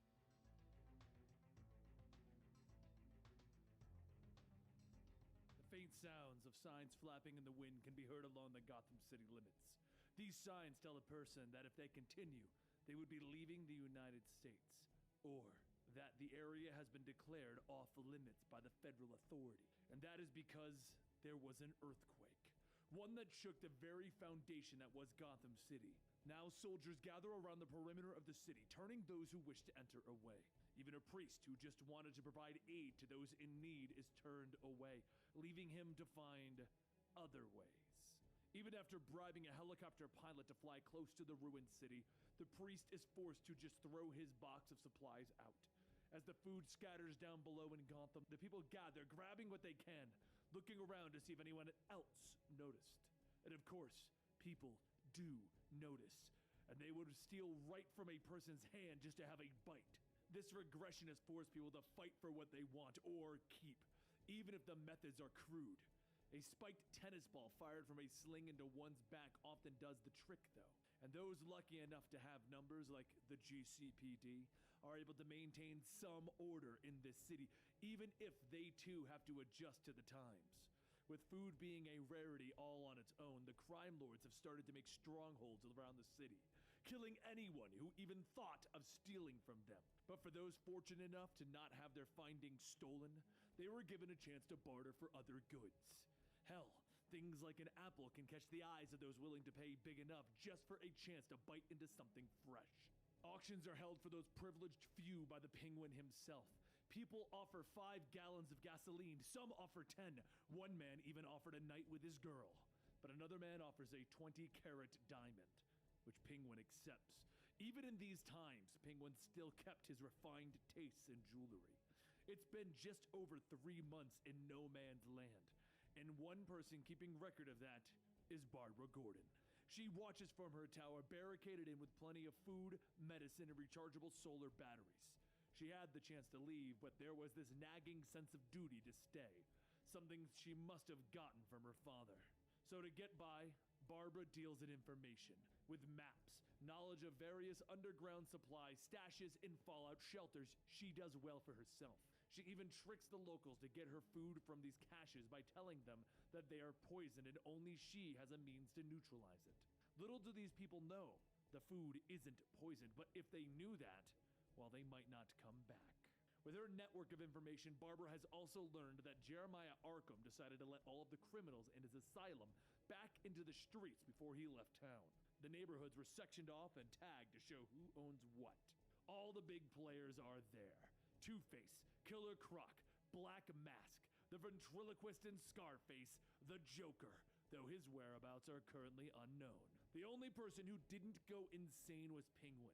Rumor has it that he's got a pipeline for stuff from the outside. Obviously, in a world where a box of matches is more valuable than a camera, a bike is more useful than a Ferrari. An entrepreneur like Penguin is going to thrive. But the people, why do they stay in Gotham?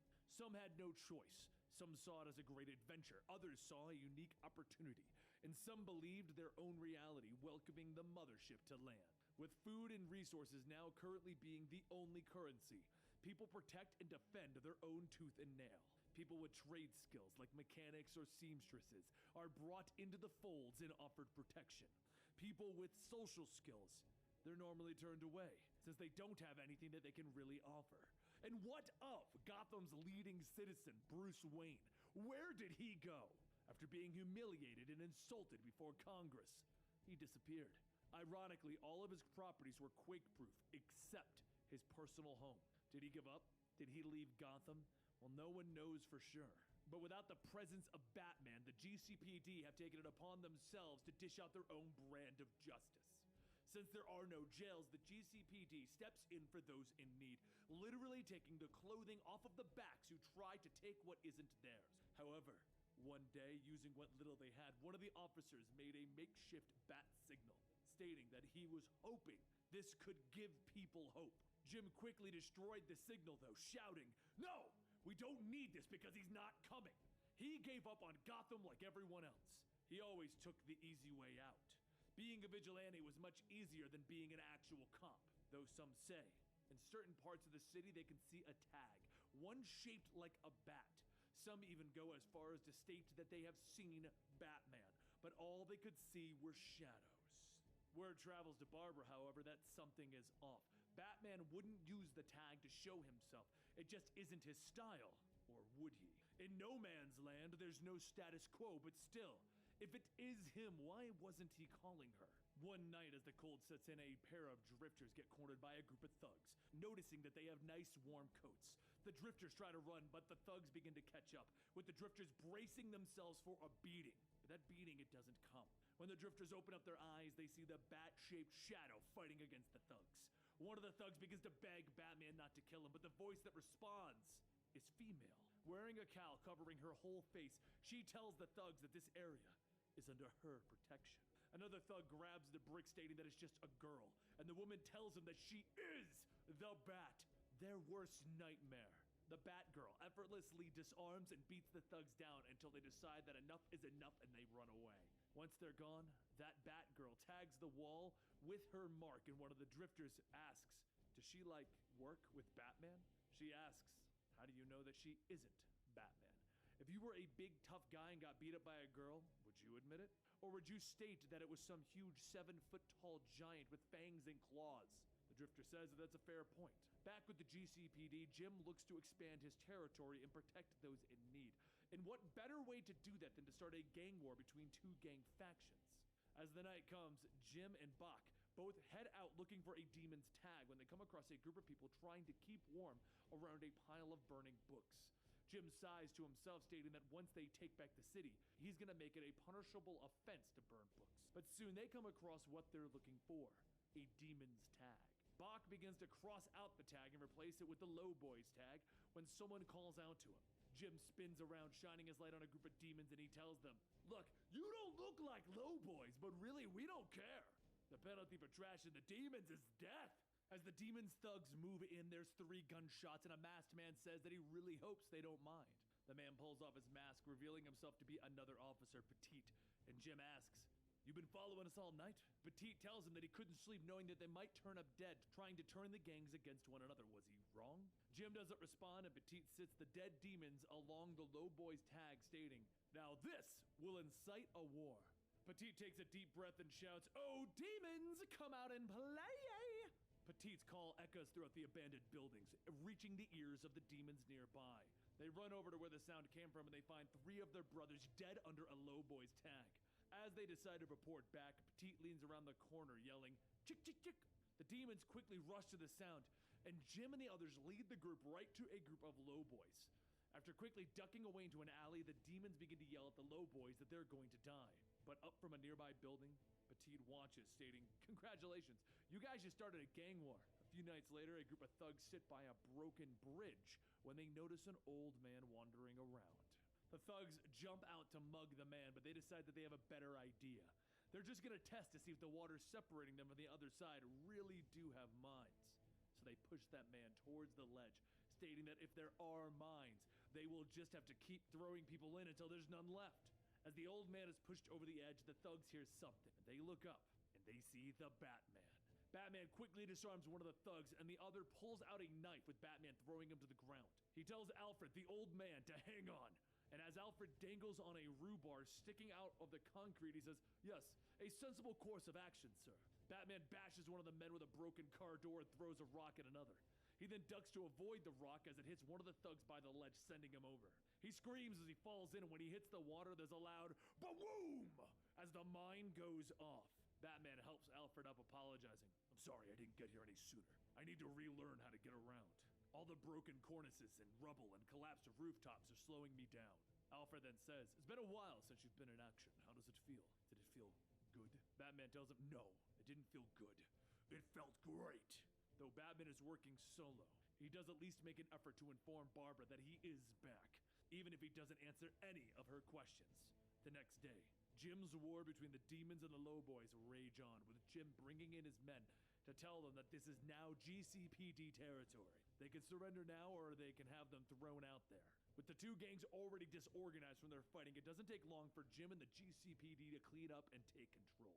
It could be said that Jim didn't just do this to expand their territory, but also to take over the area where Barbara was. Once the remaining demons and Low Boys are rounded up, Jim tells them again that this area is now GCPD territory. They have 1 hour to clear out, and if any of the demons or Low Boys are found here, the penalty will be death.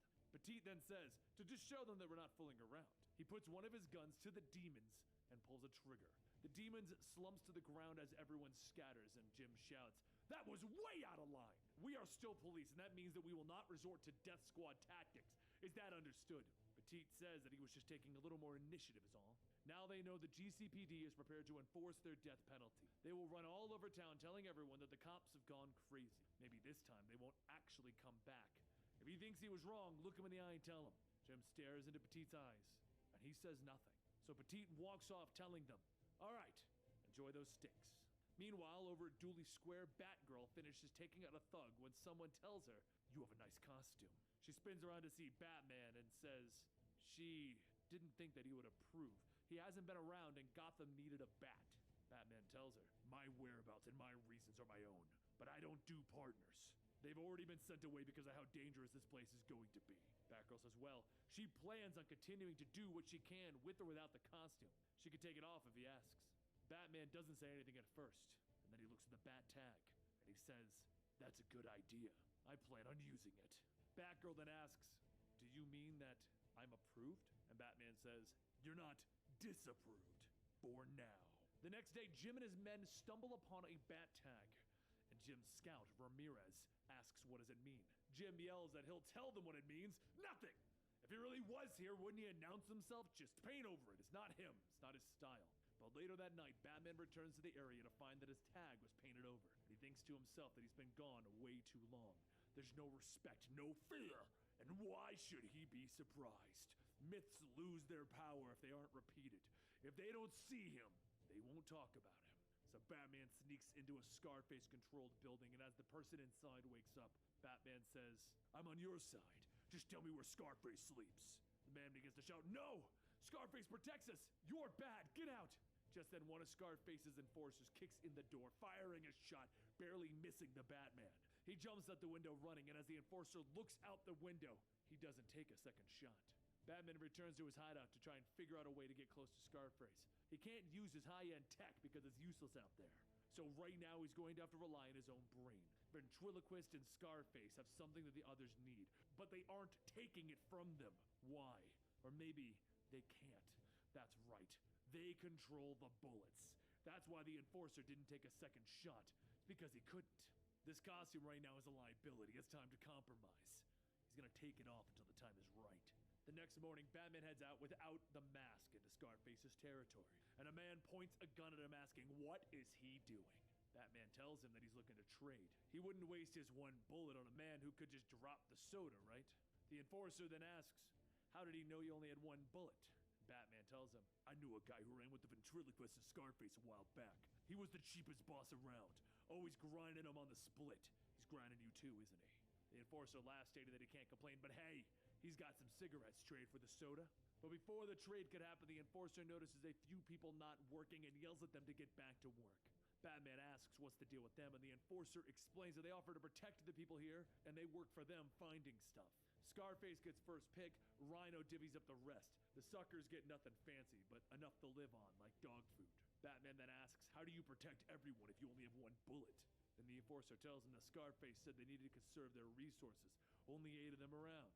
Batman thinks to himself, okay, 1 boss, 1 lieutenant, 8 rifles. Now I know the score.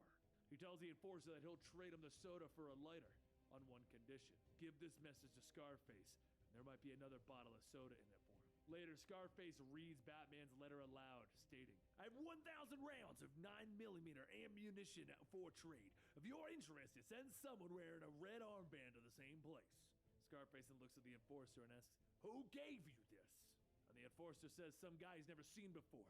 He knew what he was talking about, though. Wasn't like their usual dummies or fools. Ventriloquist says that they should discipline their men. They know that they should be talking to strangers. They can't trust a message like that. Scarface then crumbles up the letter, stating, "But we can't ignore it. Our ammo isn't gonna last forever." So the next day, Batman goes in to discuss the trade, with Scarface offering that he can take whatever he can carry with 2 arms. Batman tells him okay, but they can't do the trade in their territory. It's just asking to get shot. If he does want to trade, bring 24 flashlights and batteries to Addison Street subway. The case of ammo will be there. Leave the lights, take the ammo, simple as that. Scarface then asks, "How do I know you ain't gonna double cross us?" Batman tells him, "If you're worried, then don't show up. I can always deal with Black Mask's gang." So Scarface tells him.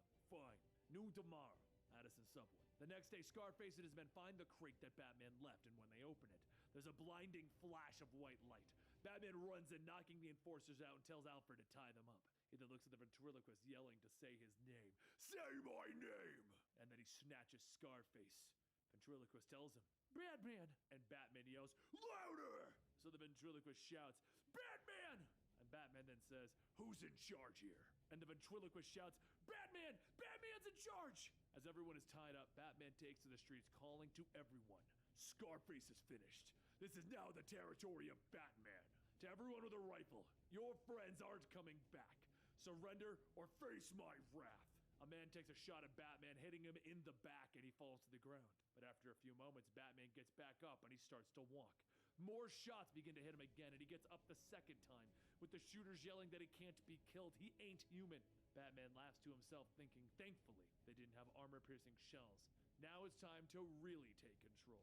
Scarface's enforcers leave the area, but as Batman tells everyone that they are free, one of the men asks who will feed them now.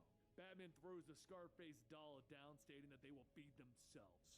But another man says that's not how it works. They have to give him tribute, and he gives them what they need. Rhino took good care of them, making sure that no one got any more than any other. Batman thinks to himself, I know who these people are. The destitute, former welfare recipients. The unmotivated. Rhino then says, it's not about the good guys or bad guys, it's about survival at this point. So Batman tries to think of something, and he says, okay, whatever you were doing this morning, keep doing it. Returns to the subway telling the enforcers, you have a choice. You can either work for Batman or you can go with him. One of the men asks, where's the ventriloquist going? And Batman tells him, hell. The ventriloquist begins to speak, asking, but... And just then Batman smacks him, yelling, shut up, who's in charge? He hands his knife to Alfred, telling him, breathe him. Then he tells the enforcers that if they want to try and take him down, now's their chance. He heads back inside, gathering everyone together, stating, you all work for me now. Everything will be just like it was before. Rhino will provide the rations, real food, not dog food. You will get first choice of goods and supplies. You'll get first choice of food and drink. You're never gonna know when I show up. So don't mess up, or I'll take you out. As everyone begins to get back to work, Alfred asks, tribute? What are we now, pirates? And Batman tells him, no, it's a sign of respect. It's the language of one that cannot succeed unless one is fluent in it. Alfred then asks, aren't you fluent enough? So Batman replaces the Scarface tag with one of his own, stating, not yet, but I intend to be.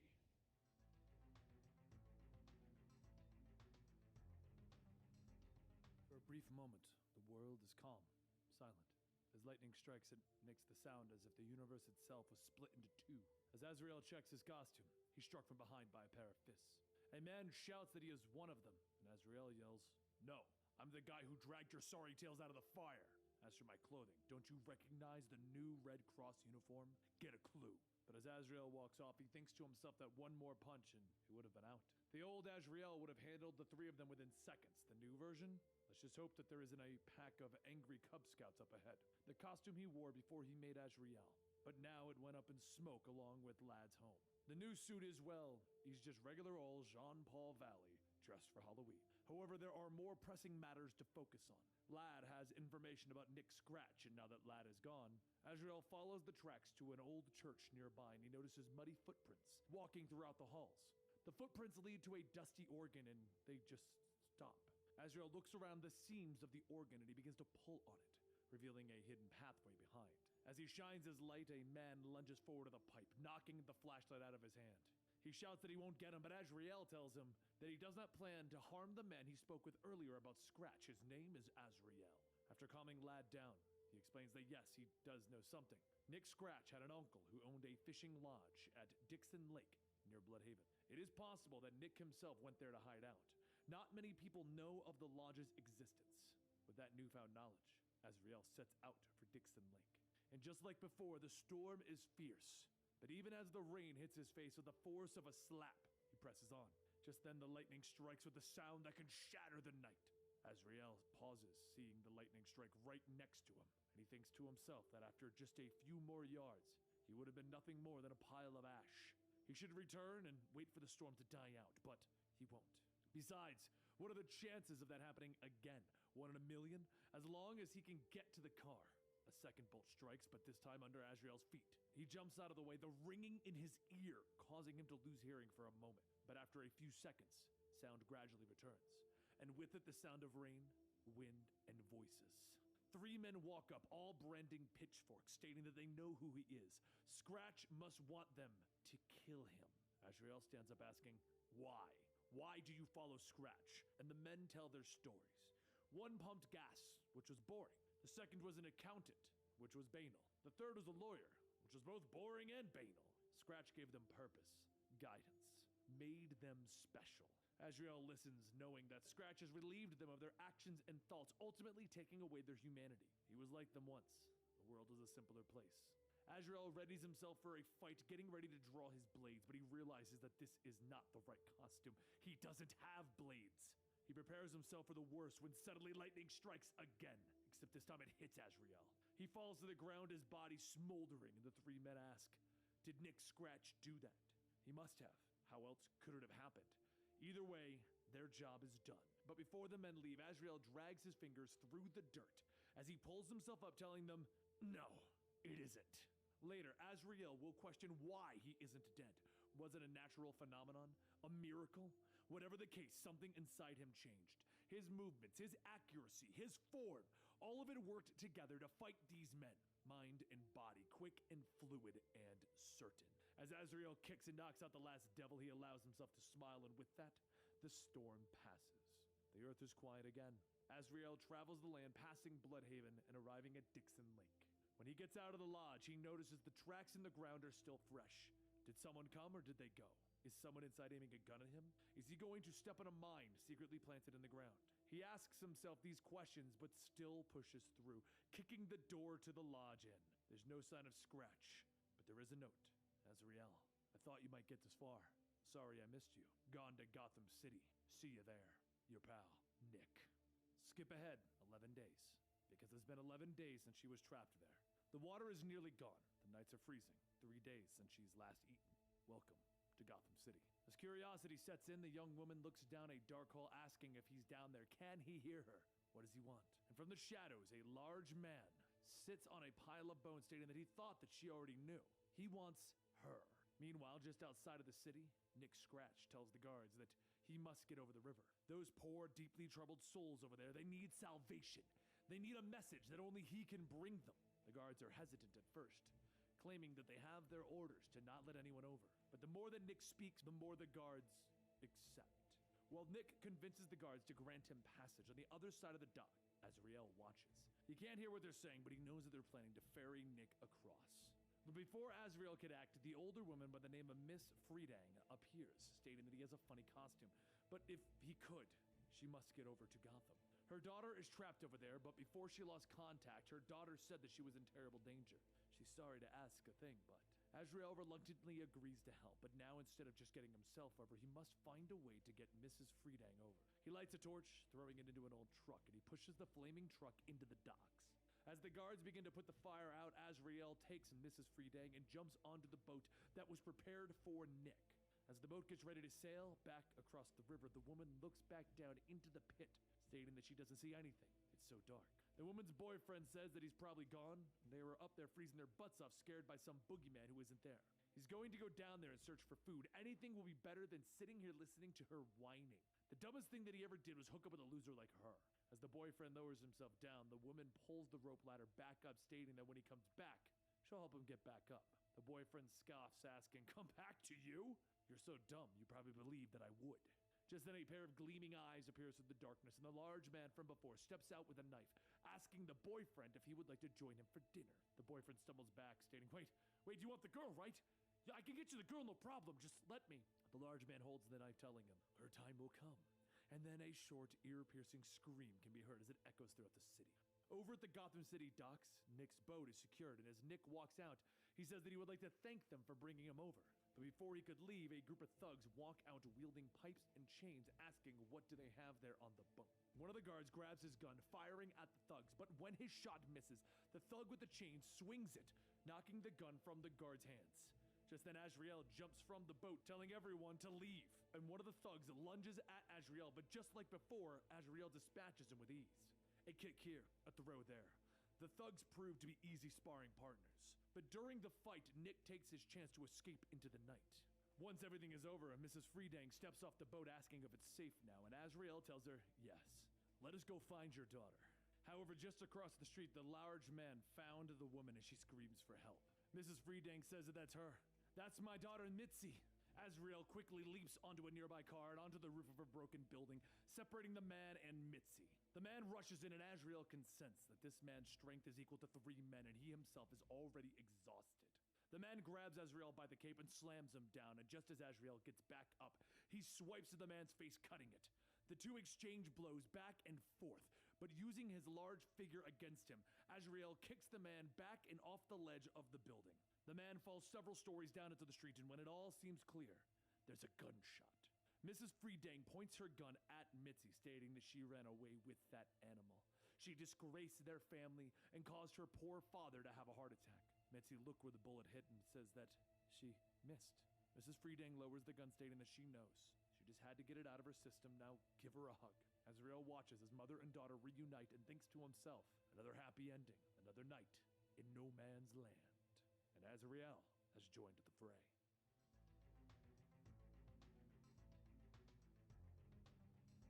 As the roaring fire cackles over the voices of those throwing books into the pit, one man from afar watches in the shadows. Barbarian thinks to himself, he's never known a cold so bitter that it must be staved off with books. Scarecrow quietly watches as more books are collected and then notices one of them put aside. What book could be so important that they could not burn it? Ah, of course, the Bible. It is time to enact the plan. The next morning, outside of the broken down church, Jonah tells Father Chris that he's almost done setting up the sign. However, they're going to need a tag, something to show the people of this block that it is protected. Father Chris has taken it upon himself to shelter those in need and provide safe haven from the evil that wanders the streets of Gotham. But as much as Chris refuses to fall under the protection of any one gang, there's one person trying her best to look out for them, the Huntress. There's also a third group who stay in the areas, and there's a splinter cell group of black masks, false facers, led by a man named Leo, who's trying to make it out on his own. Leo leads his men into one of the old precincts, telling them that there's a stash of ammo here that they could use. But as his men get inside, they state that this place is already cleaned out. Everything was taken, down to the ballpoint pens. Leo laughs, walking into the morgue, telling them that this is it. Welcome to Ammo Central.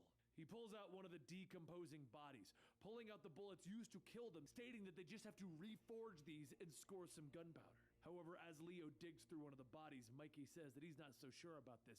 This ain't right. As Mikey stumbles out of the room, he falls through a glass door before a pair of boots. He gets up asking, "Who?" And just as if he's answering, Batman punches him in the face. Batman slams his head into the ground asking, "Why are you here?" And Mikey tells him because they're grave robbing for bullets. He didn't want to, but things are just so bad out there. There's got to be some way to set things right. There's got to be hope for someone like him, right? Right? So Batman brings him to the one place that would accept a black mask outcast, Father Chris. Huntress makes her rounds for the night and sees Mikey sitting off to the side and asks herself, "Isn't that?" But Batman appears behind her. "Yes, a former black masker. Mikey is to not be touched. Not yet."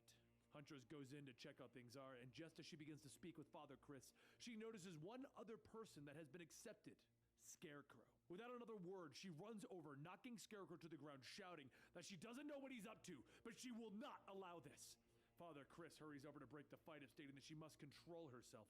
He understands that this man once did bad things. Huntress yells, "He killed people!"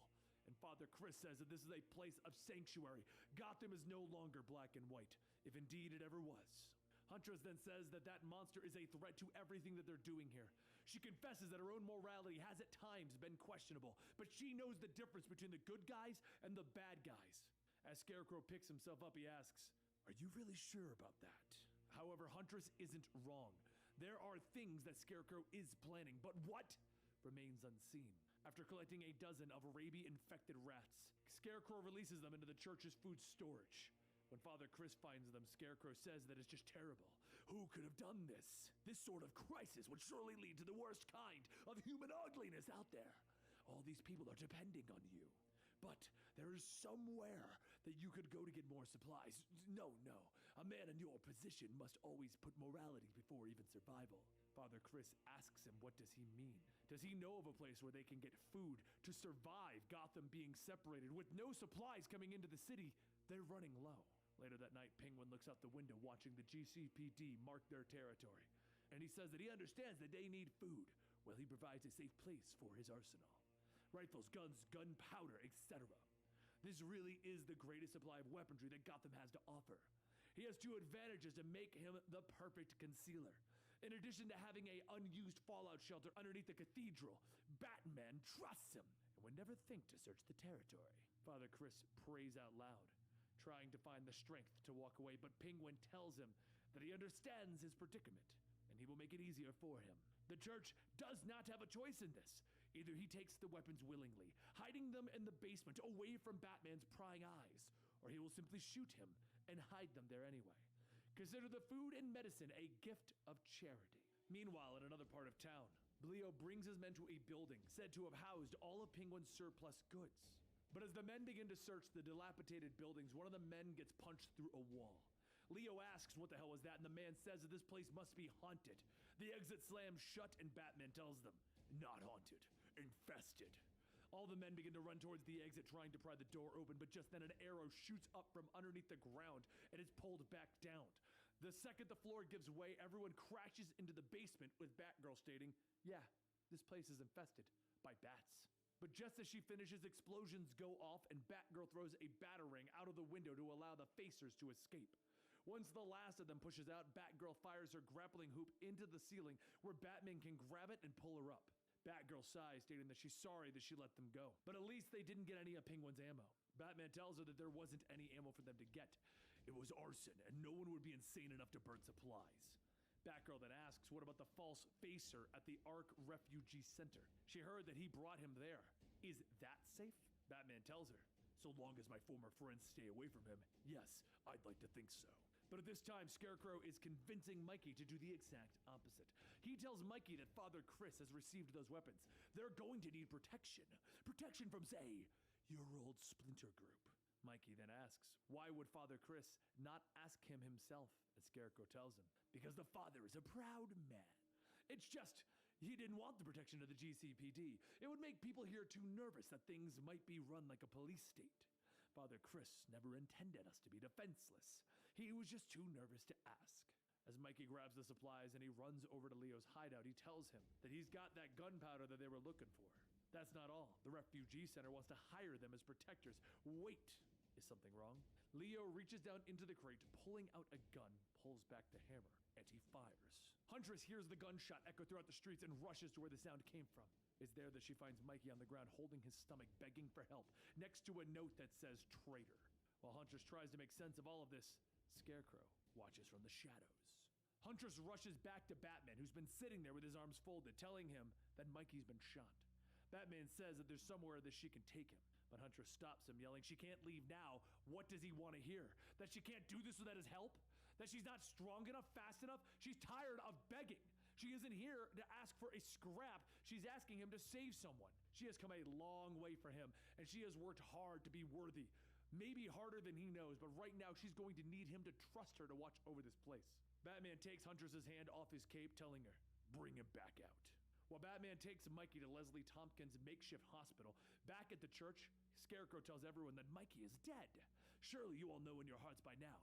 What makes you think that your lives won't end the same way? But while he goes around spreading concern, Huntress tells Father Chris that it is naive to let him stay. Father Chris tells her that she's naive to think that he'd turn away someone in need of help. Besides, without his fear-inducing chemicals, Scarecrow is just a man. He's no more dangerous than anyone else in this town. Huntress says that she prays that he will never learn how wrong he is about that. And over in the hospital, Leslie comes out of the operating room with Batman asking, how is he?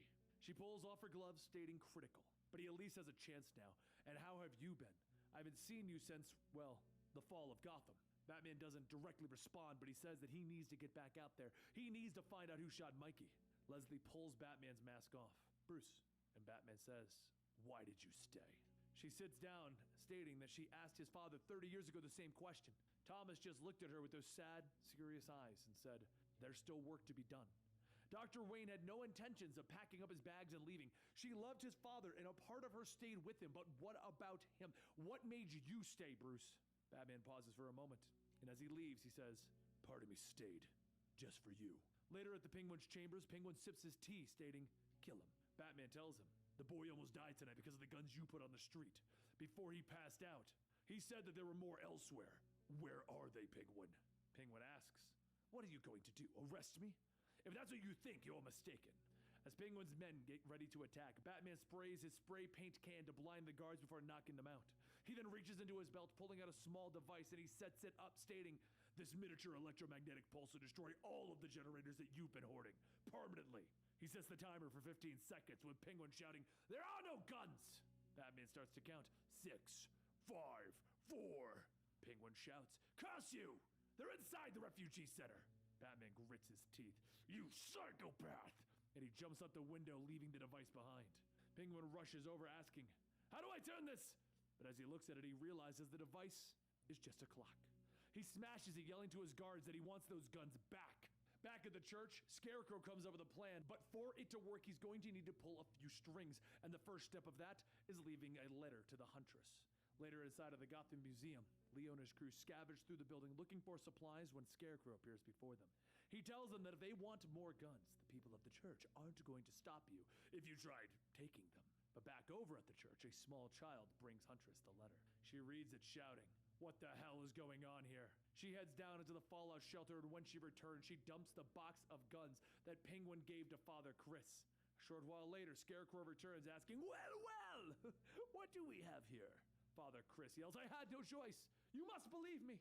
But just then, Huntress tells everyone to get down. They have trouble. Outside, Leo and his men position themselves, and Leo calls out that all they want is the rest of the weapons. "Let them inside and no one will get hurt." Huntress yells back that they have no intentions of giving them anything. If they set one foot inside of her, she swears that they won't come out alive. Father Chris runs out shouting, "Wait! Don't provoke them." And Huntress spins back, telling him, "You don't get to call the shots anymore, Father." Just then, as she says that, Scarecrow yells, "Oh God, they'll kill us all if we don't do anything. What do we do? Oh wait, we have the same weapons as the bad men outside. Find the courage to use them. We must defend ourselves." Huntress tries to calm the unruly crowd, but Father Chris takes down the barricade, stating that he started this, and he will be the one to end this. As Father Chris walks outside, the refugees grab whatever guns they can and they point it out the window, while the Scarecrow sits back smiling. A gun goes off, and as Father Chris checks himself, he notices that he's not bleeding. Everyone starts to look around, and one of Leo's men groans as he slides down the side of a car that they were positioned on. Just then, the sound of more guns being fired can be heard, and Leo and his men are gunned down. Around the corner, a group of well-dressed men step out, stating, "We represent the Penguin, and he wants his guns back." Huntress tries to get everyone back inside, but one of Penguin's men then grabs Father Chris, stating, "If you don't do what we say, the priest is dead." Scarecrow tells everyone, "No, you must fight back. Don't just sit there, attack." Once everyone gets inside, the refugees state that they need to do something. "Look, just give me 5 minutes. If I can't save Father Chris and defuse the situation, do whatever you have to survive." As Penguin's men wait for an answer, the one holding Father Chris has a needle thrown into his handle. Before he has a chance to shoot, Huntress jumps down and starts to take out the others. However, also watching from afar is Jim Gordon and the rest of the GCPD.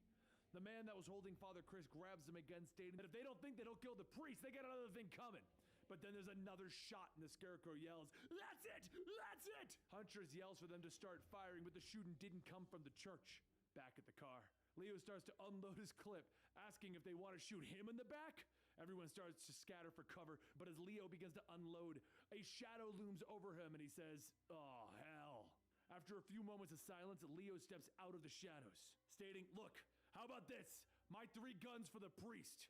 One of Penguin's men then asks if this guy is for real. Why would they trade when they can just shoot him? Another then says, "Allow me to answer that." And he leans over, shooting Leo.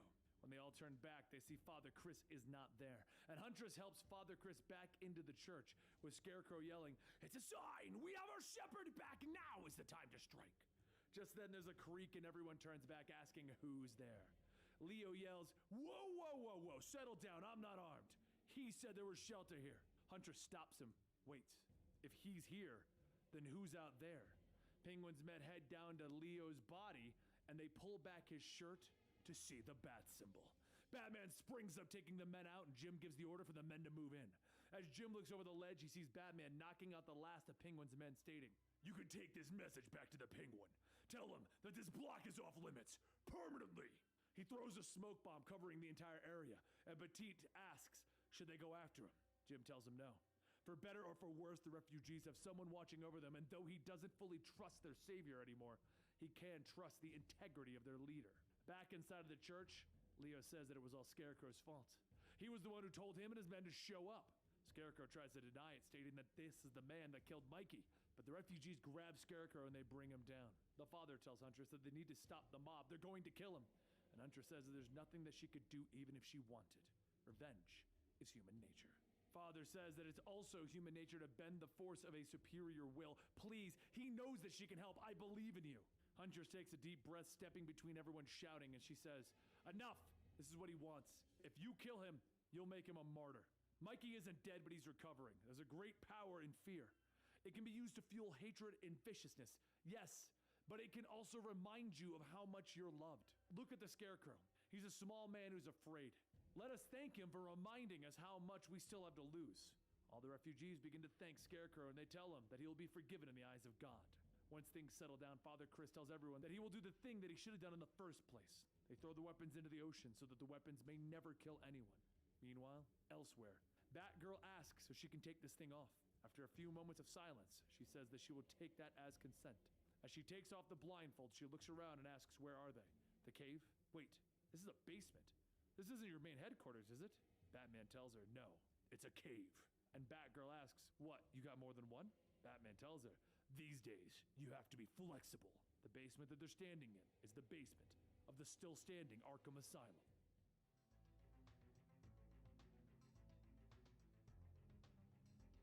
As Batman continues his crusade to rebuild his name, he sees a group of red devils crossing out one of his tags.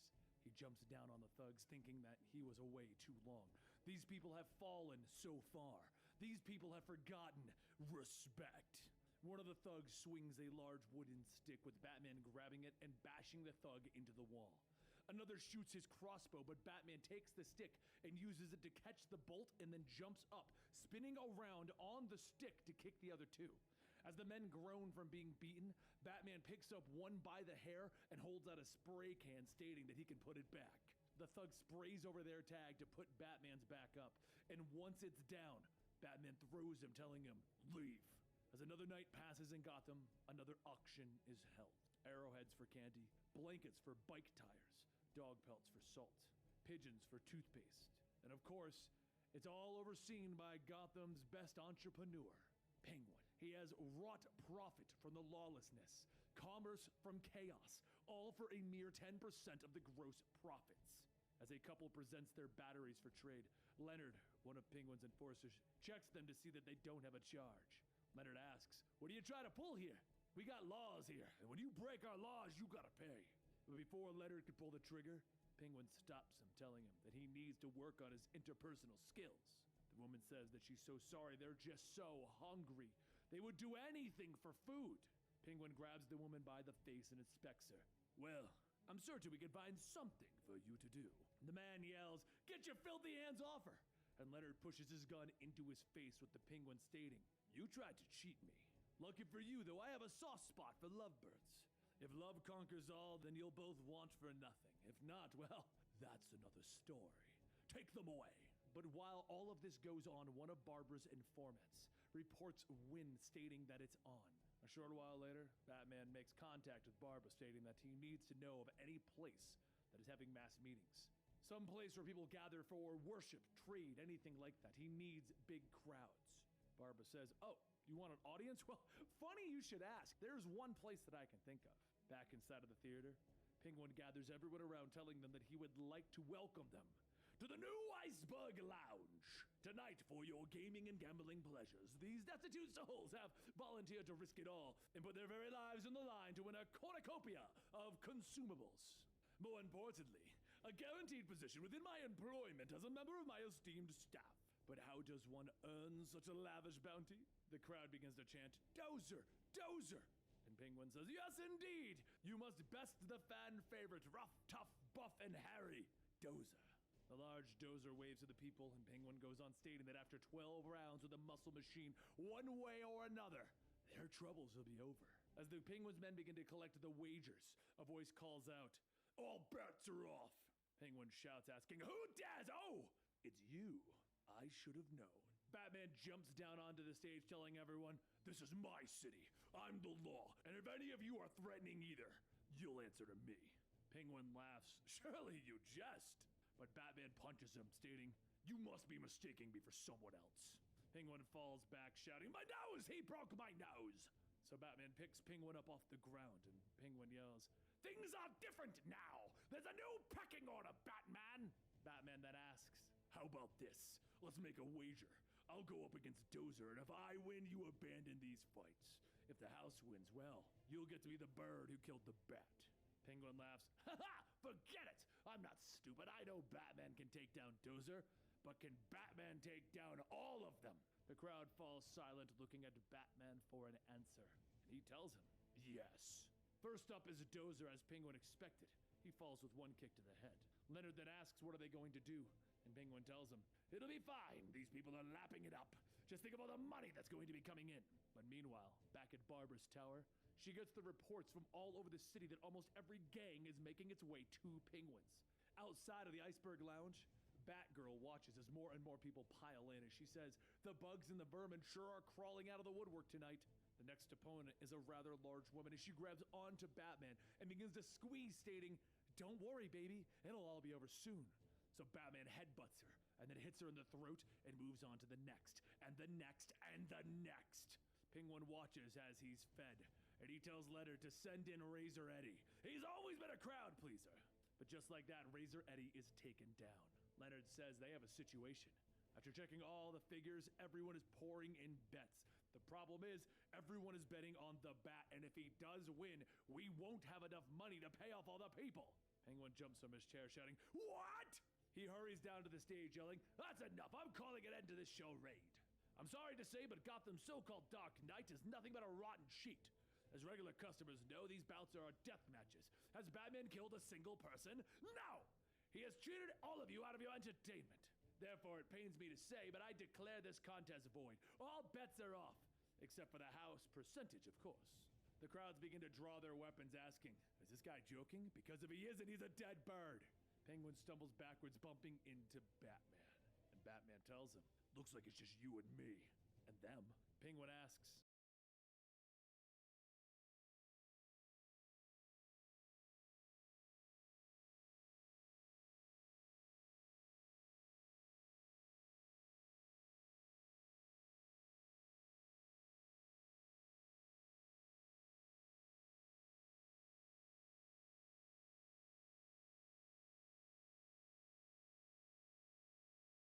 Bravo! That is exactly what the gamers were asking for. I want a first-person shooter, hold the shooting, and I work for Spirit Airlines. It is not just commercial flights. I mean, I really want to be Justin Bieber's personal sky chauffeur. I heard about the showcase. I heard it was a big fat platter of lukewarm nothing burgers.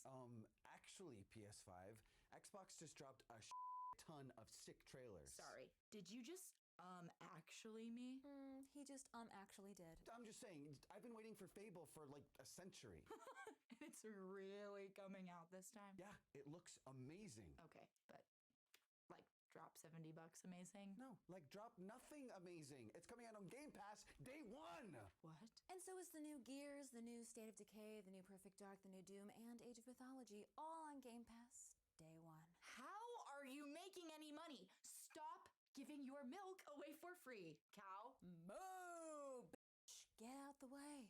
Bravo! That is exactly what the gamers were asking for. I want a first-person shooter, hold the shooting, and I work for Spirit Airlines.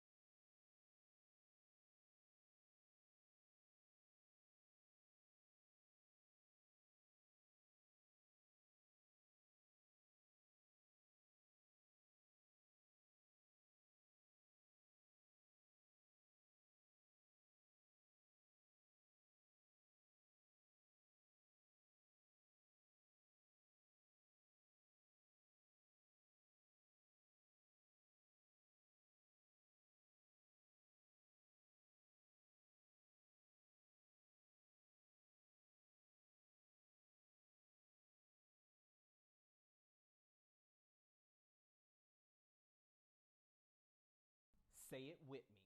I will not. I will not. Go outside. Go outside. When I hear. When I hear. A tornado siren. Guys. My dad used to do it all the time. I have to check and make sure it's there. Say it with me. I will not. I will not. Go outside.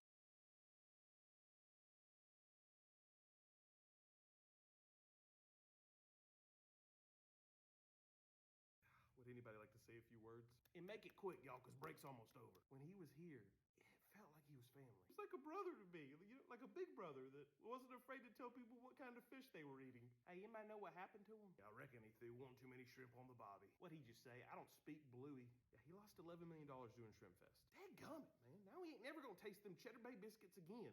Well, they sell the mix at Walmart. Oh, shoot, you should have led with that. Hey, I'm sorry to bother y'all. Is this the funeral for Macy's? Nar. Can we get this over with? Okay, wow, you spread the ashes. Just tell me when. Would anybody like to say a few words? And make it quick, y'all, because break's almost over. When he was here, it felt like he was family. He's like a brother to me, like a big brother that wasn't afraid to tell people what kind of fish they were eating. Hey, anybody know what happened to him? Yeah, I reckon he threw one too many shrimp on the bobby. What'd he just say? I don't speak bluey. Yeah, he lost $11 million doing Shrimp Fest. Dadgummit, man. Now he ain't never gonna taste them Cheddar Bay biscuits again. Well, they sell the mix at Walmart. Oh, shoot, you should have led with that. Hey, I'm sorry to bother y'all. Is this the funeral for Macy's? Nar. Can we get this over with?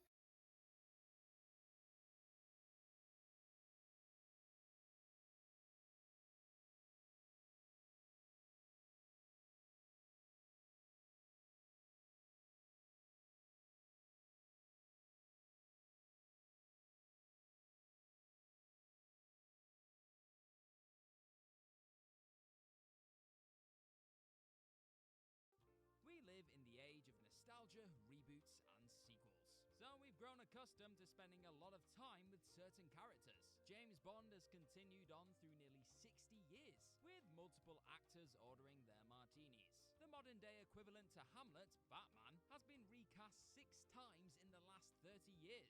We're now on our 3rd Spider-Man, and John Krasinski is the 5th Jack Ryan. You get the point. However, there are some characters who are, let's say, sacred. No one else can fill their shoes.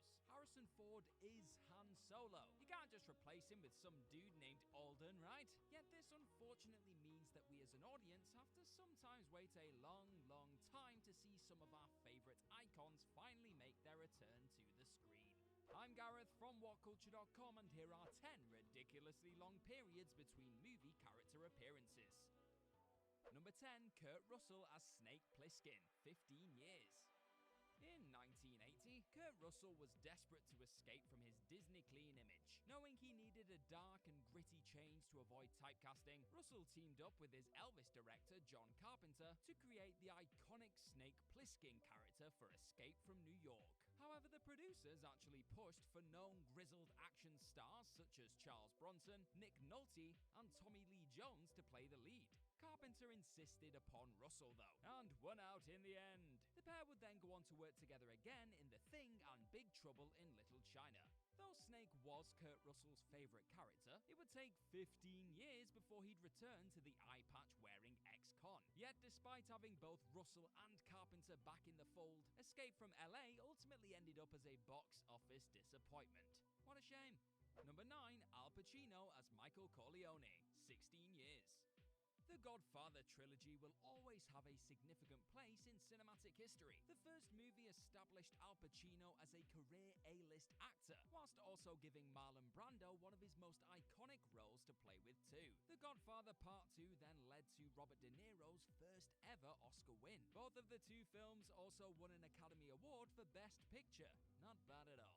But while there is no denying the quality of those 2 movies, 16 years later, the trilogy was eventually completed with mixed results, let's say. Even with Al Pacino returning to his infamous Michael Corleone character, along with Diane Keaton and Talia Shire, a rushed script and some questionable performances from certain supporting castmates meant that The Godfather Part 3 remains the only movie in the trilogy not selected to be preserved by the National Film Registry, and for good reason.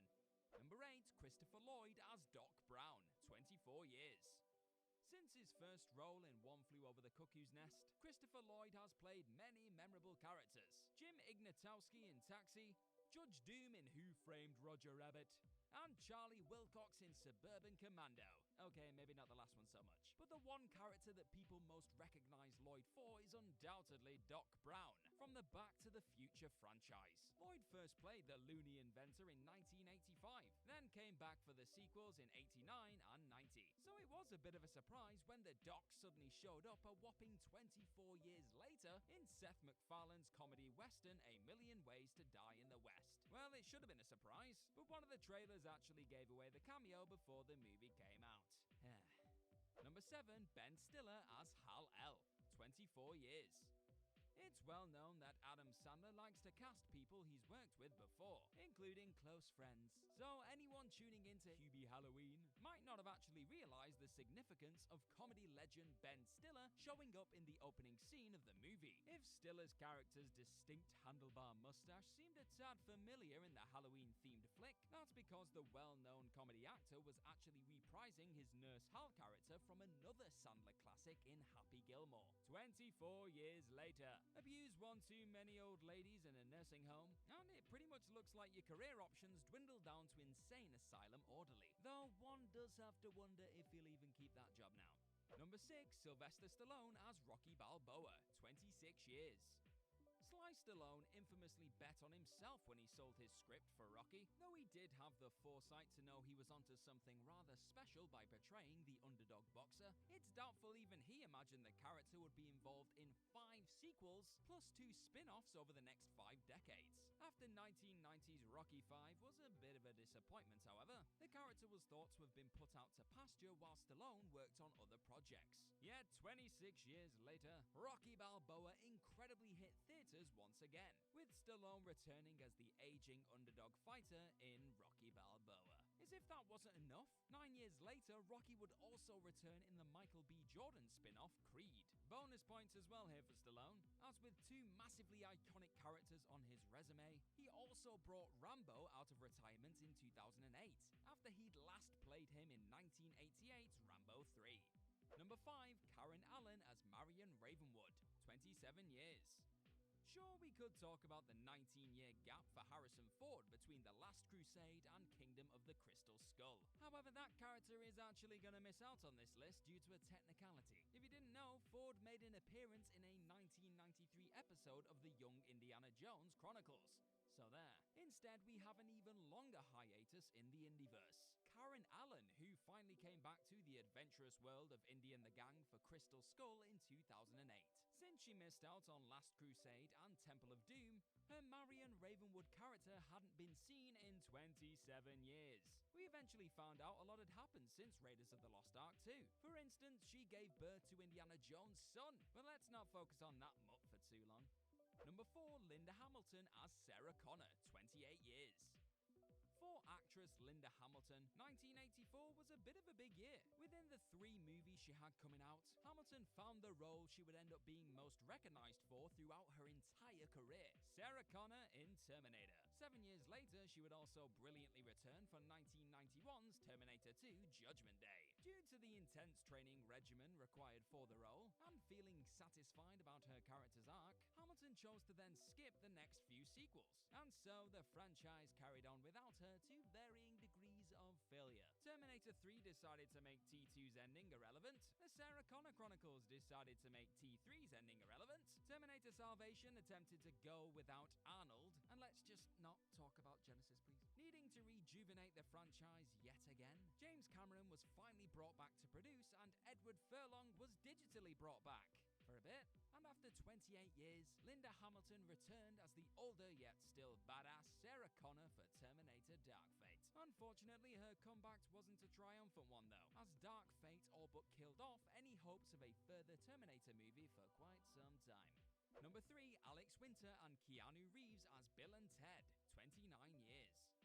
It may seem unfathomable now, but before surprise action hit John Wick, Keanu Reeves wasn't really looked at as favourable as he is now. However, fast forward past 2014, and we're looking at one of the coolest guys on the planet, I tell ya. With 3 John Wick movies and counting, Reeves breaks the internet with seemingly every movie he makes. Capitalizing on his re-emerging popularity, it has finally become time to revisit some of Reeves' most memorable roles. Reeves and his partner in time, you're welcome, Alex Winter's excellent Bill and Ted characters were triumphantly brought back for 2020's Bill and Ted Face the Music. It's been 29 years since they took on the Grim Reaper in Bill and Ted's Bogus Journey, and their return seemed to go down pretty well with fans, with the flick holding a solid 82% at this time on Rotten Tomatoes Tomatometer. Number 2, Harrison Ford as Rick Deckard, 35 years. In 1982, Harrison Ford had solidified himself as an A-list leading man with the likes of Star Wars and Indiana Jones on his resume. Director Ridley Scott had already made a name for himself with Alien and The Duelist too. Combining the two obviously was a recipe for box office gold, right? Fast forward through multiple releases, director's cuts, and final cuts, and we now know that their eventual collaboration, Blade Runner, did not actually end up lighting up cinema theaters in the way we imagined. However, it did eventually establish itself as one of the most beloved cult classics in sci-fi history. After a mighty amount of time had passed since that underwhelming theatrical release, however, Ridley Scott finally decided to return for a sequel, though he turned the directorial duties over to Sicario and Arrival director Denis Villeneuve. With Harrison Ford agreeing to sign back on as well, audiences were treated to the return of Rick Deckard after 35 years with Blade Runner 2049. So it's just a bit of a shame that 2049 also eventually underperformed at the box office. Damn it, guys! Number 1, everyone in Star Wars, up to 36 years.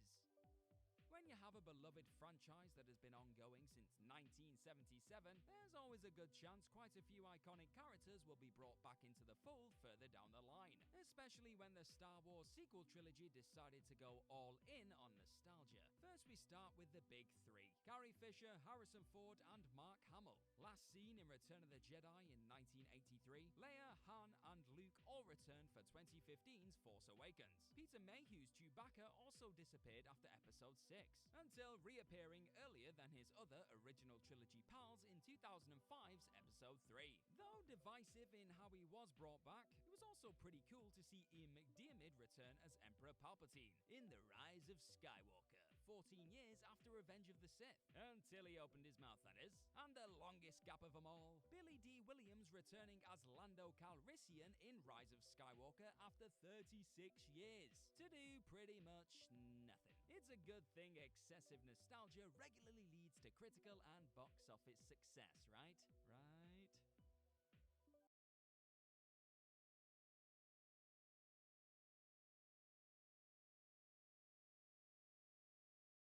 Some of the most recognizable and memorable scenes in TV and movie history come just seconds before a dramatic death. In that moment, a character can be hit with the realization that they're about to meet their maker and they have no choice but to accept it. On occasion, this death is heroic and their demise was carefully planned in order to save others. More commonly, though, it's something they could never have predicted and have to make peace with pretty damn quickly. So with that in mind, I'm Ellie for What Culture, teaming up with Sean and Will to give you the 49 best I'm Dead and I Know It TV and movie moments. Harry knows he's blown it. Speed. Public transport can get a bit hairy at the best of times, but it's not every day that you hop on the bus home and find out that it's been rigged with a bomb programmed to detonate should the bus drop below 50 miles per hour. The rigged up bus will eventually have to drop below 50 if it either runs out of gas or hits an obstacle, putting the LAPD in a race against the clock to find the terrorists responsible for it and keep the bus's occupants alive.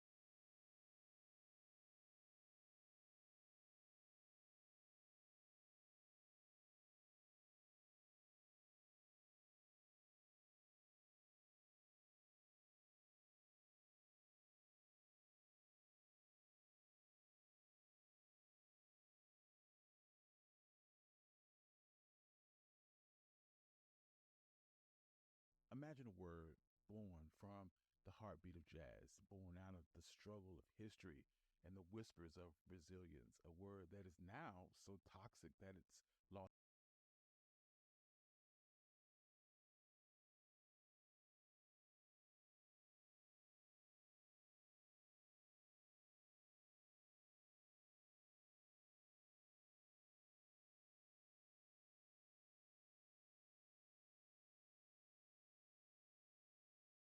The white man, the white author that Oh my God. I didn't tell Has you anybody about this. seen this? I'm sorry. Finish introducing me. I didn't tell you about this. I just want to Trojan horse my way into it. No. I saw this one. You know this made its way back to me. A Canadian white man cosplays in blackface for a summer instead of just interviewing black people about their lived experience.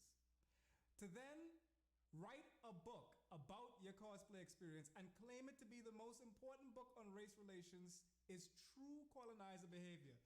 This is in reference to he deleted the tweet. I don't blame him. Smart man. But this is in reference to the fact that you now have a book called Seven Shoulders that is now going to be up on screen. Seven Shoulders by Sam Forrester. Is this the art he chose? That is the art he chose. That it looks a little bit like that. Like you didn't see like the Nigerian fellas that like were making like almost like We know character- Picasso got he denies it, but he got his style from Africa, so it makes sense that you know that. I didn't know that, but I'm like, but you know you didn't know it, but you knew it. It's like, oh yeah, okay, that make a little bit of sense. Oh, I see it right now. Yeah, like this should. So man, like legit, cosplayed as a black man in blackface, and then turned around to tell people that he now sees and understands what systemic racism is, simply due to the fact that he cosplayed as a black man. Only as a comedy. only if it's written by Ben Stiller and starring Robert Downey Jr.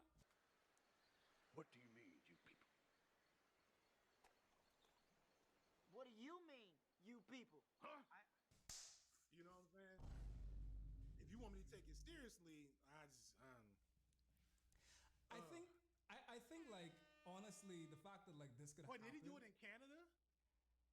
Is that no? I think he's just Canadian.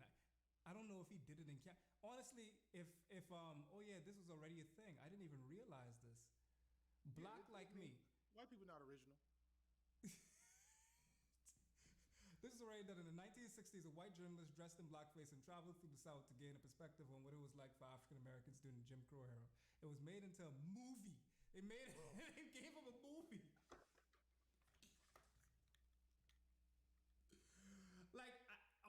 Like, are they just scared to like talk to niggas? Is just like that it? It's because we're not human to them. It's because we're not human to them. He basically dressed up as a fucking like Dragon Ball character in his head. This is for everyone you've killed! England murderer! Hold your fire! This man isn't black. It is this. It could be the same Mr. thing. Popo. I wanted to see what it would feel like to be a Saiyan for 90 days. So I cut my hair the same way for 90 days straight and dyed it blonde and learned how to do the Kamehameha wave just to see how people would react. And it's like it's you could just listen to black people tell, and that's and Let me bring it down a couple notches. I'm in this room sweating. I don't know why I'm so fucking hot in this room. Man, you think it's you? I ain't got the You been AC seeing on. me fanning myself?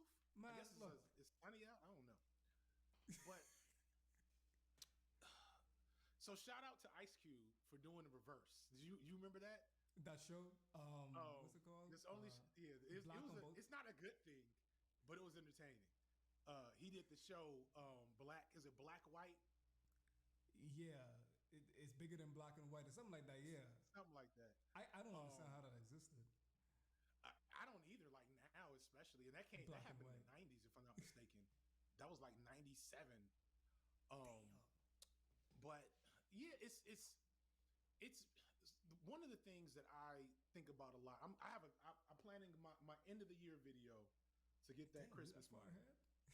Oh yeah. Yeah, well, not that. Like, I don't know what's everything that's happening in between.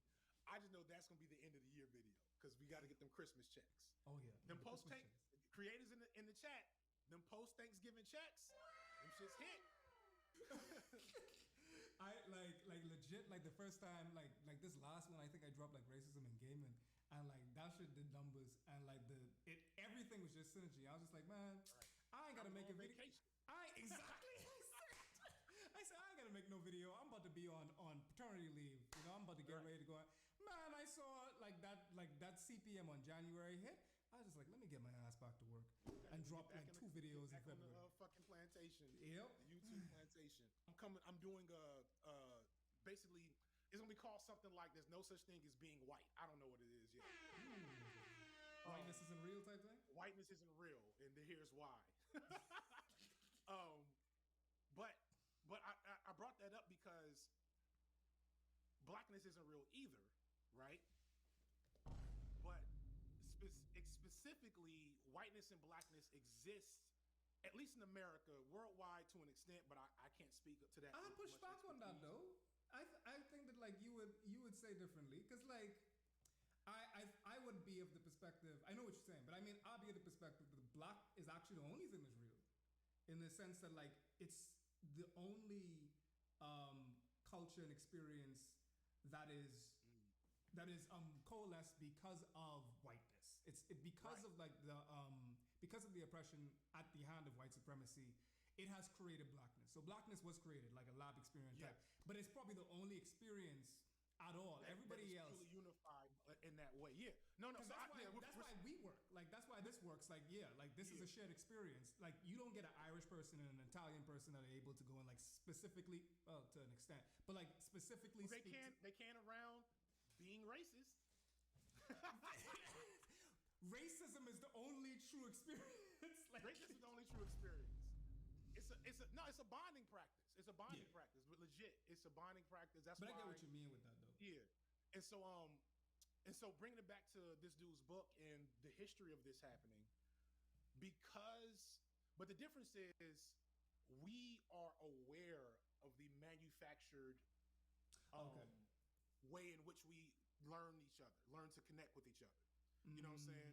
Like we learned that because of how blackness is regarded, we learn to relate to each other through blackness almost as a survival mechanism. Whereas for white people, it's really passive. You know what I'm saying? It's not a intelligent decision. It's just they notice that there's no black people around them, and when black people come around, some of their uncles start to act differently. You know what I'm saying? And so I say all this to say, when you have like large swaths, like there's large swaths of white people that have literally never met a black person in America. Yep. There's large communities that literally have never saw, never talked to, you know what I'm saying? And so to them, blackness only exists through these commodified vessels. So why don't I just do that myself? It makes perfect sense. I'll just put on some shoe polish and walk through the world and whatever, and it's really like a verification of Afro-pessimism. You know what I'm saying? It's a vindication of Afro-pessimism that is something that has happened multiple times, and even in Spike Lee, shit, I'm about to fuck up there. Spike Lee got problems, but Ice Cube is no Spike Lee.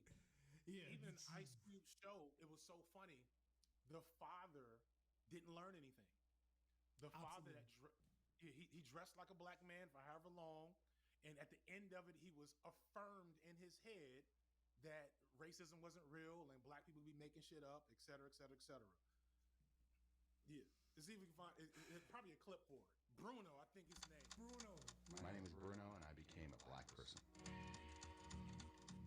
Man, how you all let this fly? Oh, come on, man. I was incognizant. I was. When did this come out? When did this come out? It had to be the mid-late 90s. I feel like it was after the Rodney King. This came out in 2006? Nah, impossible. I know this didn't happen when Oh my God, it did. Man, come on, Oh, man. we're cooked. We're cooked. We're so done. There's no I watched excuse this. I for was this. out of college and I saw this. Blood, no man. I can't reconcile with that. Like this could not happen. This should not be happening. Not in the arts. Come on, man. Not Barack Obama was the president 2 years later, and this nigga looked like Barack Obama. He brought it in. He's the reason why we got him. Oh Lord. But like yeah, that's a big L. But Bruno, like this episode. No one knew that I was actually black when I had my white makeup. Who didn't know that you wasn't actually black? Yeah, I don't know. Clearly that didn't. Did that fly? You gotta move forward. There's no way this was their makeup for him. Because that's Anthony Fantano uncle. Like niggas in my comment section actually right now, they thought that Anthony Fantano was black. Like, have you ever heard that? Anthony Fantano, he could if he wanted to try. I'm sure he could get over. He better than Sean King. He'll get us better than Sean King. Like legitimately, like niggas come inside my comment section all the time saying, I thought that Anthony Fantano was white. Why are you talking about he's as white as the nut that brought you into this world? I was just like, Anthony Fantano is a white man. But the thing is, like Anthony would laugh at that. Oh, is he? Italian. Yeah, I'm pretty sure Anthony Fantano is Italian, and Italy has a interesting racial legacy. That's something I actually was gonna bring up when I do this video, because there's essentially, this is not. Please don't come for me as I say this, especially you biracials and black folks. But essentially, there were light and dark Italians, and like in American early years, dark Italians were treated like niggas in a lot of situations. Yep. They didn't want to be niggas. They didn't like niggas. Just watch The Godfather. Yeah, but they were getting lynched. Like there were lynchings of Italians in like the South. You know what it is? I'll tell you what it is. It's anti-Italian discrimination. In a lot of situations, and so through some mechanism, and Italy is right there by Egypt, and Egypt is not a white European country, and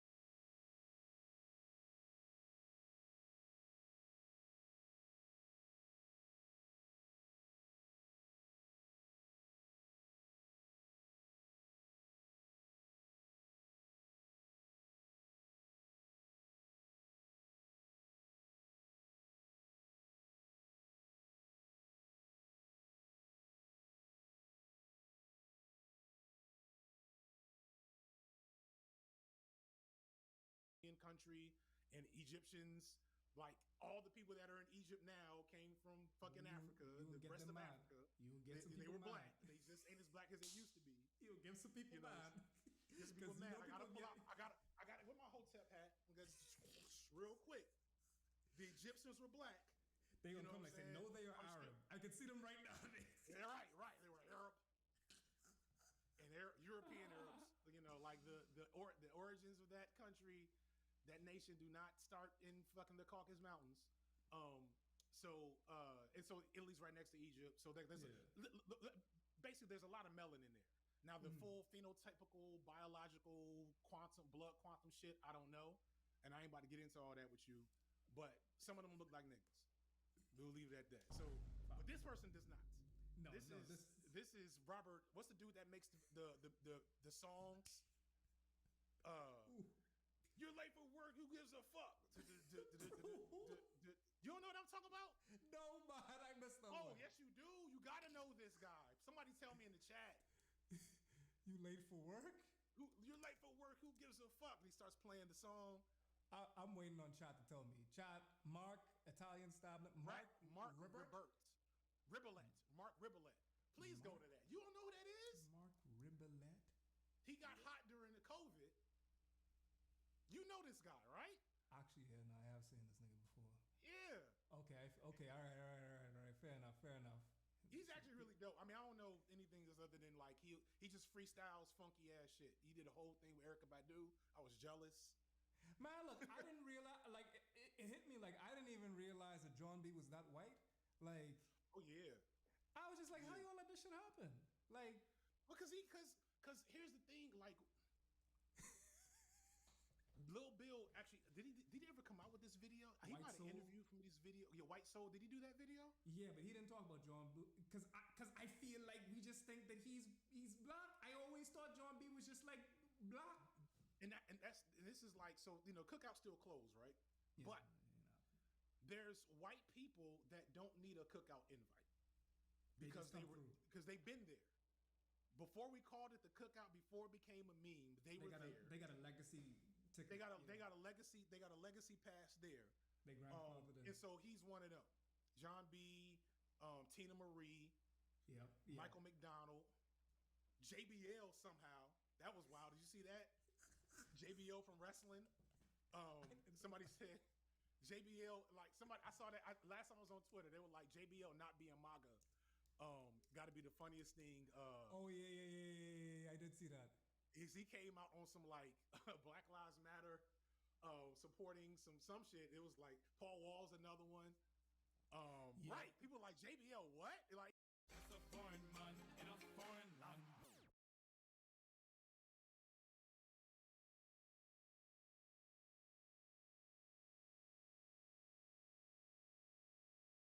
You hear this new buzzword, and it seems to come out of nowhere. One day you've never heard of it before, and the next you hear it everywhere. It's like a virus, spreading through the media, the news, Twitter, YouTube. The world around you seems to be consumed with talking about it. Without even trying, an opinion starts to form. It isn't your opinion, though, not yet anyway. It is borrowed, given to you by other people. If you like those people, it suddenly becomes your opinion. If you don't like them, well, you know you're taking the opposite side on an issue, whatever it may be. But Tucker Carlson says he hates a thing. I must be for it, right? Then you hear people trying to explain it, and it's all just noise. You realize it's not even secondhand information. Everyone with a camera or microphone in their face form their opinions just like you did. In this endless game of telephone where nuanced, in-depth academic fields of study are reduced to, this guy thinks it's racist. Blah, blah, blah. But you don't really have the time to cut through that right now. You have bills, a job, the kids have soccer practice, or your improv troupe is meeting on Thursday night to rehearse. There's that coffee, that dinner, that meeting, the new Ta-Nehisi Coates book. You're still not sure who he is or why he's famous, but Obama and Oprah seem to like him, so you should head over to your local bookstore and get it. But that big Barnes & Noble has a Starbucks in it. But now, legislation is being made. Books are being removed from schools, and the governor is actively trying to dismantle a subject of study from the big state university. Can you keep ignoring this thing? But who actually knows what they're talking about? Is it some random YouTuber with 200,000 subscribers? Or the little guy with only 5,000 who likes to talk about D&D? No, I do more than just play RPGs. I have a degree in political science and a law degree. What does that mean? Absolutely nothing. Except I love coffee and whiskey. But I did read a bunch of critical race theory, and I have a foundational educational background to understand it. Also, I'm a POC who can reference his own lived experience into the analysis. And also, I play RPGs, so I'm used to leveling up my game and have a penchant for fighting dragons. I have to know. You have to know. We all have to know. We cannot rely on the absence of knowledge and follow the leader. So let's find out together.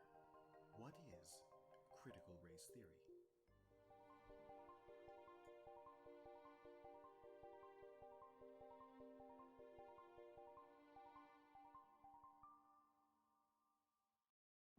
Chapter 1.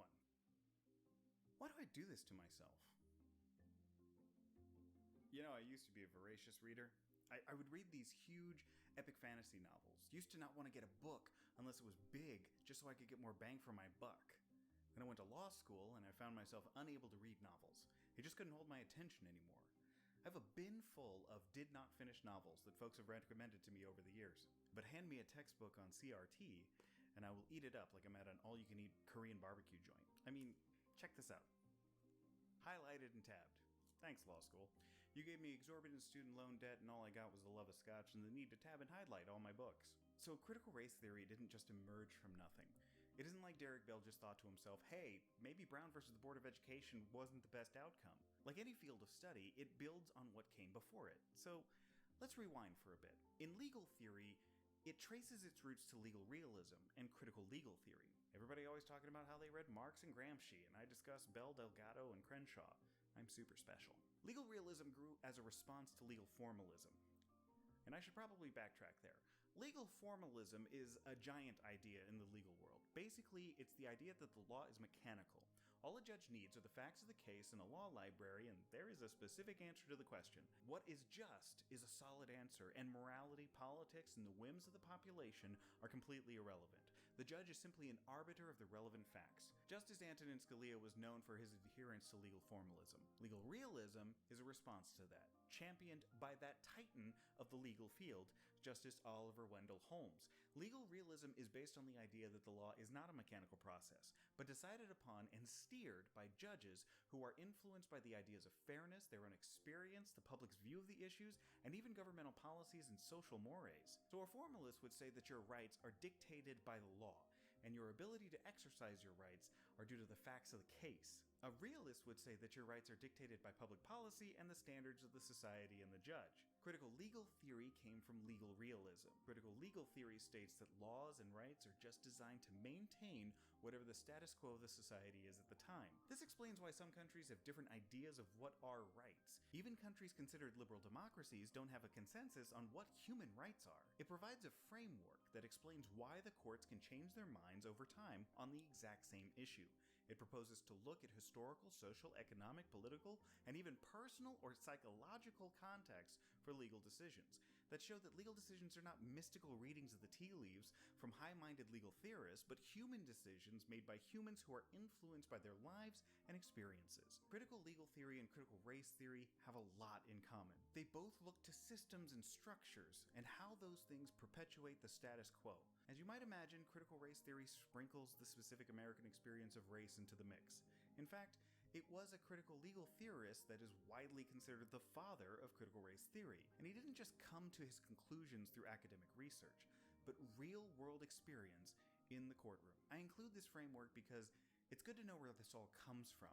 But throughout the video, I want to remedy the misconceptions that folks have on CRT, because folks on the left and right have gotten it all wrong. Look, I actually like the creator I'm about to use as an example here. I'm not trying to pick on them, but I do want to this framework of separating really wrong in the video. However, I don't really like the Marxist framework of separating people into oppressed and oppressor classes, an idea that CRT also borrows. I've read through a lot of CRT, and I've never seen this mentioned. The only times I've seen the oppressor and oppressed class used in the context of CRT is when I see right-wing sources criticizing CRT and using that as an example. Even if there is some fringe paper that mentions the oppressor and oppressed class within the CRT framework, I've never seen it in any of the mainstream writings from the foundational authors of CRT. In some cases, they even seem to support forms of segregation. For example, Derek Bell, one of the pioneers of critical race theory, argued that instead of struggling to integrate into white schools, black people should instead build and bolster their own black schools. Look, I'm going to go into this a little bit further later on in the video, but I'm going to say just for now that this is a gross misunderstanding of what Professor Bell was trying to say when he was talking about the decision made in Brown versus the Board of Education. Context matters. Foundation matters. And too many times I've seen videos of folks who don't quite seem to get CRT talking about CRT like they know what they're talking about. And it frustrates me. That's part of the reason I'm making this video. Come to think of it, I should probably go shave and put my suit on for the rest of this. Chapter 2: Confronting Authority. Can you imagine what it would feel like to wake up with the realization that your life's work failed? Just think about a situation where you were fighting for your rights. You worked at it diligently for years. You're considered more than just a leader, but a hero in the field. Folks look up to you. You're admired, respected, beloved for your tremendous contributions to the cause. Then you realize the situation has not improved. You have a paper victory, but your friends, your family, your people are still oppressed. The grand victory was in name only. What would that do to you? I've seen people come to the realization they're wrong in academia. A lot of the time, they double down. They won't admit their mistake. They will rationalize their work and diligently try to prove that they were right all along.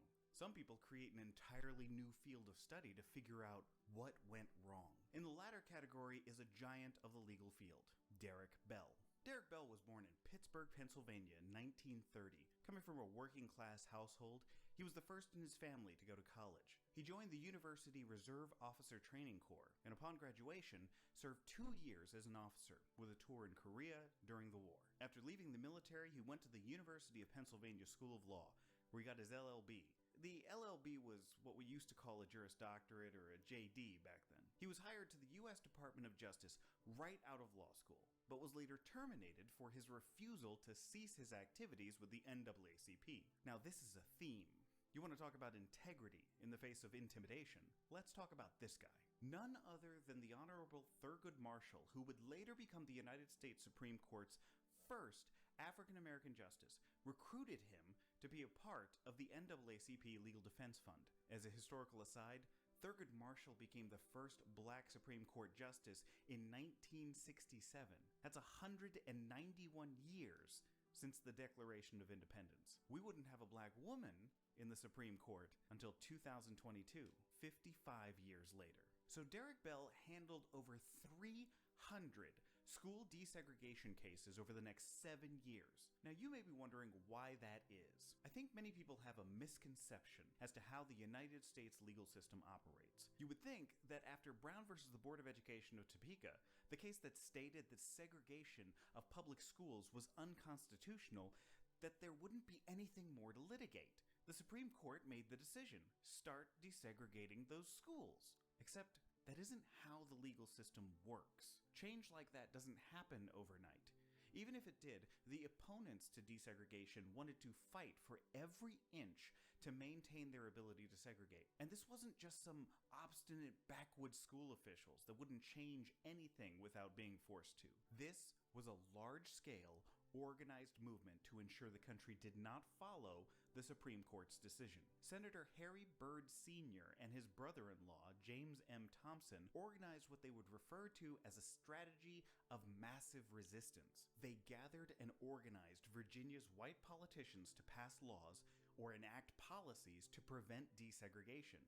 These efforts didn't diminish after Brown versus the Board of Education. Rather, they intensified, even so much as closing schools and entire school systems to prevent integration between 1958 and 1959. If we can organize the southern states for massive resistance to this order, I think that in time, the rest of the country will realize that racial integration is not going to be accepted in the South. He organized Southern white politicians to sign a Declaration of Constitutional Principles, also known as the Southern Manifesto, in 1956, 2 years after Brown versus the Board. The entire congressional delegations of Alabama, Arkansas, Georgia, Louisiana, Mississippi, South Carolina, and Virginia signed, along with most of Florida's and North Carolina's, half of Tennessee's, but only 5 of the 21 of Texas's delegation. See, Texas is more complicated than people think. Did you notice a trend? All former Confederate states. West Virginia's delegation did not sign at all. Good on y'all. Some of the names of those who refused to sign: Al Gore Sr. Yeah, that Al Gore's father. Did you know that Al Gore's dad was a senator too? Look, don't get me started on politics being a family business. That's disgusting to me, but that's a different issue. And Lyndon Baines Johnson of Texas, who later, as president, signed the Civil Rights Act of 1964. Now, don't get me wrong. They kept losing in court, but those court cases took time to go through. All the while, segregation remained. The group kept trying to find loopholes. White students did not register to attend Warren County High School. This was 68 miles outside of the nation's capital. Every white student registered to one of many segregation academies that were built during this time. You may be asking, how did everyone afford tuition in these schools? Surely not everyone had the money to send their kids to these private schools. You would be right. See, for the John S. Mosby Academy, which was named after a Confederate colonel, not a coincidence, Chuck Ledman, an agent of the local Textile Workers Union of America branch in the area, got the union to solicit weekly donations. When the Greater Union found out what they were doing at this local branch, they seized the funds and removed Ledman from his position. Then the locals applied to state tuition grants. This private school was being run without tuition by taking massive state money to operate. This made the public school an all-black school, and the private school an all-white school. Not because they weren't complying with integration. The white parents were just wanting to exercise school choice and utilize public funding to subsidize their children going to a private school. I've heard this before. This was part of the massive freedom of choice plans. See, the argument wasn't that black students shouldn't be integrated with whites in public schools. Rather, parents should have the right to have their children attend whatever school their parents choose. Look, I can't be the only person who sees how this is exactly what school vouchers and school choice folks have been fighting for, right? It's the same argument. Robert L. Carter, noted black civil rights attorney, took the case of Griffin v. School Board of Prince Edward County. Thus, in 1965, the courts decided that public tuition grants to white-only schools were unconstitutional. Finally, 10 years after Brown versus the Board of Education. The Little Rock Nine, the 9 black high school students who tried to attend Little Rock Central High School in 1957, which was 3 years after Brown versus Board of Education, were blocked by the governor of the state of Arkansas. He literally deployed the Arkansas National Guard to block the doors with guns. It wasn't until President Eisenhower reluctantly ordered the 101st Airborne Division, the Screaming Eagles, a unit famous for its courage during the D-Day landings in World War II, whose Easy Company was the subject of the HBO drama series Band of Brothers, marched with those 9 children to ensure they were able to walk into their own high school. Such an extreme situation has been created in Little Rock. This challenge must be met, and with such measures as will preserve to the people as a whole their lawfully protected rights in a climate permitting their free and fair exercise. They marched without their black soldiers. George Wallace, the governor of Alabama, stood in the doorway of Foster Auditorium to block the entrance of 2 black students. He was trying to keep the pledge that he made during his 1963 inauguration. Today, I have stood where once Jefferson Davis stood and took an oath to my people. It is very appropriate that from this cradle of the Confederacy, this very heart of the great Anglo-Saxon Southland, that today we sound the drum for freedom, as have our generation of forebears before us done, time and again down through history, and send our answer to the tyranny that clanks its chains upon the South. And I say segregation now, segregation tomorrow, and segregation forever. Then President Kennedy federalized the Alabama National Guard and ordered them to remove the governor from the doorway. This was almost a full decade after Brown versus Board of Education.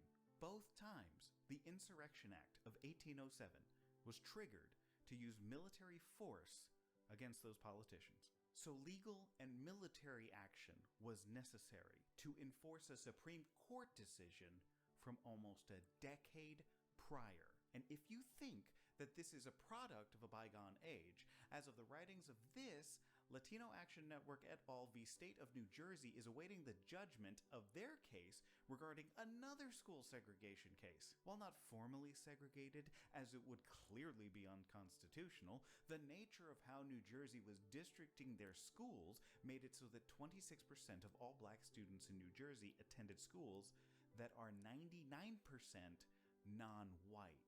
Another 23% of black students attended schools with a 90 to 99% non-white student body. In aggregate, 62% of black students attended schools that were at least 80% non-white. 50% of Hispanic students attended schools that were 80% non-white. That, in and of itself, may not be noteworthy, but 40% of white students attended schools that were more than 70% white. New Jersey is noted for having strong laws on the books to prevent racial segregation. However, it has one of the most practically segregated school systems in the country. The lawsuits are still being fought over almost 70 years after Brown versus Board of Education. And where did that Robert L. Carter, the attorney that fought that case against the segregation academies, work? The NAACP Legal Defense Fund. And this is where Bell found himself, fighting cases just like this one all over the country. Then he was offered a position as the Deputy Director of Civil Rights at the U.S. Department of Health, Education, and Welfare. After that, he entered academia, becoming a law professor in 1968. In 1971, Derek Bell became the first African-American tenured professor in the history of Harvard Law School. He then became the dean of the University of Oregon School of Law, but in 1985 resigned in protest. The school had offered a position to two white candidates who declined. Bell then suggested a candidate for the job who was an Asian American woman, and the school refused to extend her the offer. He resigned because of their racism. Integrity. He then returned to Harvard but resigned from there in 1992 due to Harvard's failure to hire any minority women as law professors. Integrity. He had a reputation of being open and understanding in his classrooms. One of the interesting issues is that critical race theory is about challenging power structure and racial examination of the norm. So his classrooms weren't about indoctrination. Quite the opposite, actually. Additionally, he wrote science fiction stories. He wrote one called Space Traders in 1992, the premise of which is that aliens come in from a far future of the year 2000 and offer the United States riches and technologies in exchange for the entire black population of the country. It was adapted into part of a HBO anthology movie called Cosmic Slop in 1994. You knew it was hopeless as soon as the idea was out of the bag. Didn't you? In 1973, while initially at Harvard, he wrote Race, Racism, and American Law, which is literally the textbook on the subject. It is the textbook still used to this day to teach the subject, now in its 6th edition. It looks like this. Because, well, this is what law school textbooks all look like. This book is considered the foundational text in what would later become known as critical race theory. It looked at American jurisprudence, the law structure, and its history of racism in a fresh new way, a way that countered the narrative told by civil rights defenders and detractors, a novel view of how to fight racism in the law and the structure of society. As with anything so nuanced and new, it is also so routinely misunderstood. Chapter 3. The Silent Covenants. An ant colony doesn't have committee meetings.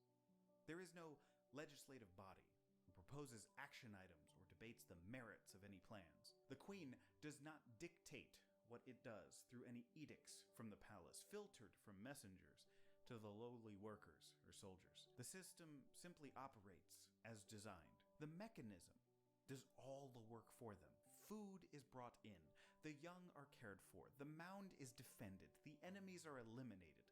And when the time comes, the colony moves or conquers more territories. This all operates without orders. It's just the system functioning. No single ant, or even group of ants, decides when the colony goes to war. No ant decides who is a worker and who is a soldier. The system decides. It is how their society operates. No one questions it, at least that I know of. Humans are a different type of animal, but our society operates on systems as well. I talk about this in other videos. Empirical political science is based on the idea that people in a society, societies in a nation, and nations in the world operate on systems.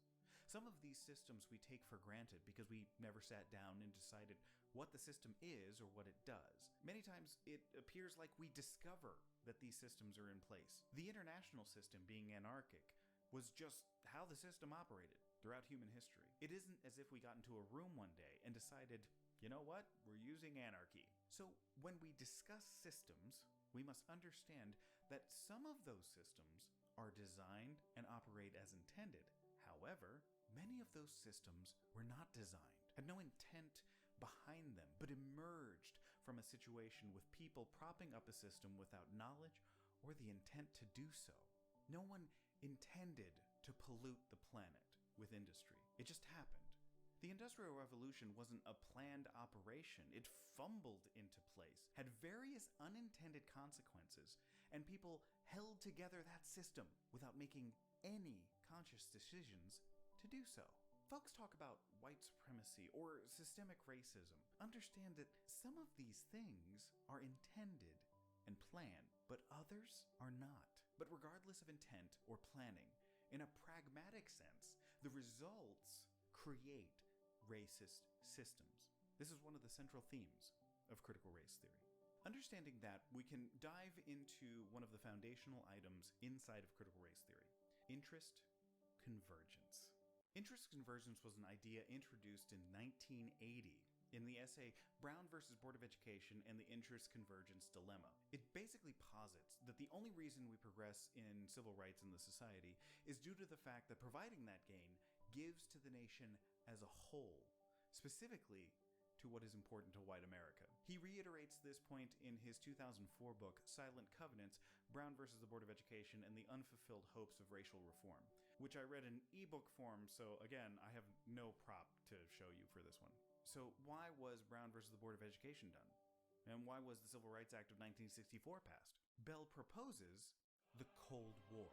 If not for the Cold War and the needs of the government to fight its global offensive against the encroaching power of the Soviet Union, we wouldn't have had progress.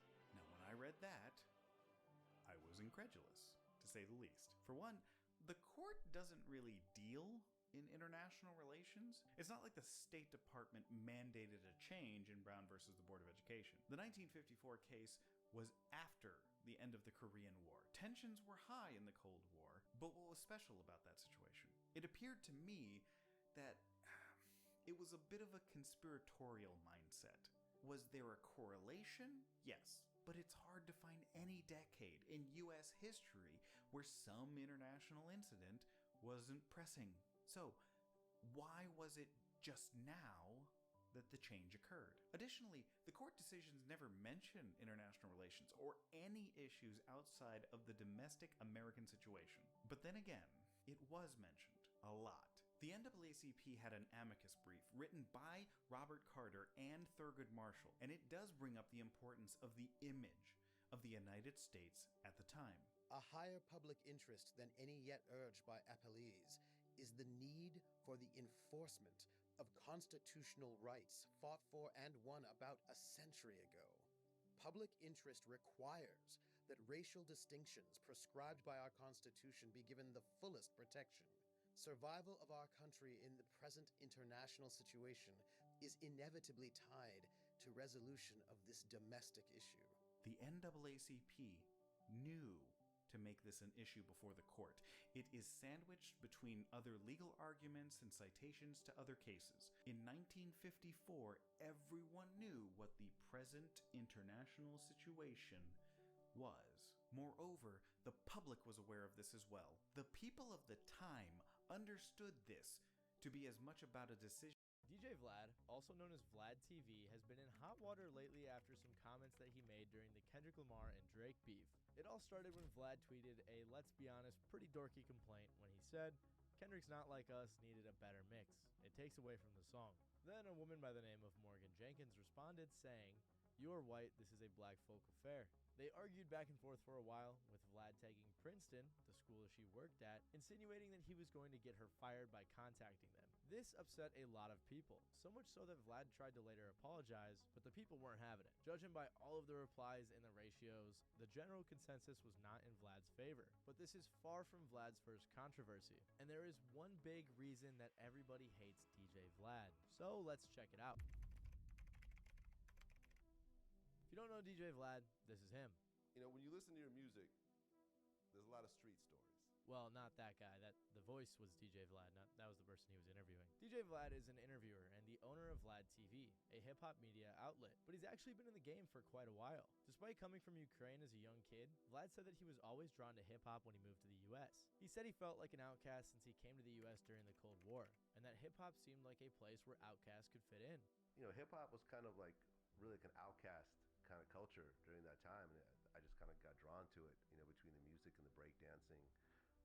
It just became my thing, and it just became a lifelong. First, Vlad started off getting really into breakdancing since he saw it on TV. Then he got into making beats, but he wasn't that good, so he started DJing. After college, he launched his website djvlad.com and started posting his mixtapes on the internet. While making mixtapes, he made one with DJ Green Lantern and DJ Dirty Harry, and it was called Rap Phenomenon 2. And it was fairly popular. He also started selling hip-hop DVDs around this time as well. Vlad even directed a film called Ghost Ride the Whip, which featured people like Mac Dre, E40, MC Hammer, Sway, and many more. He also directed an episode of American Gangster called Romper Room Gang, which was an episode about bank robbers from the Bay Area.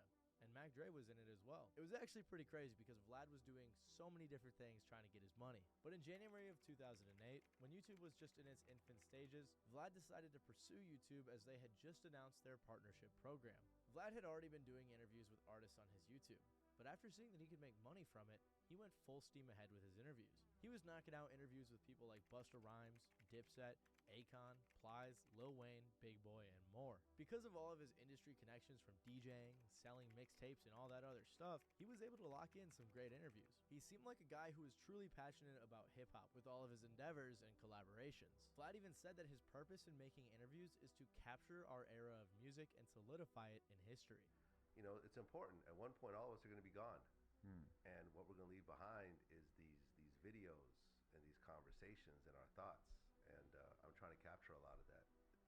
This is really my bigger purpose in what I do. It's not just how much money can I make right now. It's like, what am I actually capturing? He had also clarified that he felt he was a guest in the House of Hip Hop since he's white. I had done an interview years before where they asked me about white people's role in hip hop. And I said, I consider myself a guest in the House of Hip Hop. Oh, wow. Same way. I said, I felt lucky that I could be doing hip hop as a job. He's made it seem like he is in the hip hop space with the most honorable intentions, but not everyone sees it that way, especially because of some incidents that have happened throughout his career.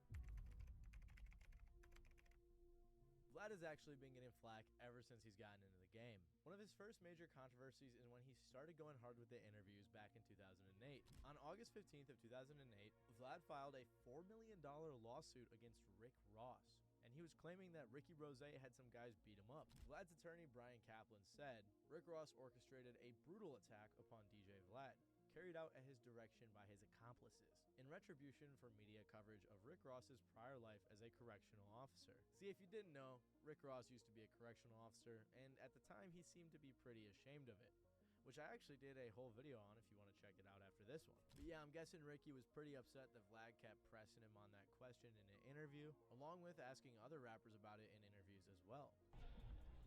Trick Daddy recently accused you of working as a prison guard at one point, Rick. Is there any truth to that? No, that's not true. That's crazy. It's not true, man. But, you know, dog a sucker, and he mad that, you know, I done came out of nowhere and just, you know, took over. Yeah, Vlad got his ass beat by Ricky's henchman with a cut that had him needing stitches below his eye, 3 facial fractures, a corneal abrasion, which I don't even know what that means and nerve damage. But Vlad decided to sue him for $4 million, saying in the suit, the attack was launched by Ross in an attempt to stifle Vlad's journalistic reporting and freedom of expression. The suit also said that Ross painstakingly created his public persona to be that of a major drug dealer and gangster, but is in reality a former correctional officer. So Vlad suing someone in a hip-hop beef had to have upset some people, while others probably recognize that he's just an interviewer and isn't trying to fight people, like Angela Yee, who interviewed him right after. Although I am surprised he didn't bust out any of that Russian strength in his scuffle. And Vlad ended up eventually winning $300,000 in the lawsuit. And while this incident alone did not turn too many people away from Vlad, there were many more over the years that upset viewers.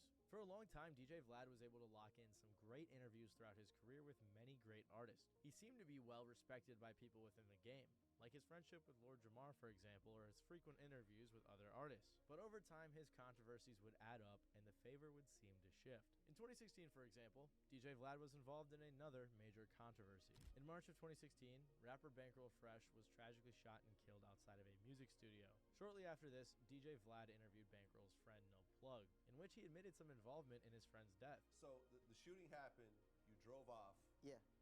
You met with your lawyer, and then you turned yourself in? Yeah. I went from around from that shit. I got goddamn, I know goddamn, I was whatever was gonna happen. I know I was ready for whatever situation. If I had to take the shit to trial, like my lawyer, he's the best lawyer in goddamn Atlanta, Georgia, man. You know what I'm saying? Ask Joseph, man. I love him to death. He made me comfortable with the situation, you know what I'm saying? After this interview went up, Bankroll's uncle made a statement about how upset he was. He said, "You disrespectful culture vulture. I offered you to talk to my family when my nephew was first killed, but you gave this coward a forum. My nephew is dead and you're having a light-humored conversation with an alleged killer like it's just another interview." Eventually, the case was closed, with the police saying the entourage that No Plug was with shot back at Bankroll in self-defense. But the way in which Vlad interviewed the alleged killer was upsetting to some viewers. The interview also had comments like "Officer Vlad reporting for duty," and "This is some of Vlad's best police work." This got him promoted to detective. The Officer Vlad comments were nothing new, but incidents like this really had people thinking he was trying to get people in trouble with his interviews. And I will say, a lot of his interviews do kind of give off that police interview vibe, especially when he's asking all these questions about crime-related issues. A lot of other people were upset about this too, like Charlemagne the God, who, although he said he was friends with Vlad, thought that Vlad was just trying to make a quick buck off of Bankroll's death. And I don't know him personally, but that stuff when he put old boy talking about murdering a kid, I was like, this is shit that don't need to be on. There you go. Like, there you go. After And by the way, that led to real shit happening in Atlanta. Yeah. That I know of. So it's just like, no, I don't know of. But, See, it's but just that right there is my problem with Vlad. It leads to real shit happening, and then your disposition is very different. Another person that DJ Vlad has had a pretty big beef with was Joe Budden. Vlad had a history of instigating issues between Joe Budden and others, like when he instigated the beef between rapper Ransom and Joe, which at some points even got physical. One viewer on Reddit said, "Vlad is a leech."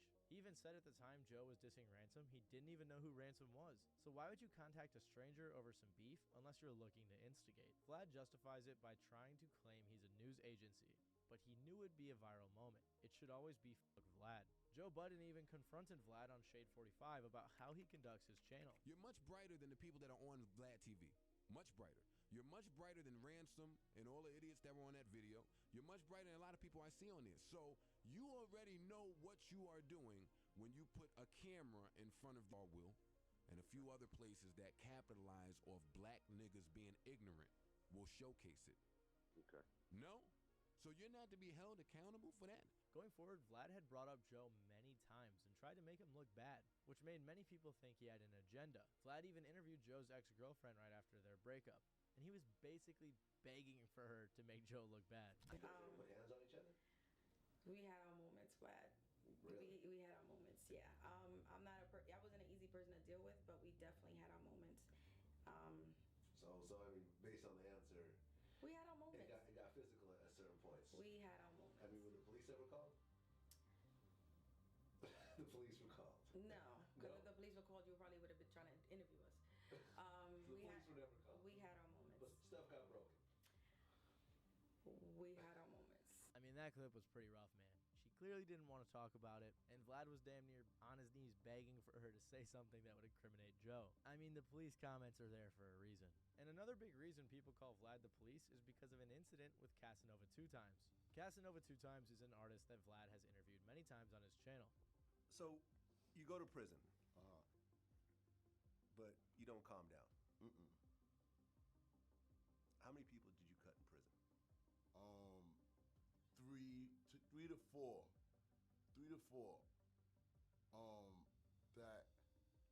That I got tickets on, like paperwork on. But really, it's more.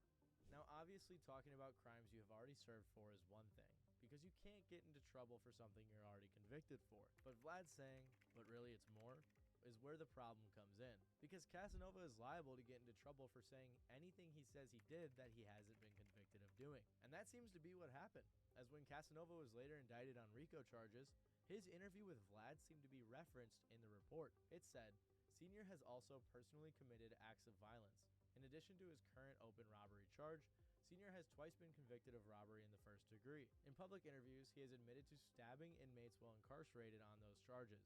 The article this is in also points out that the Casanova interview was literally titled, Casanova 2 times on stabbing 12 inmates, beating cellmates, doing 7.5 years. So clearly this was alluding to Vlad's interview. Now obviously you can't put all of the blame on Vlad. The guys he interviews agree to talk to him, have full control over what they say, and should know better than to say something incriminating. But we've also seen Vlad pry throughout this video and put people in awkward situations, so there definitely could be some moral discrepancies. There are a lot of other people in the hip-hop community who have issues with Vlad for a variety of reasons. For example, he had issues with Durk because Lil Durk mentioned he was having a kid, but then asked Vlad to cut it from the interview because he would rather keep it private. Then Vlad released the interview as it is, which led to Durk dissing him in a song. Vlad also had a brief clash on Twitter with Vince Staples. He had a falling out with one of his seemingly good friends and OGs in the game, Lord Jamar. Oh shit, I didn't want him asking every fucking person that he interviews, what do you think about what Lord Jamar said about Eminem? What do you think about what Lord Jamar said about white people against... He had another Twitter feud with Eneli Chapa, making fun of him for saying he cured cancer, which honestly is probably deserved. But Vlad has had many feuds, beefs, controversies, and more throughout his entire career. If I went into every single one on this video, it'd probably be like 3 hours. But all of these have stemmed from one main issue. The issue that has caused everybody to hate Vlad TV. The thing that has gotten Vlad in the most hot water is his interview style. And I'm not talking about the fact that his interviews feel like an awkward scene from a porn video. I'm talking about how Vlad tends to ask questions about very serious, controversial, and even legal issues in his videos quite often. And Vlad is very open about this. He says that he likes to talk about the serious big news rather than asking the lighthearted questions or doing promo. I just always felt like these interviews were a lot of times more PR than they were real interviews. Like I looked at 60 Minutes. Like, okay, a 60-minute interview changes legislation.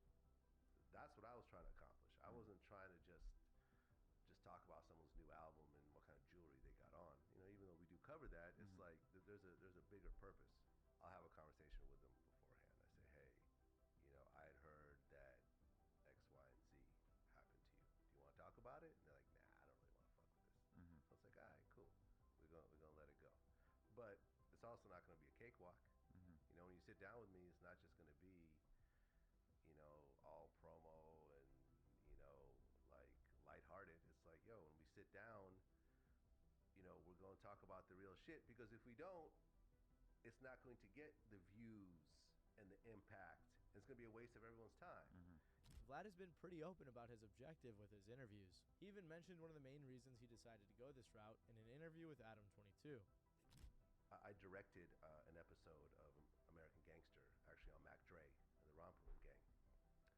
So I got to sort of put together this kind of a mini documentary on this artist with a serious criminal element to it.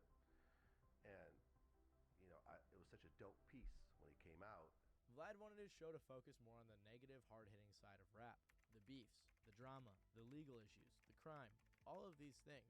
And while negativity clearly sells, the problems people have with Vlad is the impact that he has on the community. When When interviewing artists who have problems with one another, like we have seen in this video, Vlad has the power to instigate the beef even further. Vlad's platform has the power to indict people, and these are the issues that people have with him and his interview style. Journalist Miles Tanzer was spot on back in 2014, calling Vlad hip-hop's reigning beef maker. He continued in his article to talk about a Vlad conversation with Charlemagne the God, in which Vlad said, "Papoose called out Jay-Z for flinching during the fight with Solange. What do you think about that?" Miles said, "It was the ultimate Vlad question, one that asked for comment about a beef between two rappers, and also just happens to implicitly weigh morals and masculinity. Is a man wrong or right for remaining stone cold in the face of attack from a woman?" The writer does a good job at covering how Vlad can ask such pointed questions that can cause controversy from the person he's talking to, although Charlemagne in this instance is also known for his fair share of controversy. Rod Digga brought up an important question to Vlad when it came to how he uses his platform to highlight negativity. I have a slight issue with your platform as a whole. Okay.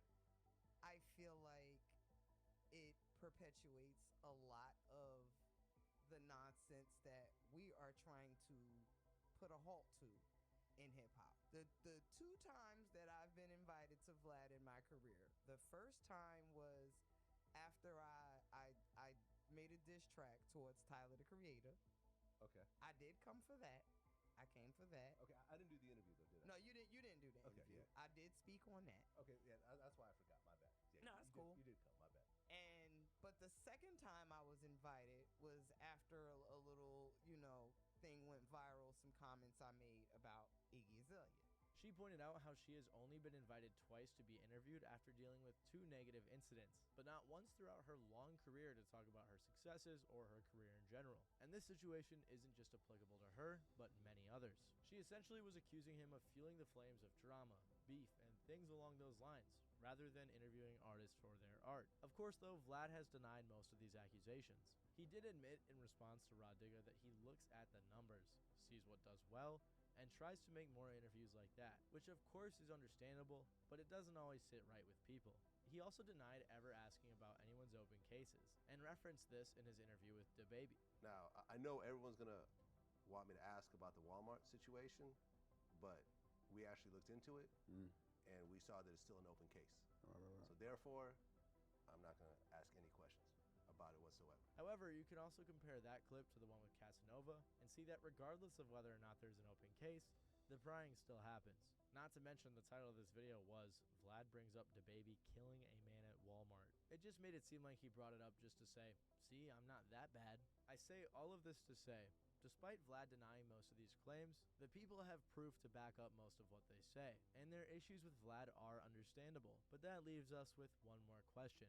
After Vlad's latest incident, will his career survive?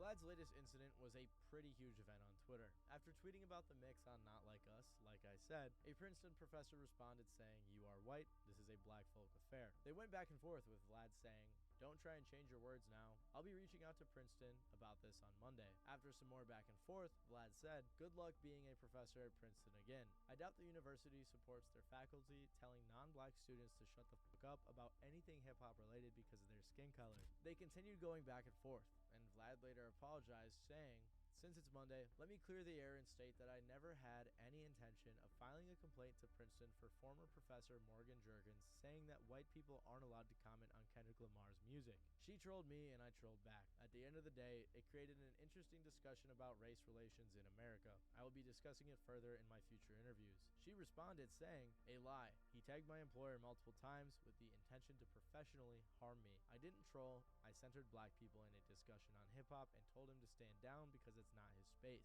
He's backtracking because he miscalculated. By the way, stop contacting my family," which I think is interesting to note because she made it seem like Vlad was so upset he was contacting her family, which if that's true, it's pretty crazy. Mark Lamont Hill also chimed in saying, "No, Vlad, this doesn't clear the air. You're literally arguing that you were weaponizing your power and privilege to threaten a black woman's job. this is Karen shit. Vlad responded by making fun of him, to which Mark said, these types of responses are why people don't think you move in good faith. This whole ordeal showed the majority of people siding with Mark and Morgan, and arguing against Vlad, calling him all sorts of things like a culture vulture or a Karen, and the ratios make that pretty evident. And after the way he was acting on Twitter, I wouldn't be surprised if this controversy just added more fuel to the flames of the DJ Vlad hatred. This was such a huge deal that it even had people like Charlemagne and Andrew Schultz talking about it. So is Vlad TV really a fed and a culture vulture, or has he earned his place in the game? Well, that's for the folks in the comments to decide. Regardless, I honestly and personally don't think incidents like this will ever stop his outlet. The content he makes isn't centered around him, and there's clearly an audience for these dramatic, instigative, and sometimes morbid interviews. And while that may not be the best, for now, that seems to be the world that we live in.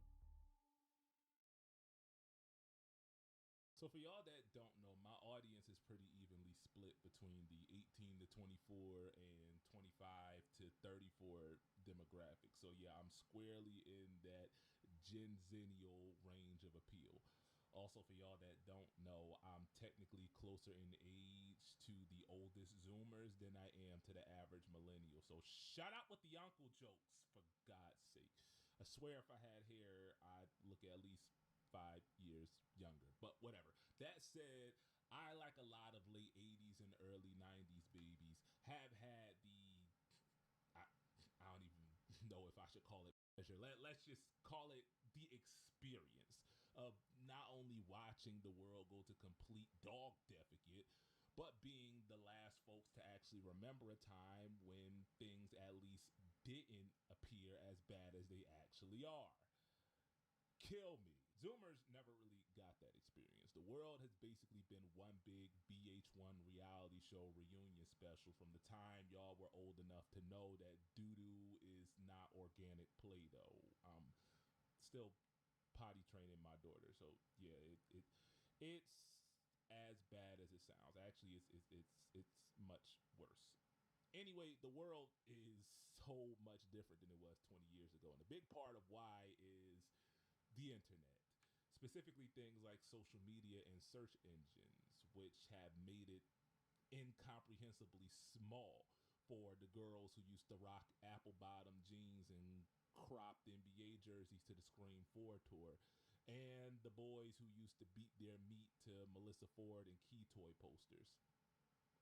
And probably still do. The obvious implication is that Gen Z is the most informed one to date, to the point that mechanically at least, many of y'all already know what to do before you even do it, except when it comes to doing it, or more specifically when it comes to relationships. Now, initially, my assumption was because of how... Let me get this straight. You was literally minding your business. You was a black woman minding their business, and Anna came out the woodwork to make her issue about you. It's like an issue that had kind of calmed down. Like, it was out the cycle. She didn't have to do this shit. On. I got some conspiracy theories on this. We doing this, right? It's a foreign man in a foreign land. We're going into Hassan mode right now. And Hassan mode is essentially me doing my best reaction Andy take. And I'm going to put you up here too. So you reacting too. So people can see you up here. So here is Uncle Cenk, the bad uncle, the villain uncle, Uncle Cenk.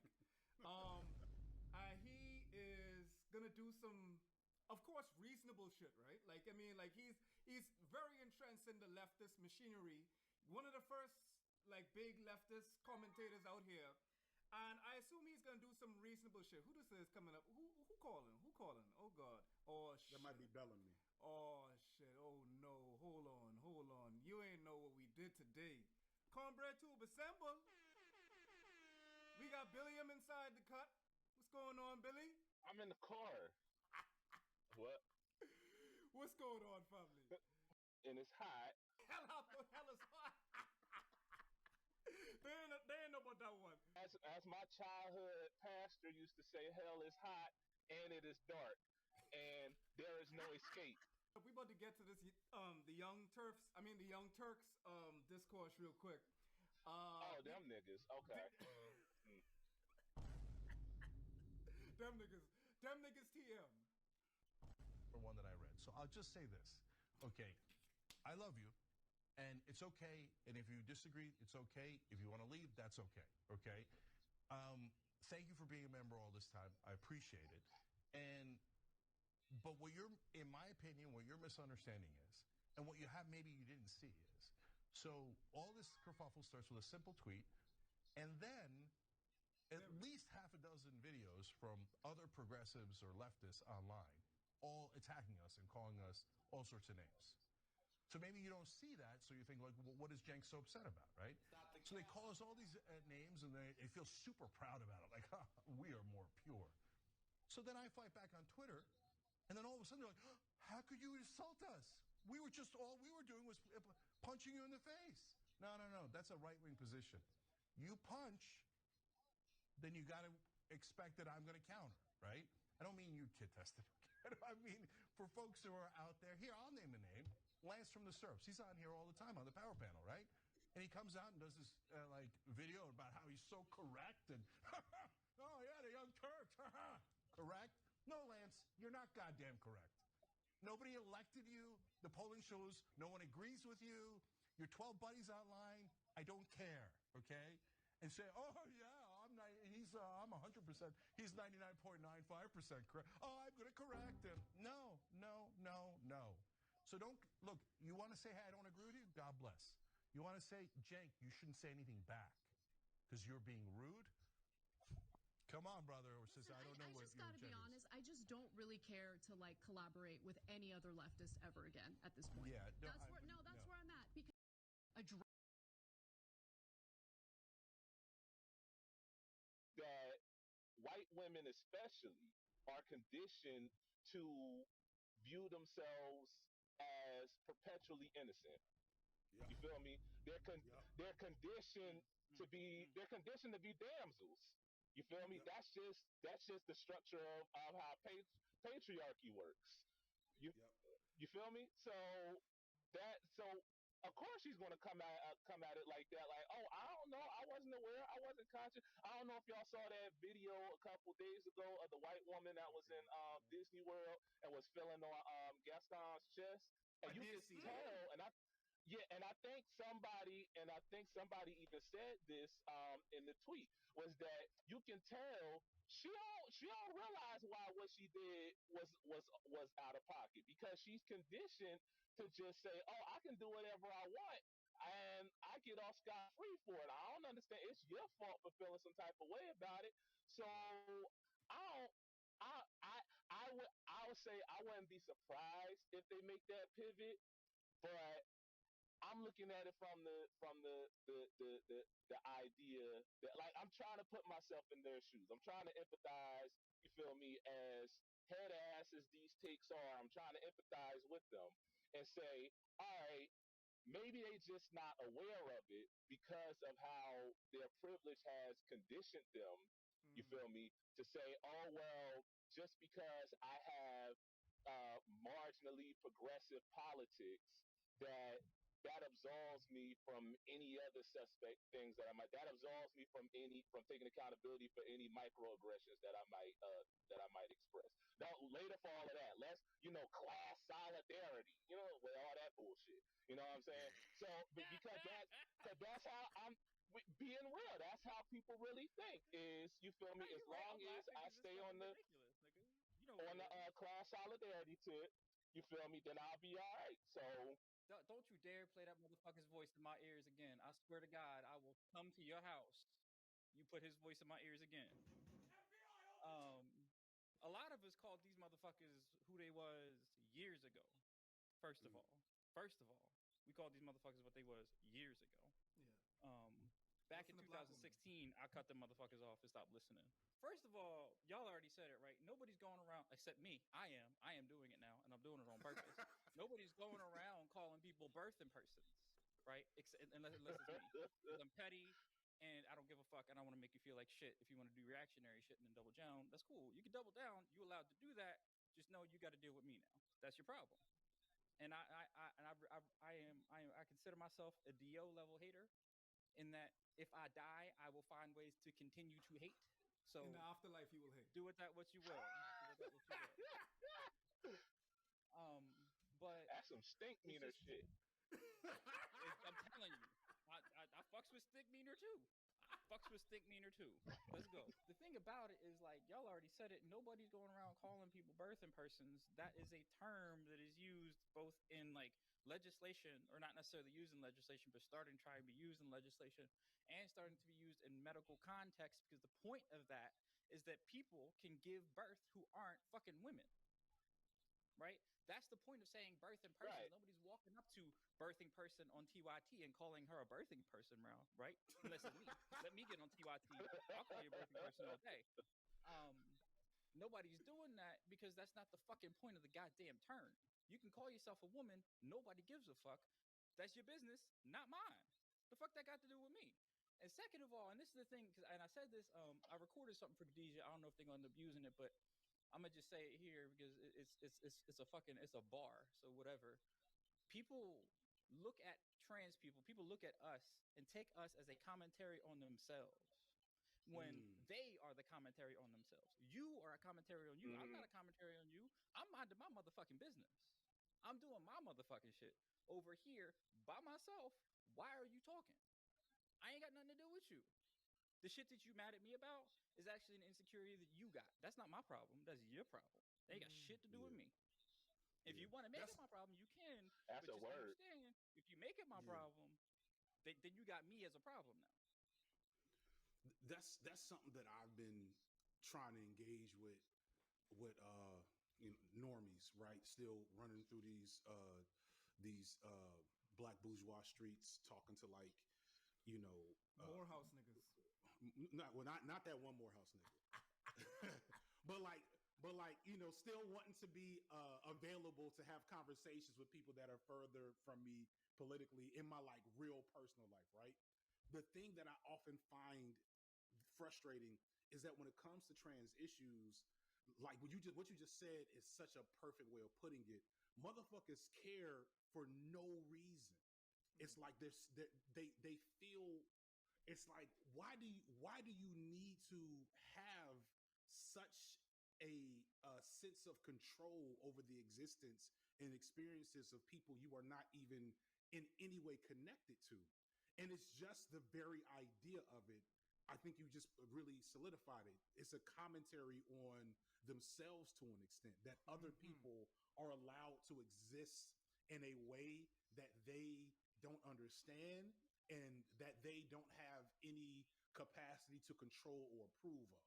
And so it's like they're seeking ways to have a stake or a say in trans issues when they can really just mind their fucking business and keep it pushing. And it's like, the way that the left as a whole talks about trans people, in my opinion, is gross because it's like, everybody's talking about trans folks without them being there. It's basically how they did us for the last 4 or 5 years. 55 videos about black people, not a single black person present in any of your content. It's like, if you don't want to platform people to engage in a conversation about their own issues, shut the fuck up about it. Here's how I look at it. Shut the fuck up about us, period. We can talk for ourselves. Shut the fuck up. It's a matter like giving y'all a light though, because like there's also like this train of thought, because I encounter this a lot in the Caribbean, where like people think that they're progressive by saying, I don't mind. They ain't even on trans shit right now, because honestly, like it's not even like a concept yet to us. Like we still dealing like with just like LGBT, progressive women shit. Like we still there. So like when it comes to like queer debates, nigga, we still on race. Well, I mean, I'm talking about in black nations like the Caribbean, right? So like, my thing is, they would often say things like, "Oh, I don't mind gay people so long as they don't bother me," and like, what I mean? No, that's some real shit. Like I cannot tell you how many. Listen, 10 years ago, that's where I was at. I'm just being for real with you. That's where I was, and I can't tell you how many niggas that's still walking around. Oh well, I don't mind them as long as Oh, what the fuck you mean? One day I just had to come to the conclusion that ain't no trans people fucking with me. They ain't messing with me. They ain't what I mean, to be fair, Bill, I am. I'm fucking with you. I'm fucking with you. But it's not your transness. It's just you being an asshole that fucking with you. Right. It's not a person's transness does not inherently make them a bother to me in any way, shape, or form. Like it's not. Why do you care? People is just trying to live. They just trying to exist. So what is your problem with niggas existing? You feel me? If you have a problem, that's one thing that we gotta kind of understand is that niggas talk about toleration. We ain't talking about toleration. Toleration just means listen. I got a nigga up the street from me with a Trump flag on his porch. I tolerate that motherfucker. I don't mean I'm trying to be in any way, shape, or form around him, but I tolerate his existence. I don't like him. I prefer that he wouldn't be on my block, but I tolerate that he's there.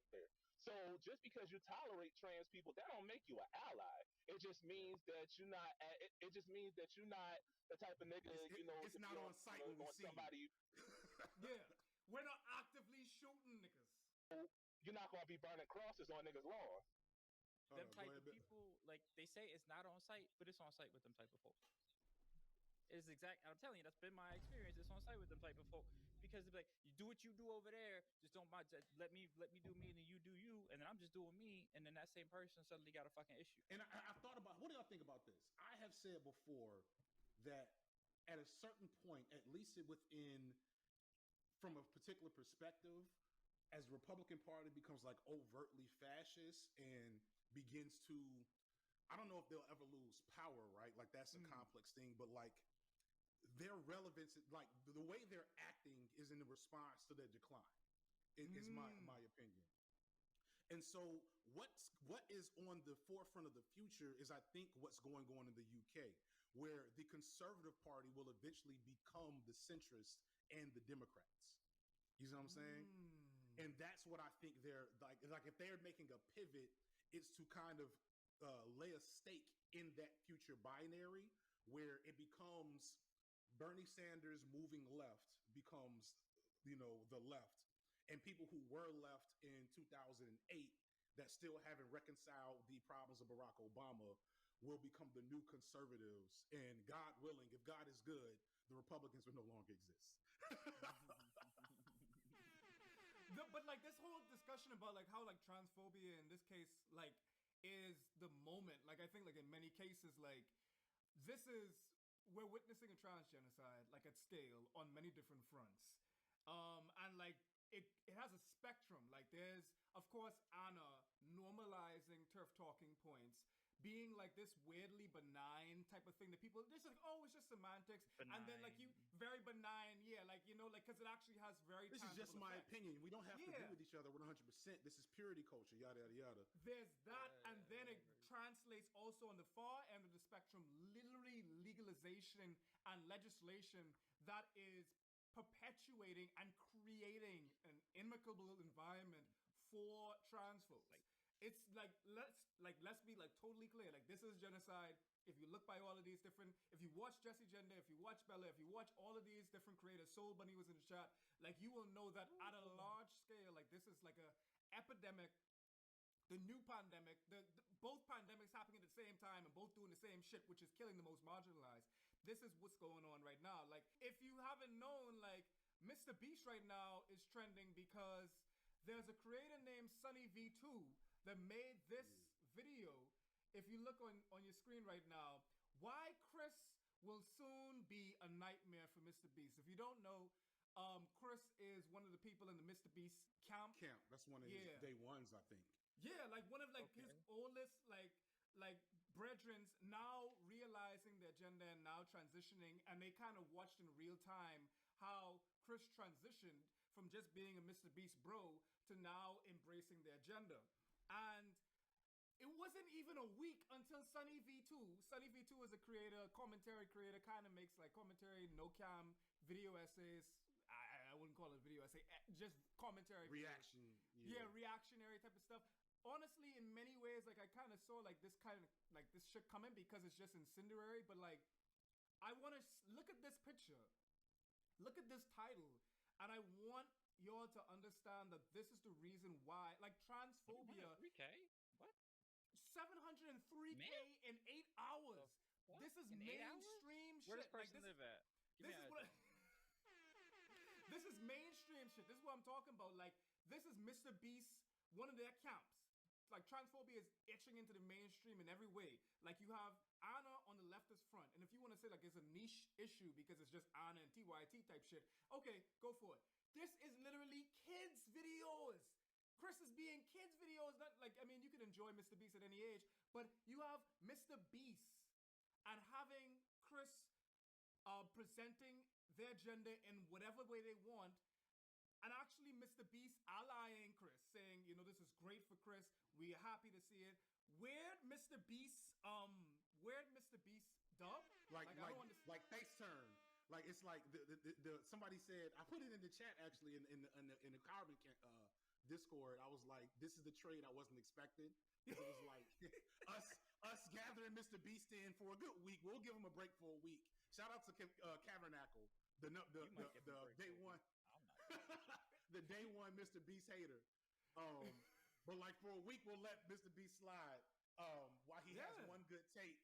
And meanwhile, Anna is like 3-4 weeks deep and still hasn't apologized, deleted the tweet, and is now pulling in Olay to somehow become the buttress of the problem when she still ain't apologized for her shit. But it's like they did the show. Like, it's weird how glaringly blatant the transgressions are, like, pun intended, because like on both cases, like, it's just a matter of if you had any type of reading the room capability, if you had any type of lenses for that, then you would know that, okay, birthing person is a term that is, as it pertains to like maligning cis women, very overblown and very inaccurate. And in the case of Sunny V2, like, Mr. Beast has now positioned himself to get out of the situation that he was in just a couple of weeks ago with, you know, getting his fans to move Feastable shit in the grocery store, and now he is the face of like trans rights. Yeah, and knowing Mr. Beast is. It's kind of cynical, actually, knowing Mr. Beast. I'm very suspicious. Of course. I hate to say it like that. Because Mr. Beast. Actually, you know what? I'm a chill. I don't want to. My tinfoil hat is on. Don't get nobody in trouble. Don't get nobody in trouble. But while we here is something that I wanted to say too, because let me make sure I got the name right, because I'm citing somebody here when I say this. Rael, I don't know how to say it, but _TREU on Twitter. _TREU. It's somebody that I follow that I fucks with hard. And he said before during the whole kerfuffle nonsense, whatever the fuck that person's name is. He said that conservatives or reactionaries or fascists or whatever pattern themselves off of allies, right? So when allies fuck up or do dumb shit or do silly shit, right? And then double down on it, what happens is that the far right will pattern themselves off of the allies because they see that the allies are being corrected and then refusing that correction. So that gives them something they go, oh, well, we'll just take that and we're gonna put that in right over here, and then we go use it. And then they do that because they know that the allies then agree with that take. So then they're not going to push back against it. So the only people left to push back against that is the target themselves. Right? So that's what's that. If you ask me, that's what's happening with Anna. That's what's happening with Mr. Beast. And this is one of the reasons why I can't stand when people, and you know, I'll talk about trans people specifically right now, why I can't stand when trans people get hyped when somebody does the bare motherfucking minimum for us. Yeah. Because then you bring somebody like, oh, well, Mr. Beast is an ally. Like, no, bitch, Mr. Beast ain't never ally. He ain't never been an ally. He's not gonna be an ally. The motherfucker's damn near a billionaire. He's not a motherfucking ally. If he was an ally, he wouldn't be a damn billionaire. So, or damn near a billionaire. He wouldn't have millions of dollars. He would be spending that shit to stop the problems that we're dealing with right now. He would be giving out hormones for motherfucking free. He would be putting trans people up in houses. But you know what I would do with all that motherfucker? Oh, don't put that in the air. You know what I'm thinking he gonna do that shit. You gonna see the next Mr. Beast video? HRT. I give HRT to 500,000 people. Like, you know he'll do that shit. No, but what I'm saying is his personal money. His personal money. Right. You wouldn't be making money off of it. You would take your own money. It would cost you something, right? It would cost you something. And I've been I asked Bill about this. I asked Bill for examples about this. But I'm writing a video about this because if you ask me, accompliceship or allyship should be hard. It should be difficult. It should be costly, and it should be. You painful. have to lose something. It should hurt to be an ally. And that's not a bad thing. Change hurts. It's fucking difficult. It's hard as fuck to change a society because we're talking about billions of motherfucking people. It's gonna hurt, and that's fine. Like, that's just the situation we're in. Okay, read Revolutionary fucking Suicide. Read some fucking black people. Talk to some goddamn black people sometime. Yeah, they about to put James Baldwin right now as a goddamn biopic when the nigga ain't even won that if you actually read some James Baldwin. That's what I'm saying. Yeah, I saw that. And the shit pisses me off because you try and tell, and I'm telling you, it's always the multiply marginalized black people to see this shit first. It's always the multiply marginalized black people. It's always the black trans people. It's always the black women who be like, hey, the shit don't smell right. Y'all need to cool y'all jets a little bit. Y'all bringing too many people into the fold. That's why I get on you all the time about Hassan feet. It's not accident. It's not an accident. We got our disagreements. I ain't going on this. You know, we don't need to get into it, but it's just an example. You know, it's just an example I'm putting out there, right? So the way Hassan, I had so many tweets where I was like, ooh, let me, I could, I did the video. Let me go to that real quick. 2 months. Because that's my point, right? But that's what I'm saying. Like, it's the allies that actually cause the fucking downfall half of the goddamn time. At least half of the motherfucking time. It's a lack of quality control over people whose heads and hearts, if we're gonna be if to be charitable, people who we think that heads and hearts are in the right place, but the absence of checked privilege, the lack of real stake in the game, of real because it's about them. Like resources on the table. When it maintains being about them, they're going to keep doing these things, and maybe they'll apologize. But I go back to a conversation we had way back when. If apologizing and not changing is not accountability, right? Accountability is the change. So to speak to the Hassan situation, so Hassan has been more accountable for his kerfuffle than Anna, right? But Hassan will do this again in 3 to 6 months. He will make the same mistake. And what I like about what Hassan did in this case, not to stand Hassan because literally I have a whole laugh for him, but I mean, like, the fact of the matter is, he at least did this in private in the DMs, right? To my understanding. Yeah. Because, okay, so the transgression was basically that he made a in poor taste crack at a black woman's expense. Like, he talked about a black woman's hair. Yeah. And he did what?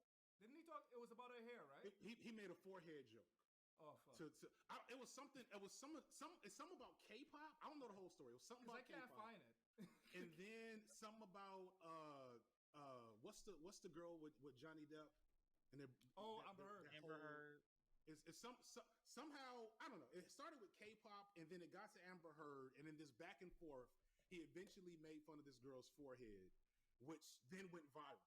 You know what I'm saying? So it started out as like a normal back and forth that then blew up, and that's the reason why I have checked out of this whole dynamic, because what happens is it goes from, and this is still the critique of Hassan. When you are at the size of a Hassan or a TYT or myself, you do lose the normal the right to a normal response to criticism. Yeah. You do lose that. You hold to a different standard. You have to hold yourself to a different standard if you want to call yourself responsible and an ally, which affirms Bellamy's point about allyship hurting.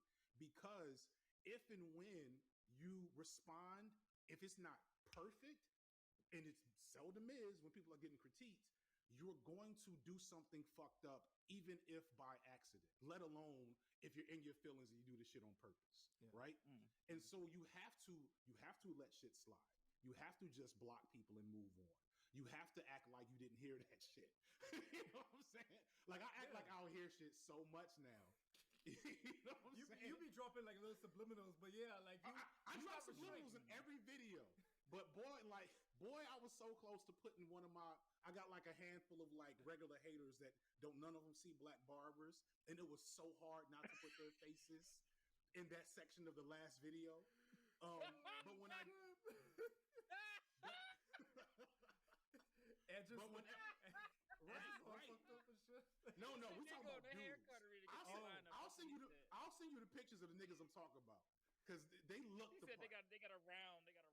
All their hair look like Taco Meat. They're really good at they look like they're really good at Smash Brothers. But you can't. Hold on, let me just.